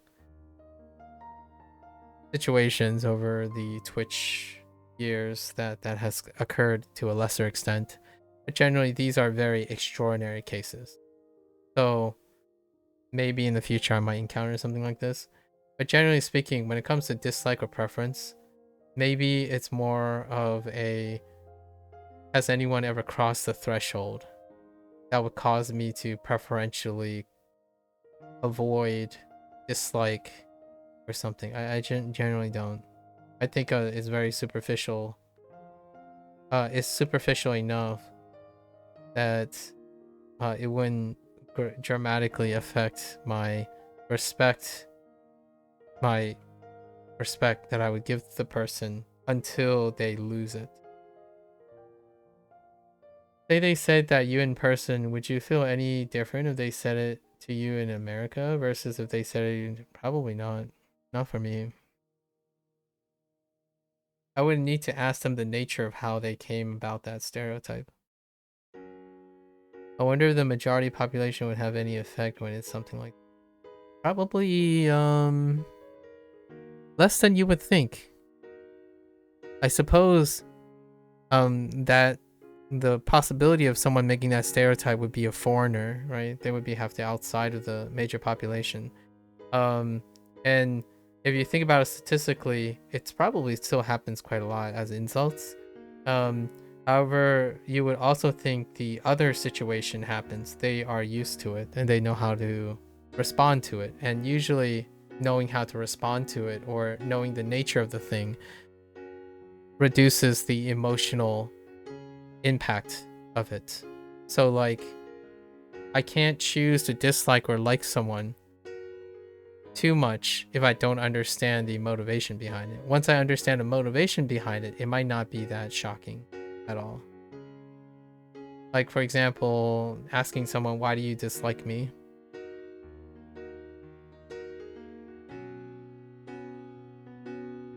If they can explain it, it's like, well, it could have been devastating. But at the same time, you know, so it's less devastating than it. The reason why in the very situation you're suggesting for those things is because a lifetime of growing up with discrimination kind of blunted those kind of things.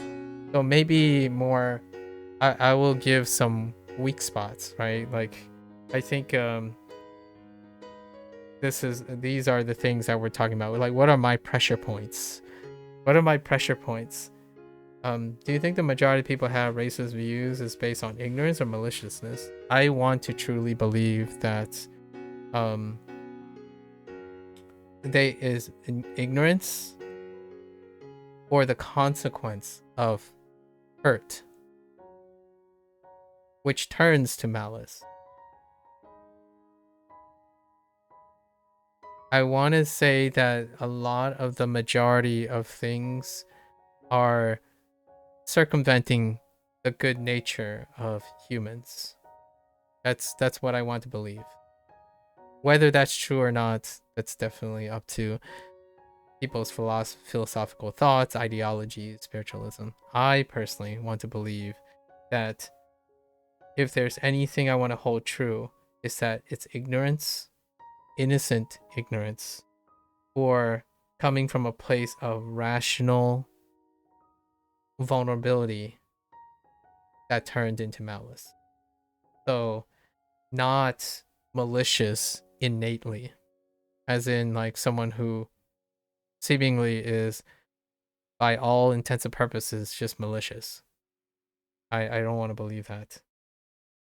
And that in itself is a very ignorant and possibly a very naive belief on account of because observations would possibly suggest otherwise.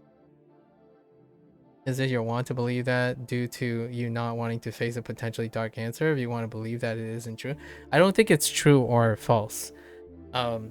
Because there are plenty of ways to convince oneself that it is true, and there are plenty of ways to convince oneself that it is false. So I have no trouble accepting that. So I think that's what you're talking about. Would I be accepting it? I would. I'm comfortable in accepting it. My desires are desires. They're like idealism. But accepting what is true is non-negotiable. Like, I accept what is true, but there's not enough to support either or. Like, not only is my belief not firmly supported, the alternative is not either. But human behavior is far too nebulous to really, at least in my opinion, because I don't have like omniscience or telepathy or however you want to qualify the true essence of understanding human motivation. So belief is always belief. Truth and answer is always truth and answer. Acceptance is not the same as belief, in my opinion. Do you think a lot of racism holds so much power due to the demographics of the people who hold power in a country? Do you think a lot of racism holds so much power due to the demographics of the people who hold power in the country? Racism. We could use a lighter term for this, probably. Partial thoughts. Yes, partial thoughts is due to self-interest. So if a majority demographic holds power, then it will represent their partial self-interest as a group. So what looks like racism can look like partialness. And I think part of the human condition is partialness to one's interest, right? Whether it's an individual or collectively as a group. So more yes than no. More yes than no. And if this leads down a line of fault or culpability or negligence, yes and no as well. I think a natural follow-up question to that would be, well, then do you think it's the fault, or it's suggesting it's the fault of the people who have power that represents that? And I think that would be reducing the human condition a little too much. I think humans act in their best interest, whether it's an individual or a group of people. So unfortunately, that creates partialness, but it also is the foundation of preservation, right? So what may seem like racism on the outside is unity on the inside. Kind of like your echo chambers. What is in an echo chamber is considered unity. What is outside of an echo chamber is discriminatory. You discriminate from the outside, you unify within the inside. So, ever present. Also is why I don't know the answer as well, because in order to circumvent, in my opinion, scientifically, I don't know, or something pragmatically, in order to circumvent this human condition is to share emotions and thoughts, and that requires telepathy, and that's kind of weird. I don't know if that's possible or not. This is a question you may not wish to answer, but do you think people should hold on to any beliefs about themselves based on the action of past people who are in the same group as you? Hold on to any beliefs. Sure, it's their liberty to do so. You're talking about holding on to a belief, like knowing it exists. Executing on that belief is a different story. In fact, I actually think forgetting certain beliefs that exist removes It's the very nature of being partial. So these same people should be able to take in new beliefs and compromise on all the beliefs. So holding on to beliefs is a great way to understand the perspective. For example, European white people having views about themselves based on their ancestors' role in the transatlantic slave trade, they have to be aware of those things. But you're talking about before and after, like selectively. If they have the ability to hold on to a belief and learn a belief, we're also assuming that they are able to take on new beliefs and hold those beliefs too, right? Unless you're saying the root of the question, which is, do you think is all right for people to refuse to take in new beliefs or consider new beliefs? I think there are two different questions here, but I think the one you're really like, you're saying a question that I might not wish to answer. I think the one you're talking about is it all right to ignore other people's beliefs as opposed to the other way around? Because you're required to hold on to your beliefs in order to develop moral code and ethics and philosophy, right? Like you need to hold on to beliefs. I create universal moral ethics and code in order to have the capacity to hold on beliefs. But I think maybe it's more of ignoring that others' beliefs exist. Do you think they should feel guilt for it? Isn't that a belief system? I'm not entirely sure. Should they feel guilt for it? I think it's a human condition to feel guilt at some sense of the way, even within a belief system. Unless are you suggesting that humans don't feel guilt?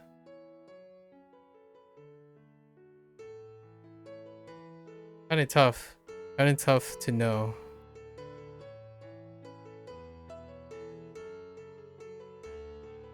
Like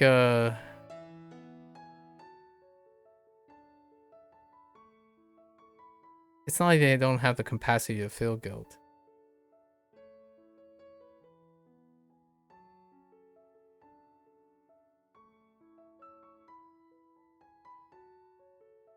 I wouldn't know though. It's out of my time, out of my space, right?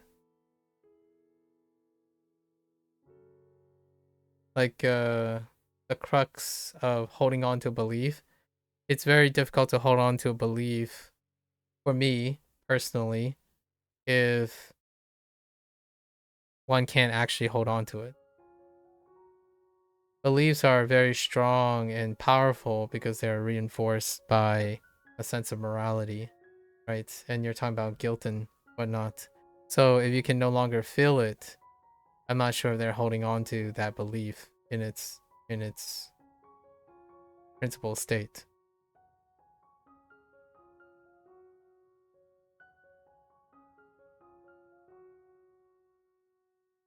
It's weird because it goes hand in hand with like ignorance and whatnot. You personally feel terrible for the people that the English have wronged in the past, but you don't feel any personal guilt for those things that have been done. That's exactly the point. Yeah. That sounds like a very rational thing. You understand the concept, but you can't feel the personal guilt because you weren't part of it. Right?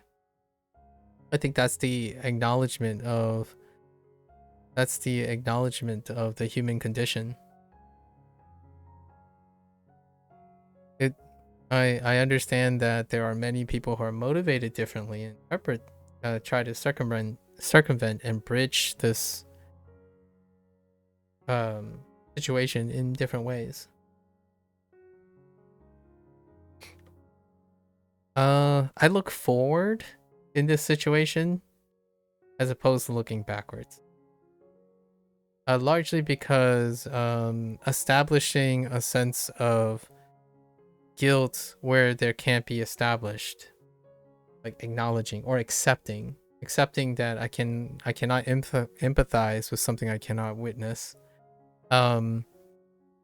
is enough attention I give to things like that. That's probably my rationale for it. Now here's a whole meta thing that you're talking about, right? Do you feel guilt for not feeling personal guilt? Like, that's understandable.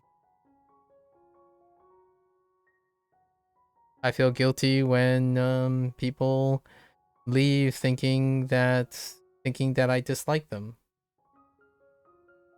but it's outside of my control.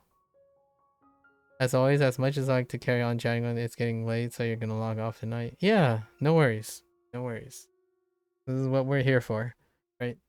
I think one thing is it's probably getting the very punchline that you're probably getting at, I feel, from an individual standpoint, is how much time do you invest in feeling guilty of not feeling, being told how you should feel, right? So for example, when it comes to prior history of discrimination and then the originating and heritage of prior events, I think lots of times awareness comes with the idea of there's lots of information. So if you don't feel guilty, should you feel guilty for not feeling guilty? I think that's the core of where this is going. And that can keep people staying up for a very long time. And, you know, you wrap your thing like, this person thinks I'm a bad person, but no matter what I can do, this person will always think I'm a bad person. And I think a form of acceptance that prevents that guilt and or maliciousness is to understand that, well, you can accept that and then reap all the opportunities that are set outside of that. So you wake up, you look forward to another opportunity. Therefore, you can accept what does exist and what you encountered, but you spend far less time focused on things you cannot control or affect, and focus on the micro environment that you have in the present. It can provide a lot of clarity, right?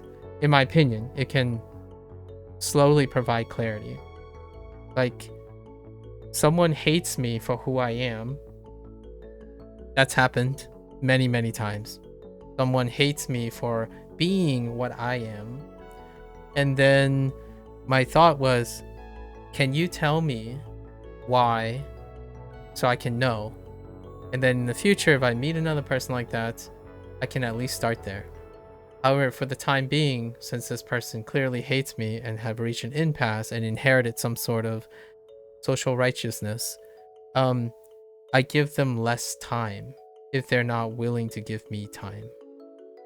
So then the clarity is that I no longer focus on spending a lot of my human resources on constantly crossing lines with things that I have very little control over, right? Like, for example, I don't focus on what makes me unpopular. I focus on what I enjoy as a consequence of potentially it can become popular. So possibilities are far more weighted in occupying my time than non-possibilities or highly improbable situations. So if you're asking yourself, do you feel guilty because you don't feel guilty knowing all these things? Well, how do you perhaps, instead of thinking about that, can you feel guilty in a positive way about something else? Like, yeah, I'm guilty today for making someone else feel better. It can produce a very strong balancing force and can guide one out of the confusion. Like, okay, so what if I feel guilty being associated with the lack of guilt? I can do something now that promotes a sense of positivity instead. So, quote the better use of your time kind of situation, you know? You often just feel really confused on what you feel. You don't tend to feel guilty about whether you should feel guilty or not. Yeah, That's exactly where I thought you were going. Maybe next time. We'll talk about it. I focus more on like if things are outside of my control, I give it the time of day. If it doesn't reciprocate, then I move on to things that can reciprocate. So I focus on being guilty of being a positive person, as opposed to being guilty of being associated with something that I can't control. Right. So perhaps I'll leave for better late night sleep. And I'll talk to you later, Procol. Good night. Good night. Thanks for the conversation and the questions. They're probably not that your hot take questions, but I'm sure we've already established this this expectation already. 1万 1万 Okay.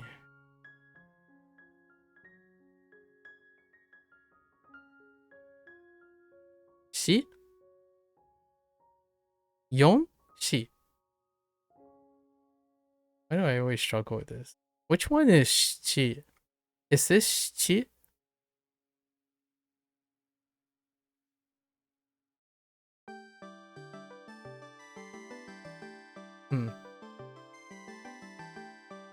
I swear this is like a 50-50 for me.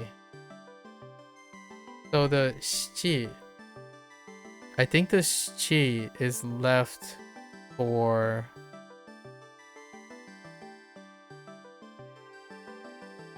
something else. It's not left for this. This is Shi for sure. Or is it both? Wait, what is the Shi for?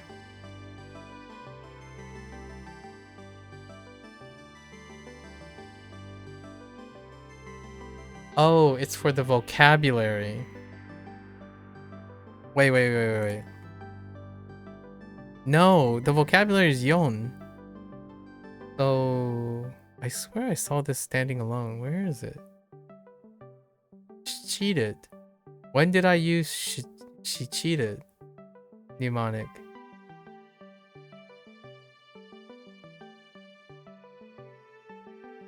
What am I thinking of?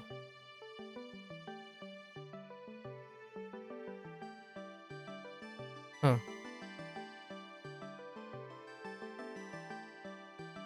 Glad to see you just converse with people, just giving advice for your 2 cents. You like it?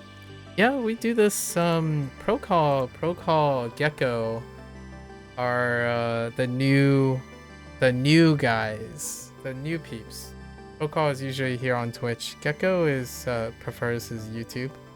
So those are the 2 guys I catch up with, maybe like every 3 or 4 days.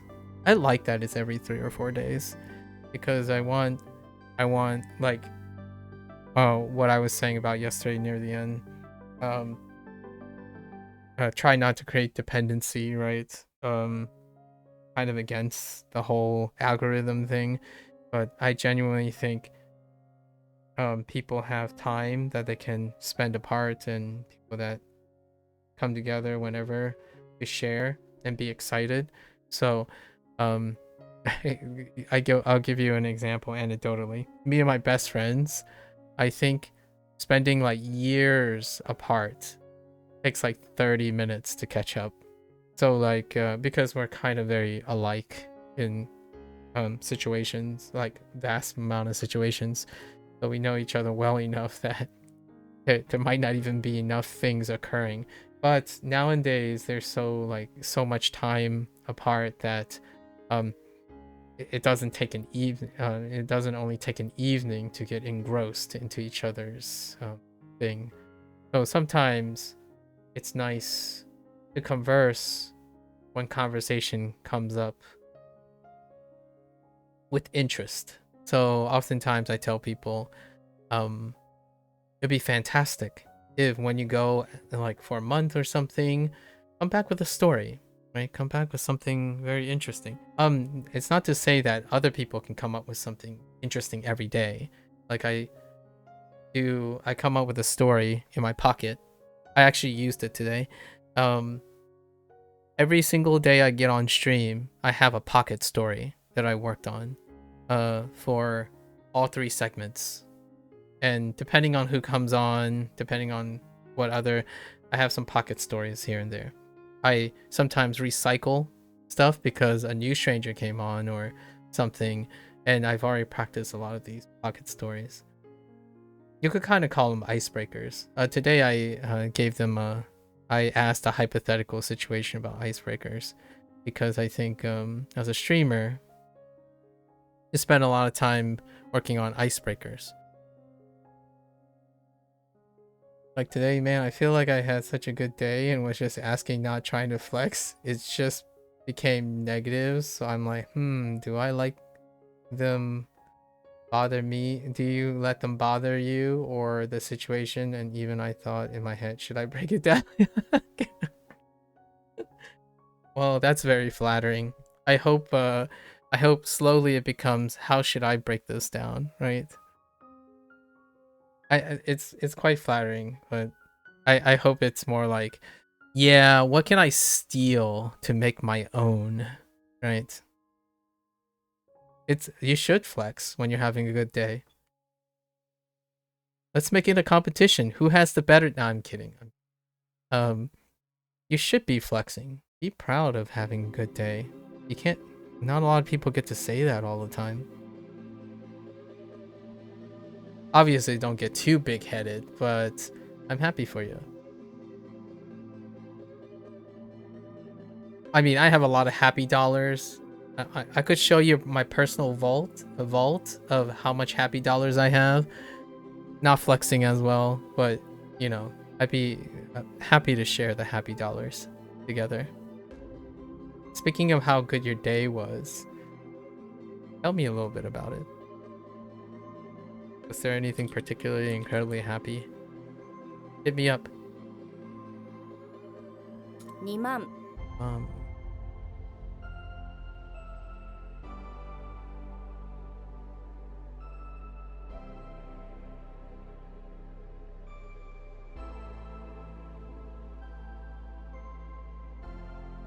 If you're having a really good day, there's no reason, in my opinion, there's no reason to make that day even better. Be greedy. Be greedy. Sometimes I feel like when someone has a good day, they're like, oh yeah, this is good enough. I should feel guilty for having good days. Like, but man, life throws you so many like salient bad days that there's no reason to not be greedy about having good days, especially when you're you know, working through things. Like you went to a CrossFit Taylor Swift thing today. Oh, so you're a Swifter. Okay. Well, maybe. And basically you met this girl and she was like, are you going to the Spring Invitational? A girl. Look at you. I'm like, I'm new, so you don't know. I just want to go because it's fun. And she's like, you want to be my partner? And I'm like, oh, nice. And I told my ex that originally went to CrossFit. And I don't know, now we're arguing, annoyed and stuff at each other. I can tell I'm watching her dog. So at the same time, I'm like, it's not that deep at the end of the day. I don't want us both to succeed.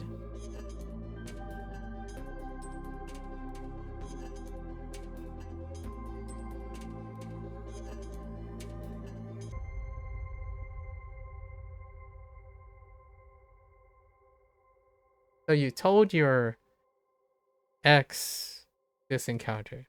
Good things I was able to recommend my coworker to a financial advisor. They did 2 workouts today at 5 a.m. and today at 6:30, the Taylor Swift thing. You were able to recommend you to. That's awesome. I hope they get the finance advice that they need. Financial advice, man. Yikes, that's a deep rabbit hole. Individuals getting people on top of finances, especially if you're chilling in the United States. Oof. If we were talking about a moral maturity, finances is a whole big rabbit hole. Did 2 workouts today, dang, at 5 a.m. Oh yeah, that's the time you said you were heading to cross. Then today, the Taylor Swift thing. The girl is married and stuff, but we're like opposites, like she's bigger and stronger. I'm skinnier and faster? With a question mark. Are you sure about that? I get the little skinnier thing, but are you sure about the fast run? I'm kidding. I'm kidding. So you can't have a platonic relationship with workout peeps? Yeah, she asked you to be partner first for it, but I told her I wasn't sure, so I told her that's on me and I wasn't sure. If I wanted to do it, but I just wanted to do it for fun and you want to do it for like competitive, so yeah. Oh, okay.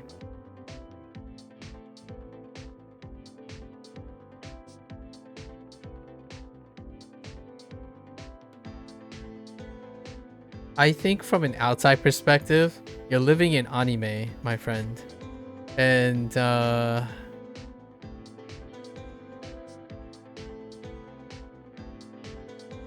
that's a tough situation.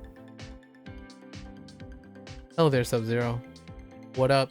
What up, Sub-Zero? Wait, is it the weekend for you? No, it's Friday.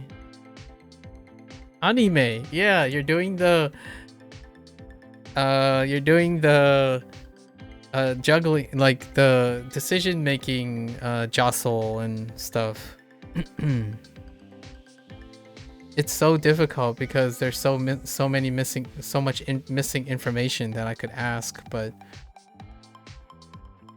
a platonic relationship sounds like a gym thing, but I feel 2 people have different gym days, gym relationship environments. And I feel like if I had to go about it, setting boundaries is probably what I guess a person would start with, like ground rules, right? Setting ground rules. But that's very communication forward. So this is from an outside perspective with no emotional baggage. I can say ground rules and found boundaries, but that's because I'm free of emotional tether to the situation. However, generally speaking, I think you probably hear this a bit often, like, if you don't think it's a big deal, how do you express that in a way that is understandable that led to the ambivalence in the first place to the concerned party? Early weekend. Oh, you have an early weekend. I see. Wait, why do you have an early weekend, Sub-Zero?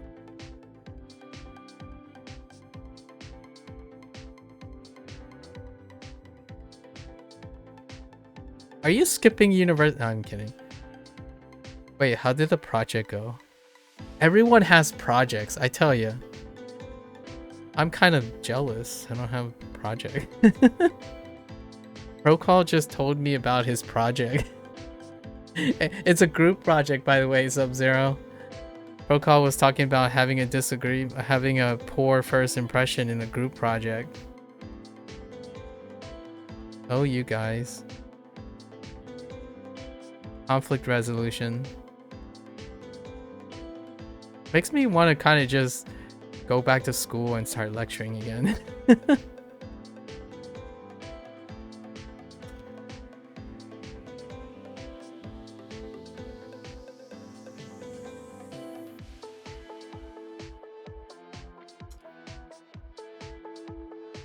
I really do enjoy seeing the growth of people successfully and not successfully, but still like have a learning aspect on conflict resolution. People come out of conflict resolution so different, and it's not always like super sunshine and rainbows, obviously, but they have such a capacity to change people. And For better or for worse, it's such a experience that I no longer participate in too often. Like on that level.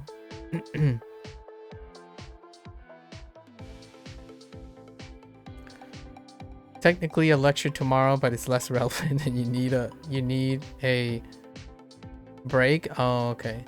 Elevator project is done. Excellent. Passed the examination. Passed the examination was successful because it had so many bugs the night before. Oh, okay. But you stayed up all night and pulled through. Nice, nice. I'm like, one day I'm like, dude, I want to see. I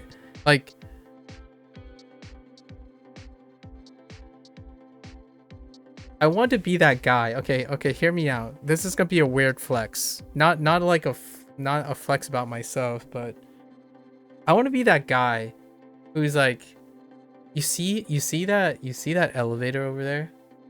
I know a guy who made that a part of that.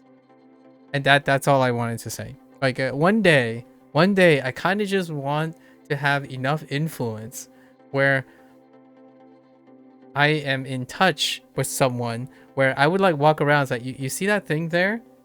I know a guy who made that literal thing right there. Weird flex, you know? That's the weird indirect flex. I don't have that because I don't have any like people who do pragmatic things. Like what I mean is things that you would encounter every day, right? Like it could be anything. Like it's a YouTuber, in my opinion, like influencers, you know, content creators, they have this thing. Like, hey, you know the guy that does the flips on those stairs at these very stairs, and he like recorded himself doing flips for 30 days. I know that guy. That would be really cool one day. Cause hey, yeah, that guy, dude. Do you want to meet him? And not even like extraordinary things, just anything.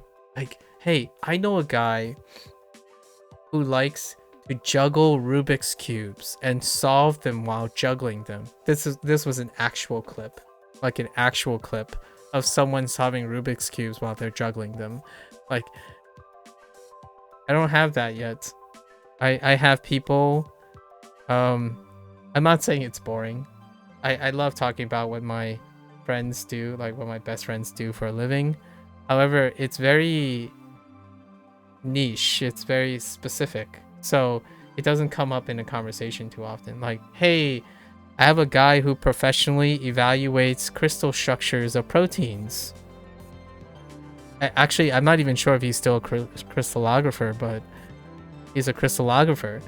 I'm like, yeah, that's kind of a hard spin.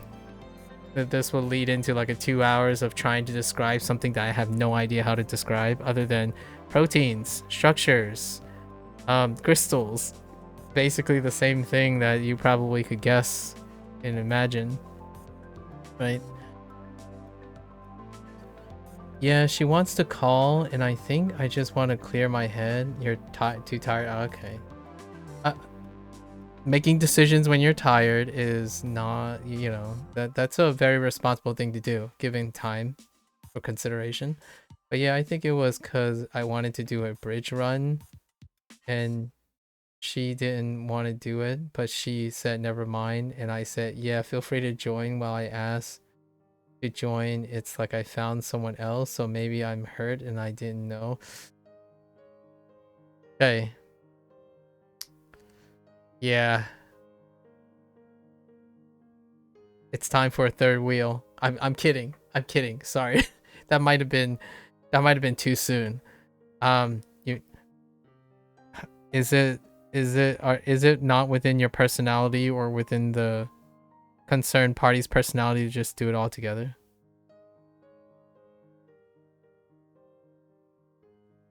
Like for me, hear me out. I'm weird. Like I would third wheel it. And sure enough, it can blow up in my face, but I sure as heck would not regret trying. So that's probably me. So if you want an unbiased, untethered response, I would try to get all three of them into the same thing and negotiate it. And take the consequences. Right? Take the consequences.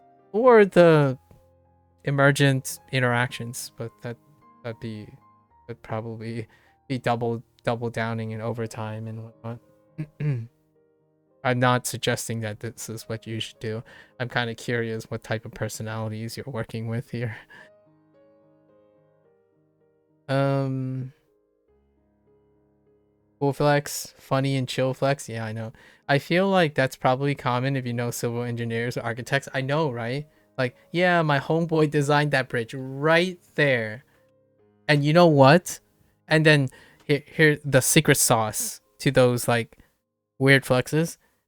You get your homeboy to tell you a specific detail that only that homeboy knows.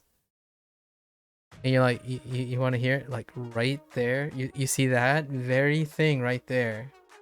That's where he made a boo-boo, and then he was able to solve the problem. Choice. I collect stories for that very nature.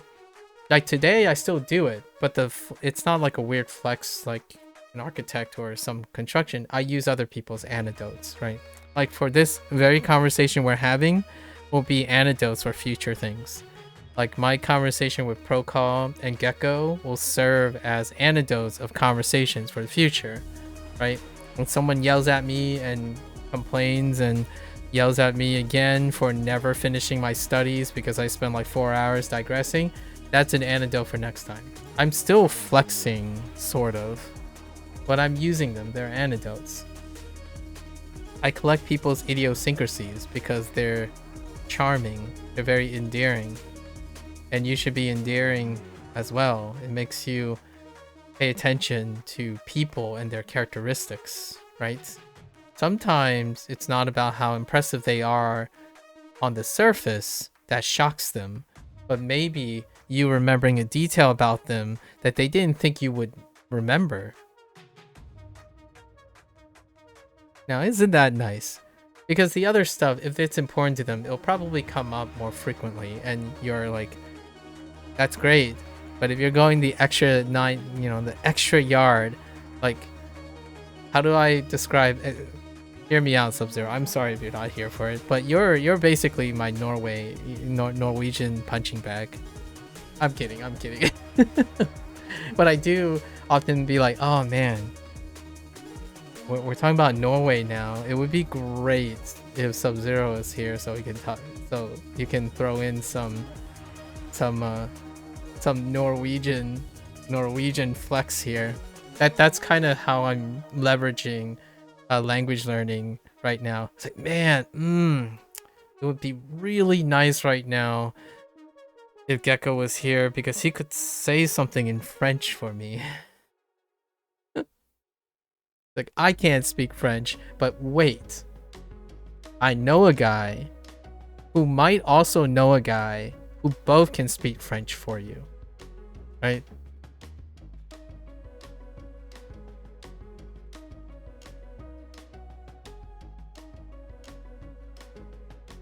One day, we'll cover all our bases. And one day, you'll get back to language learning, Sub-Zero. One day. Sorry, low-hanging fruit. Gotta do it. This is the number of people, right? Not the population. And then...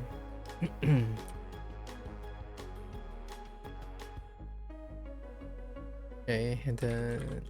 whoops. Oh, we're almost done with this.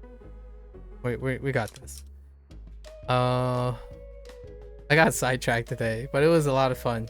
It started off weird, but then Gecko and Procall again. MAKU, last day of sleeping early. You streaming tomorrow? Yeah. Every single day, except for the days I announced that I'm gonna be away. So the next time I'm going to be away is in the second week of August. So pretty much every day. Try to get going by 5 p.m. or earlier. Usually 4 p.m. EST. Yeah.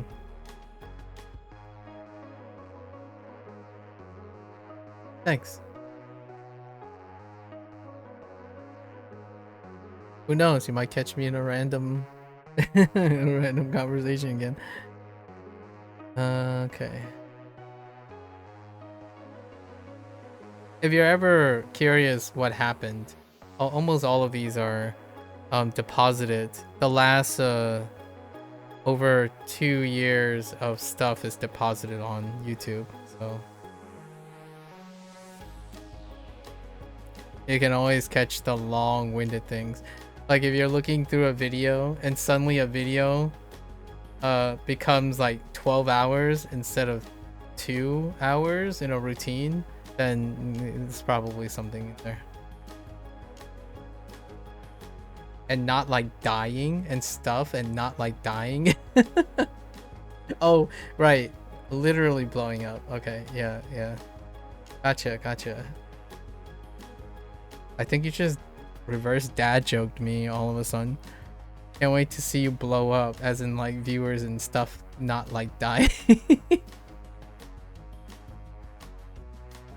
Well, I'll try not to blow up. As in not like stuff like dying. I'll try not to blow up anytime soon.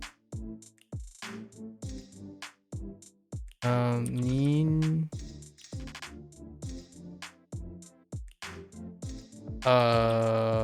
You.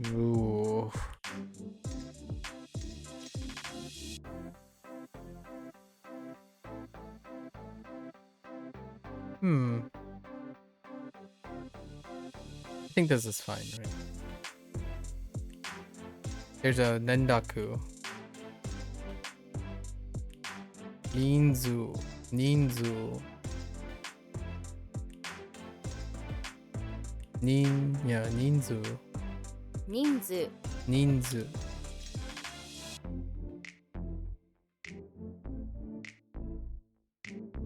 Shomin. 町民 Is this Uma? No.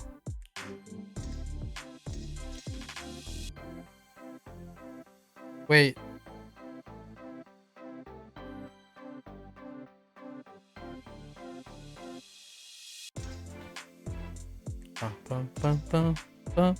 Which one is this? Everglow by Patrick. Oh, it's Patrick. I really like this track.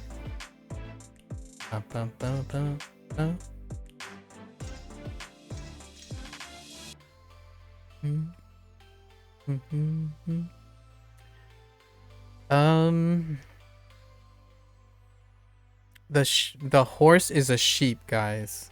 Okay? The horse is a sheep. Remember, if there's anything you need to know about Japanese, is that the horse is a sheep.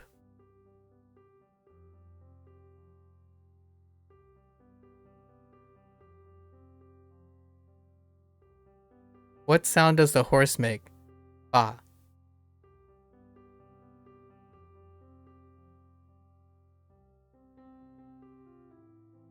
Now I have no idea where this. Oh, address.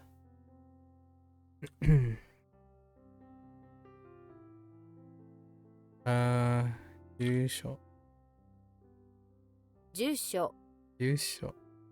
Oh, I have 10 exercises from taking my time. Moji. Ah! Oh, that's literature. Whoops.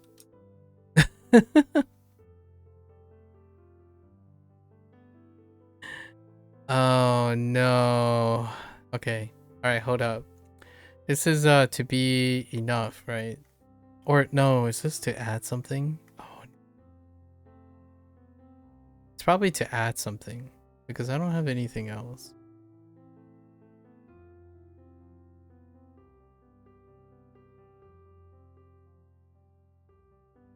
Yeah, I don't have to add. Oh, but I do have to be sufficient. But to be sufficient, to be enough.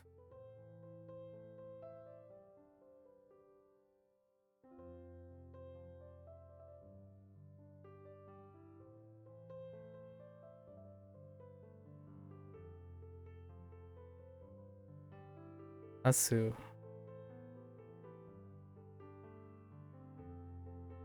Definitely Tasu.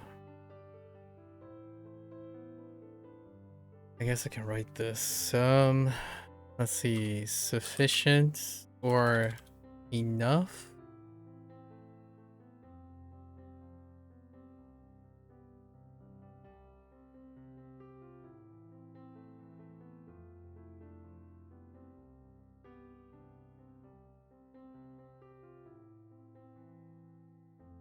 So, enough plus su. And it's probably ta, so tasu. Need to think about to be enough. What is to be enough? Tari, tarinai. Tarinai is to be not enough.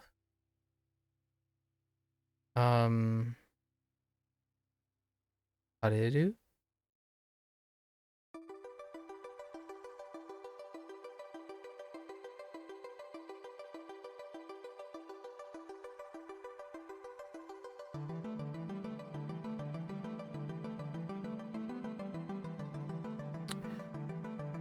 Oof.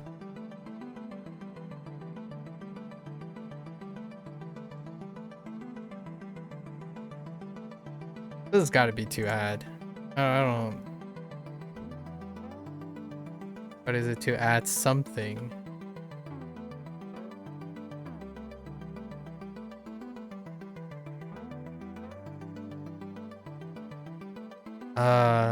I think I'm gonna add to add largely because I'm unifying the thing, but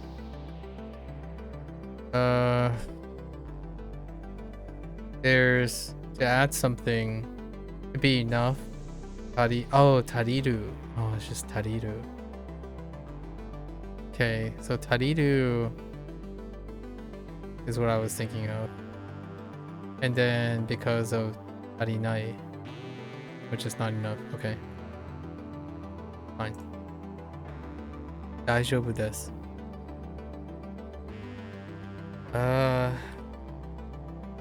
足す足す。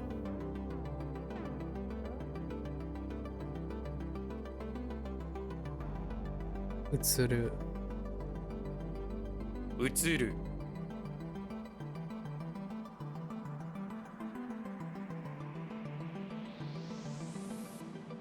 ね?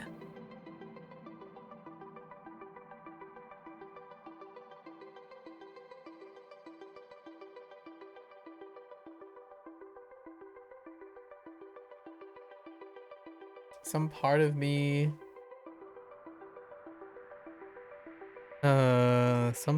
wants to say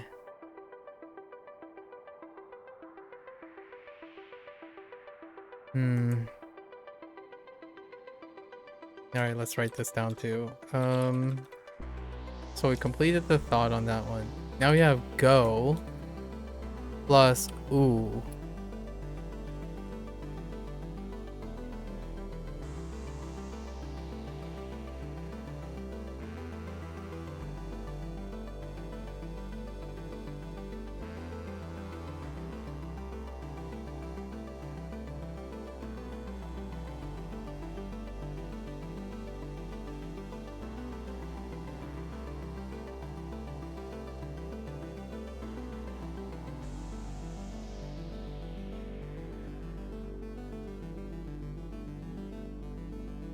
Oh, why is this?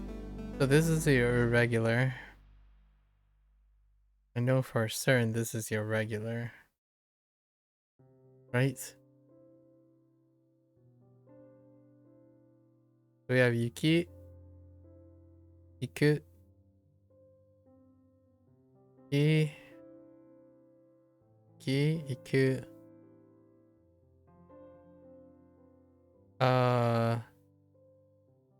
This is to make something go?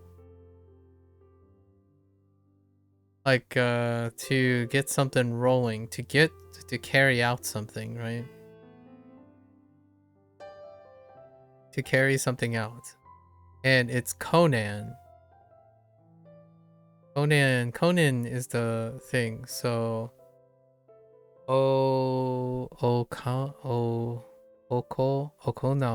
Okonao sounds right.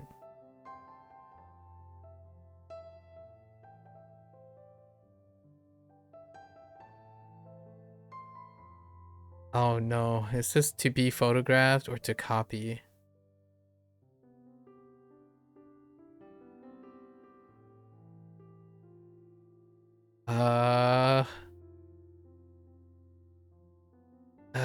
Okay.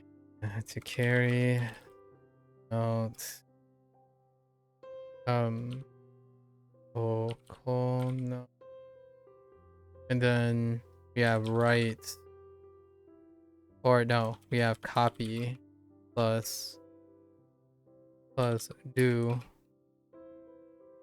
So I need to know, this might be to be photographed. Maybe because do is for rude, right? You're being rude. So you're unzi, you're the beatbox, you're the rude beatboxer. Then what was the... What is to copy? It's just something. Utsutsu. Utsutsu might be it. Yeah, this one is definitely to be photographed. Oh yeah, because you're copying it for Sue, right? You're copying it for Sue. Yeah, this is to be photographed.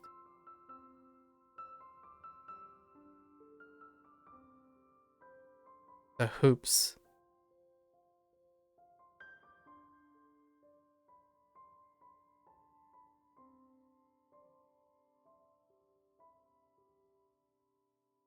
Ishikoro. Ishikoro. Oops. Kai. 近い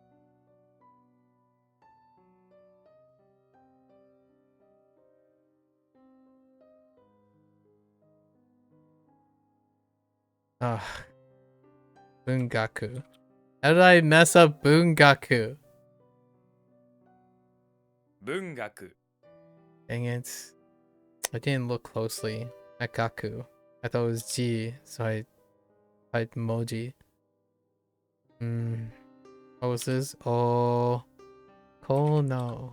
Okono. 行う Okono.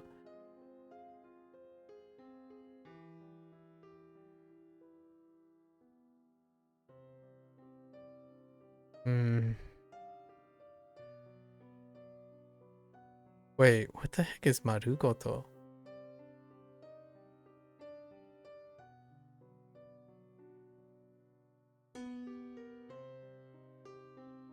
Wait, is this Marugoto? 9 drops. So that's just circle. Or circular. 丸ごと Take.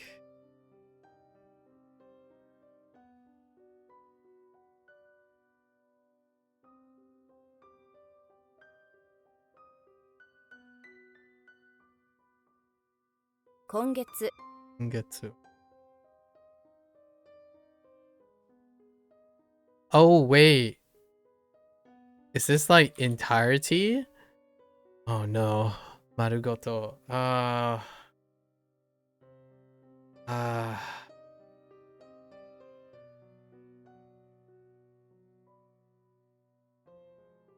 I feel like this is entirety.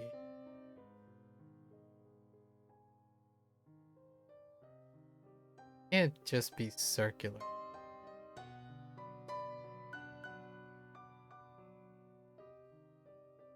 All right, let's write this down too. So we have circle or round plus toto.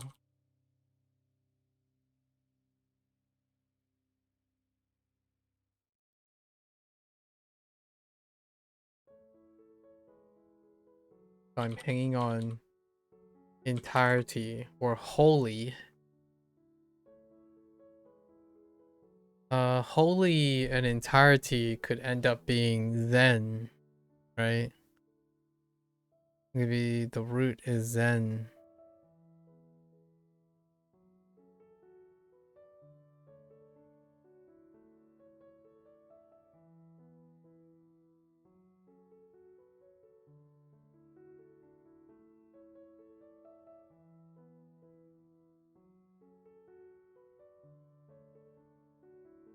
That's a 50-50. They're not entirely unrelated. Being round and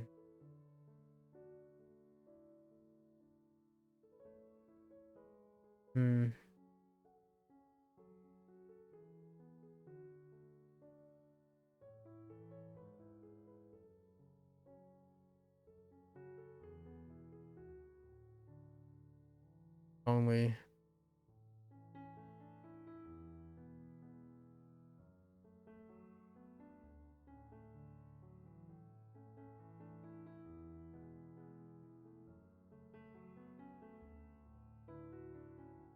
A bit off?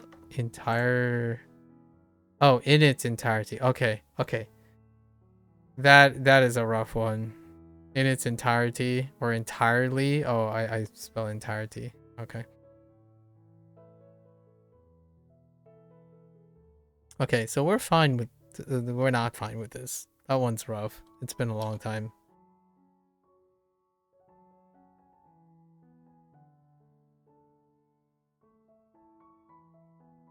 Oh, this one kind of hurt. It's red. All right. Oh, how did I screw this up? Oh, toll. Oh, right. Toss. I added toss. Throw, and toss. That's a synonym issue. MAKU synonym issue. All right. Guess I can drop 2 more. All right, we got a review. Let's review. Time is it 11? Oh man, I got 1 more review. It's fine. So let's go over some weak stuff. There's quite a few weak things. All right. Go over harmonics. Hook, snake, cloud, weapon, compare, net, heck and sickle, horse, easy, suit, cage, cape. Let's go over these 1-word things. Eagle,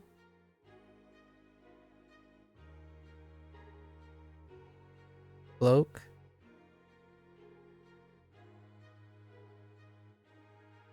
yak,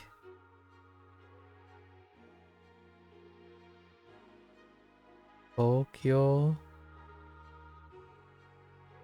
ketchup,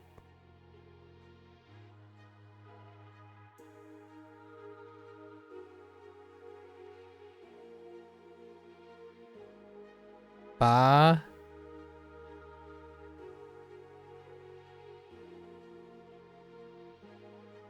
Joe, band,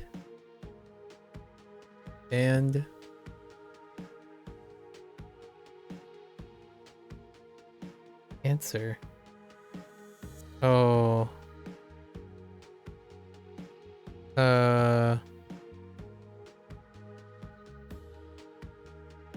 What does... Oh, man. What is that supposed to stand for? Koto is supposed to stand for what? I keep thinking of code, so I'm just gonna use code. Doesn't help anymore. That other mnemonics, meh. We're gonna use code.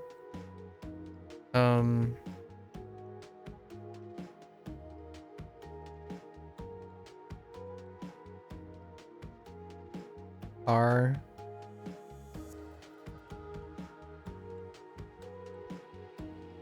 Cool mom. No, that's fine. Now let's do our reads. Ji, chi, shi, ju, yu, yo, i, kun, tai, kyoku, yaku, to, etsu, kyu, shin, sha, ken, a, mori, ryo, asa, ban,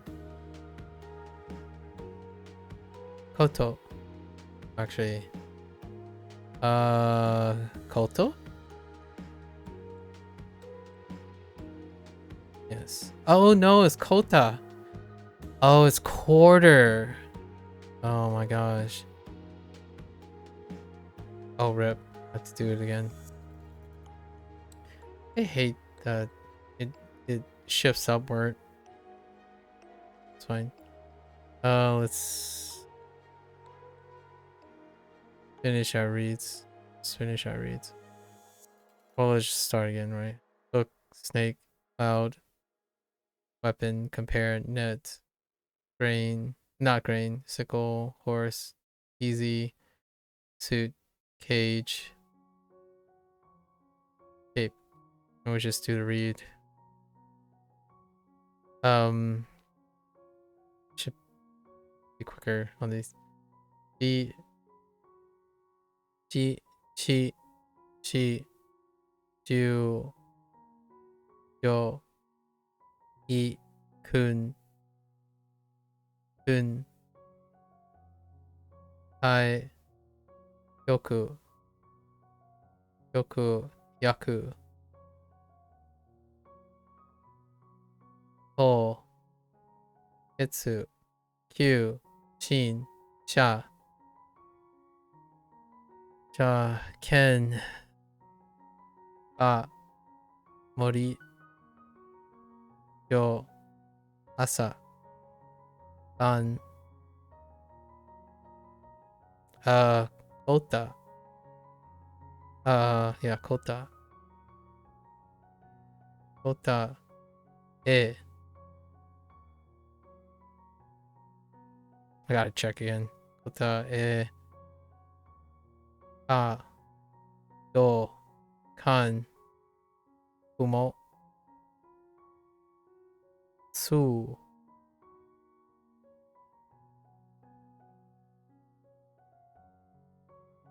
yaku, wa,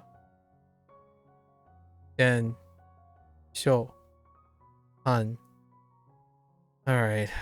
Screwed me up. Yeah, kota. Alright. So let's go over stuff. Okay. Are those two written somewhere? No, I'm kind of upset that I missed both of these. Okay. So we missed this guy, right? This guy.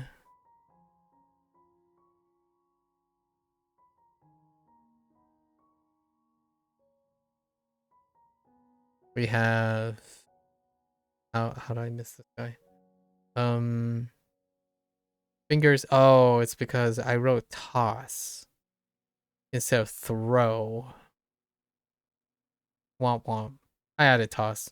Toss and throwing. I'm sure there's gonna be another word for tossing. Sure. The other one was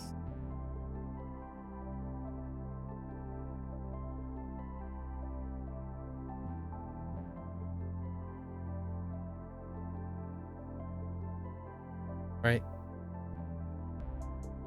Literature.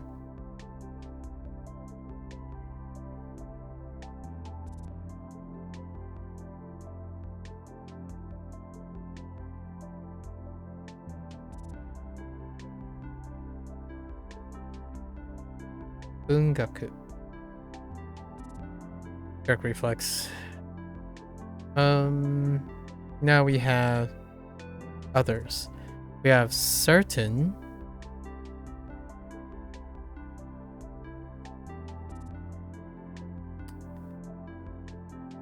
I honestly have no idea what the shock order is for the Japanese one.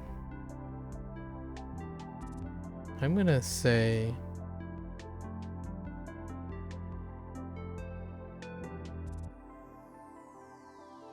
no, wait.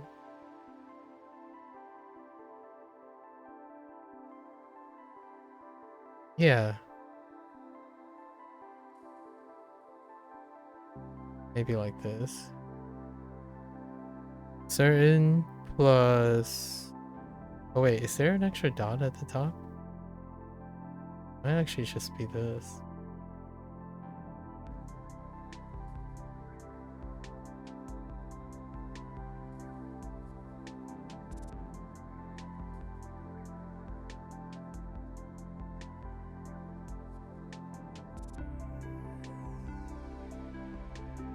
Oh my gosh.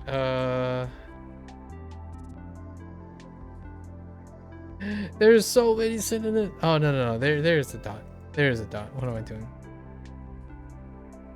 Yeah, so my guess is it's probably this. This. There's a little bit of flexibility there. It was certain plus zoo.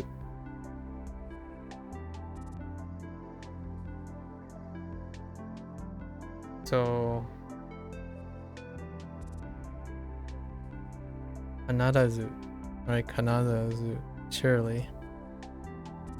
There was a pause there, and then we have other.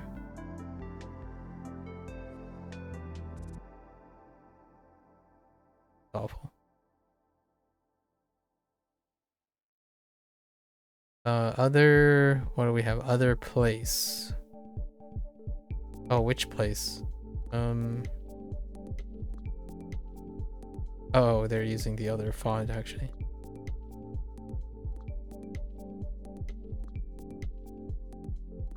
Okay. Right. Or is it the other place? Oh no.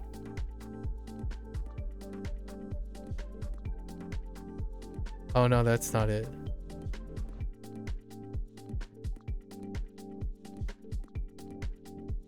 Nope. It's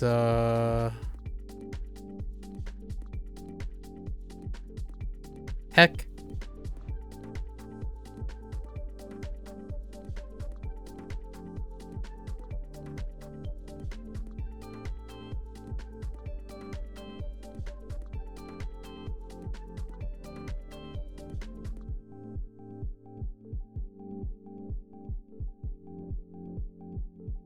Wait.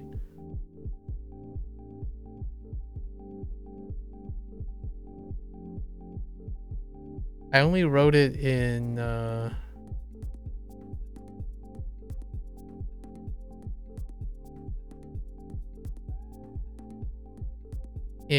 the English to practice the writing of the to practice the writing of the characters. So, oh no, it was. Yeah, it was. No, we're fine. It just looks weird when I write it. Huh.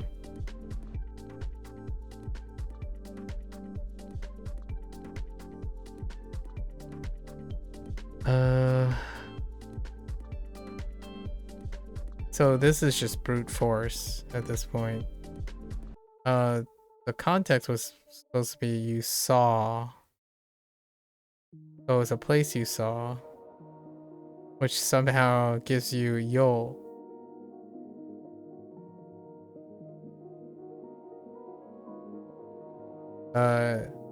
Yo sa. No, yo zo. Yeah, that is such a yo so. Right, yo so. Yo so. That's absurd. What else we have? Enough asu. Asu.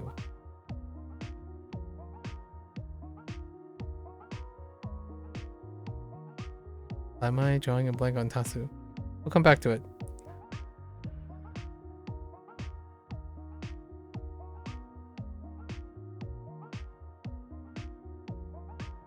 To carry something out is where we got stuck on there. But once I know it's to carry something out, then we got oko okonaru. Okonau. Okay. And then we have copy.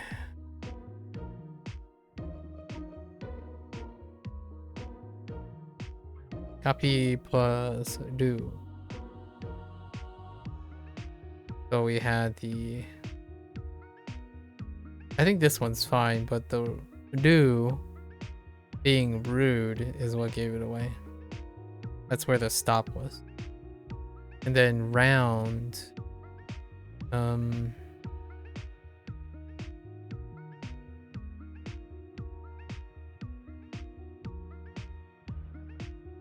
This one is more of a brute force in its entirety.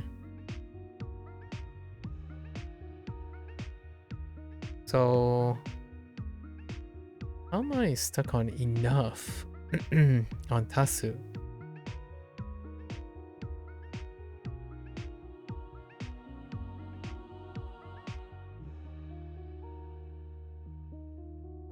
Where my tacos at? I don't remember. Oh wait, I remember now.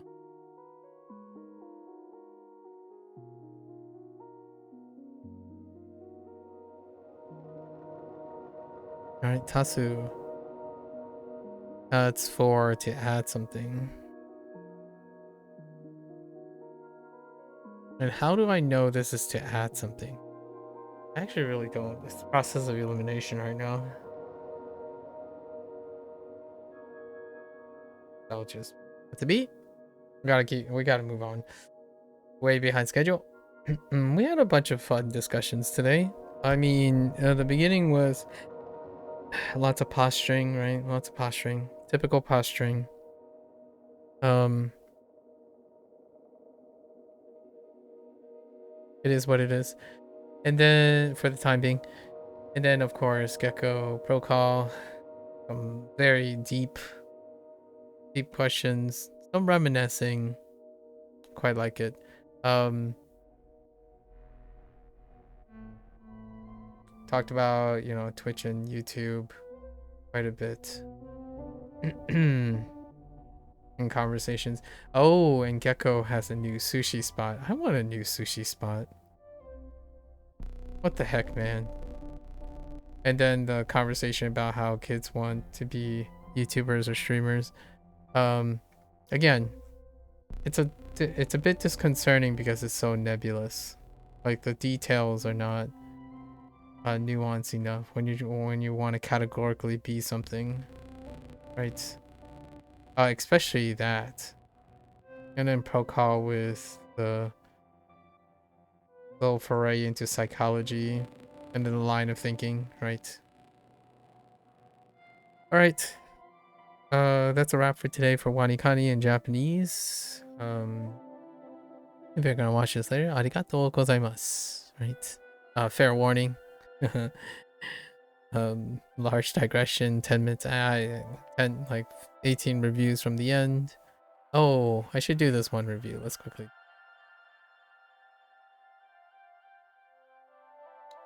Oh, of course it's this one. Oh, that's what we just reviewed it.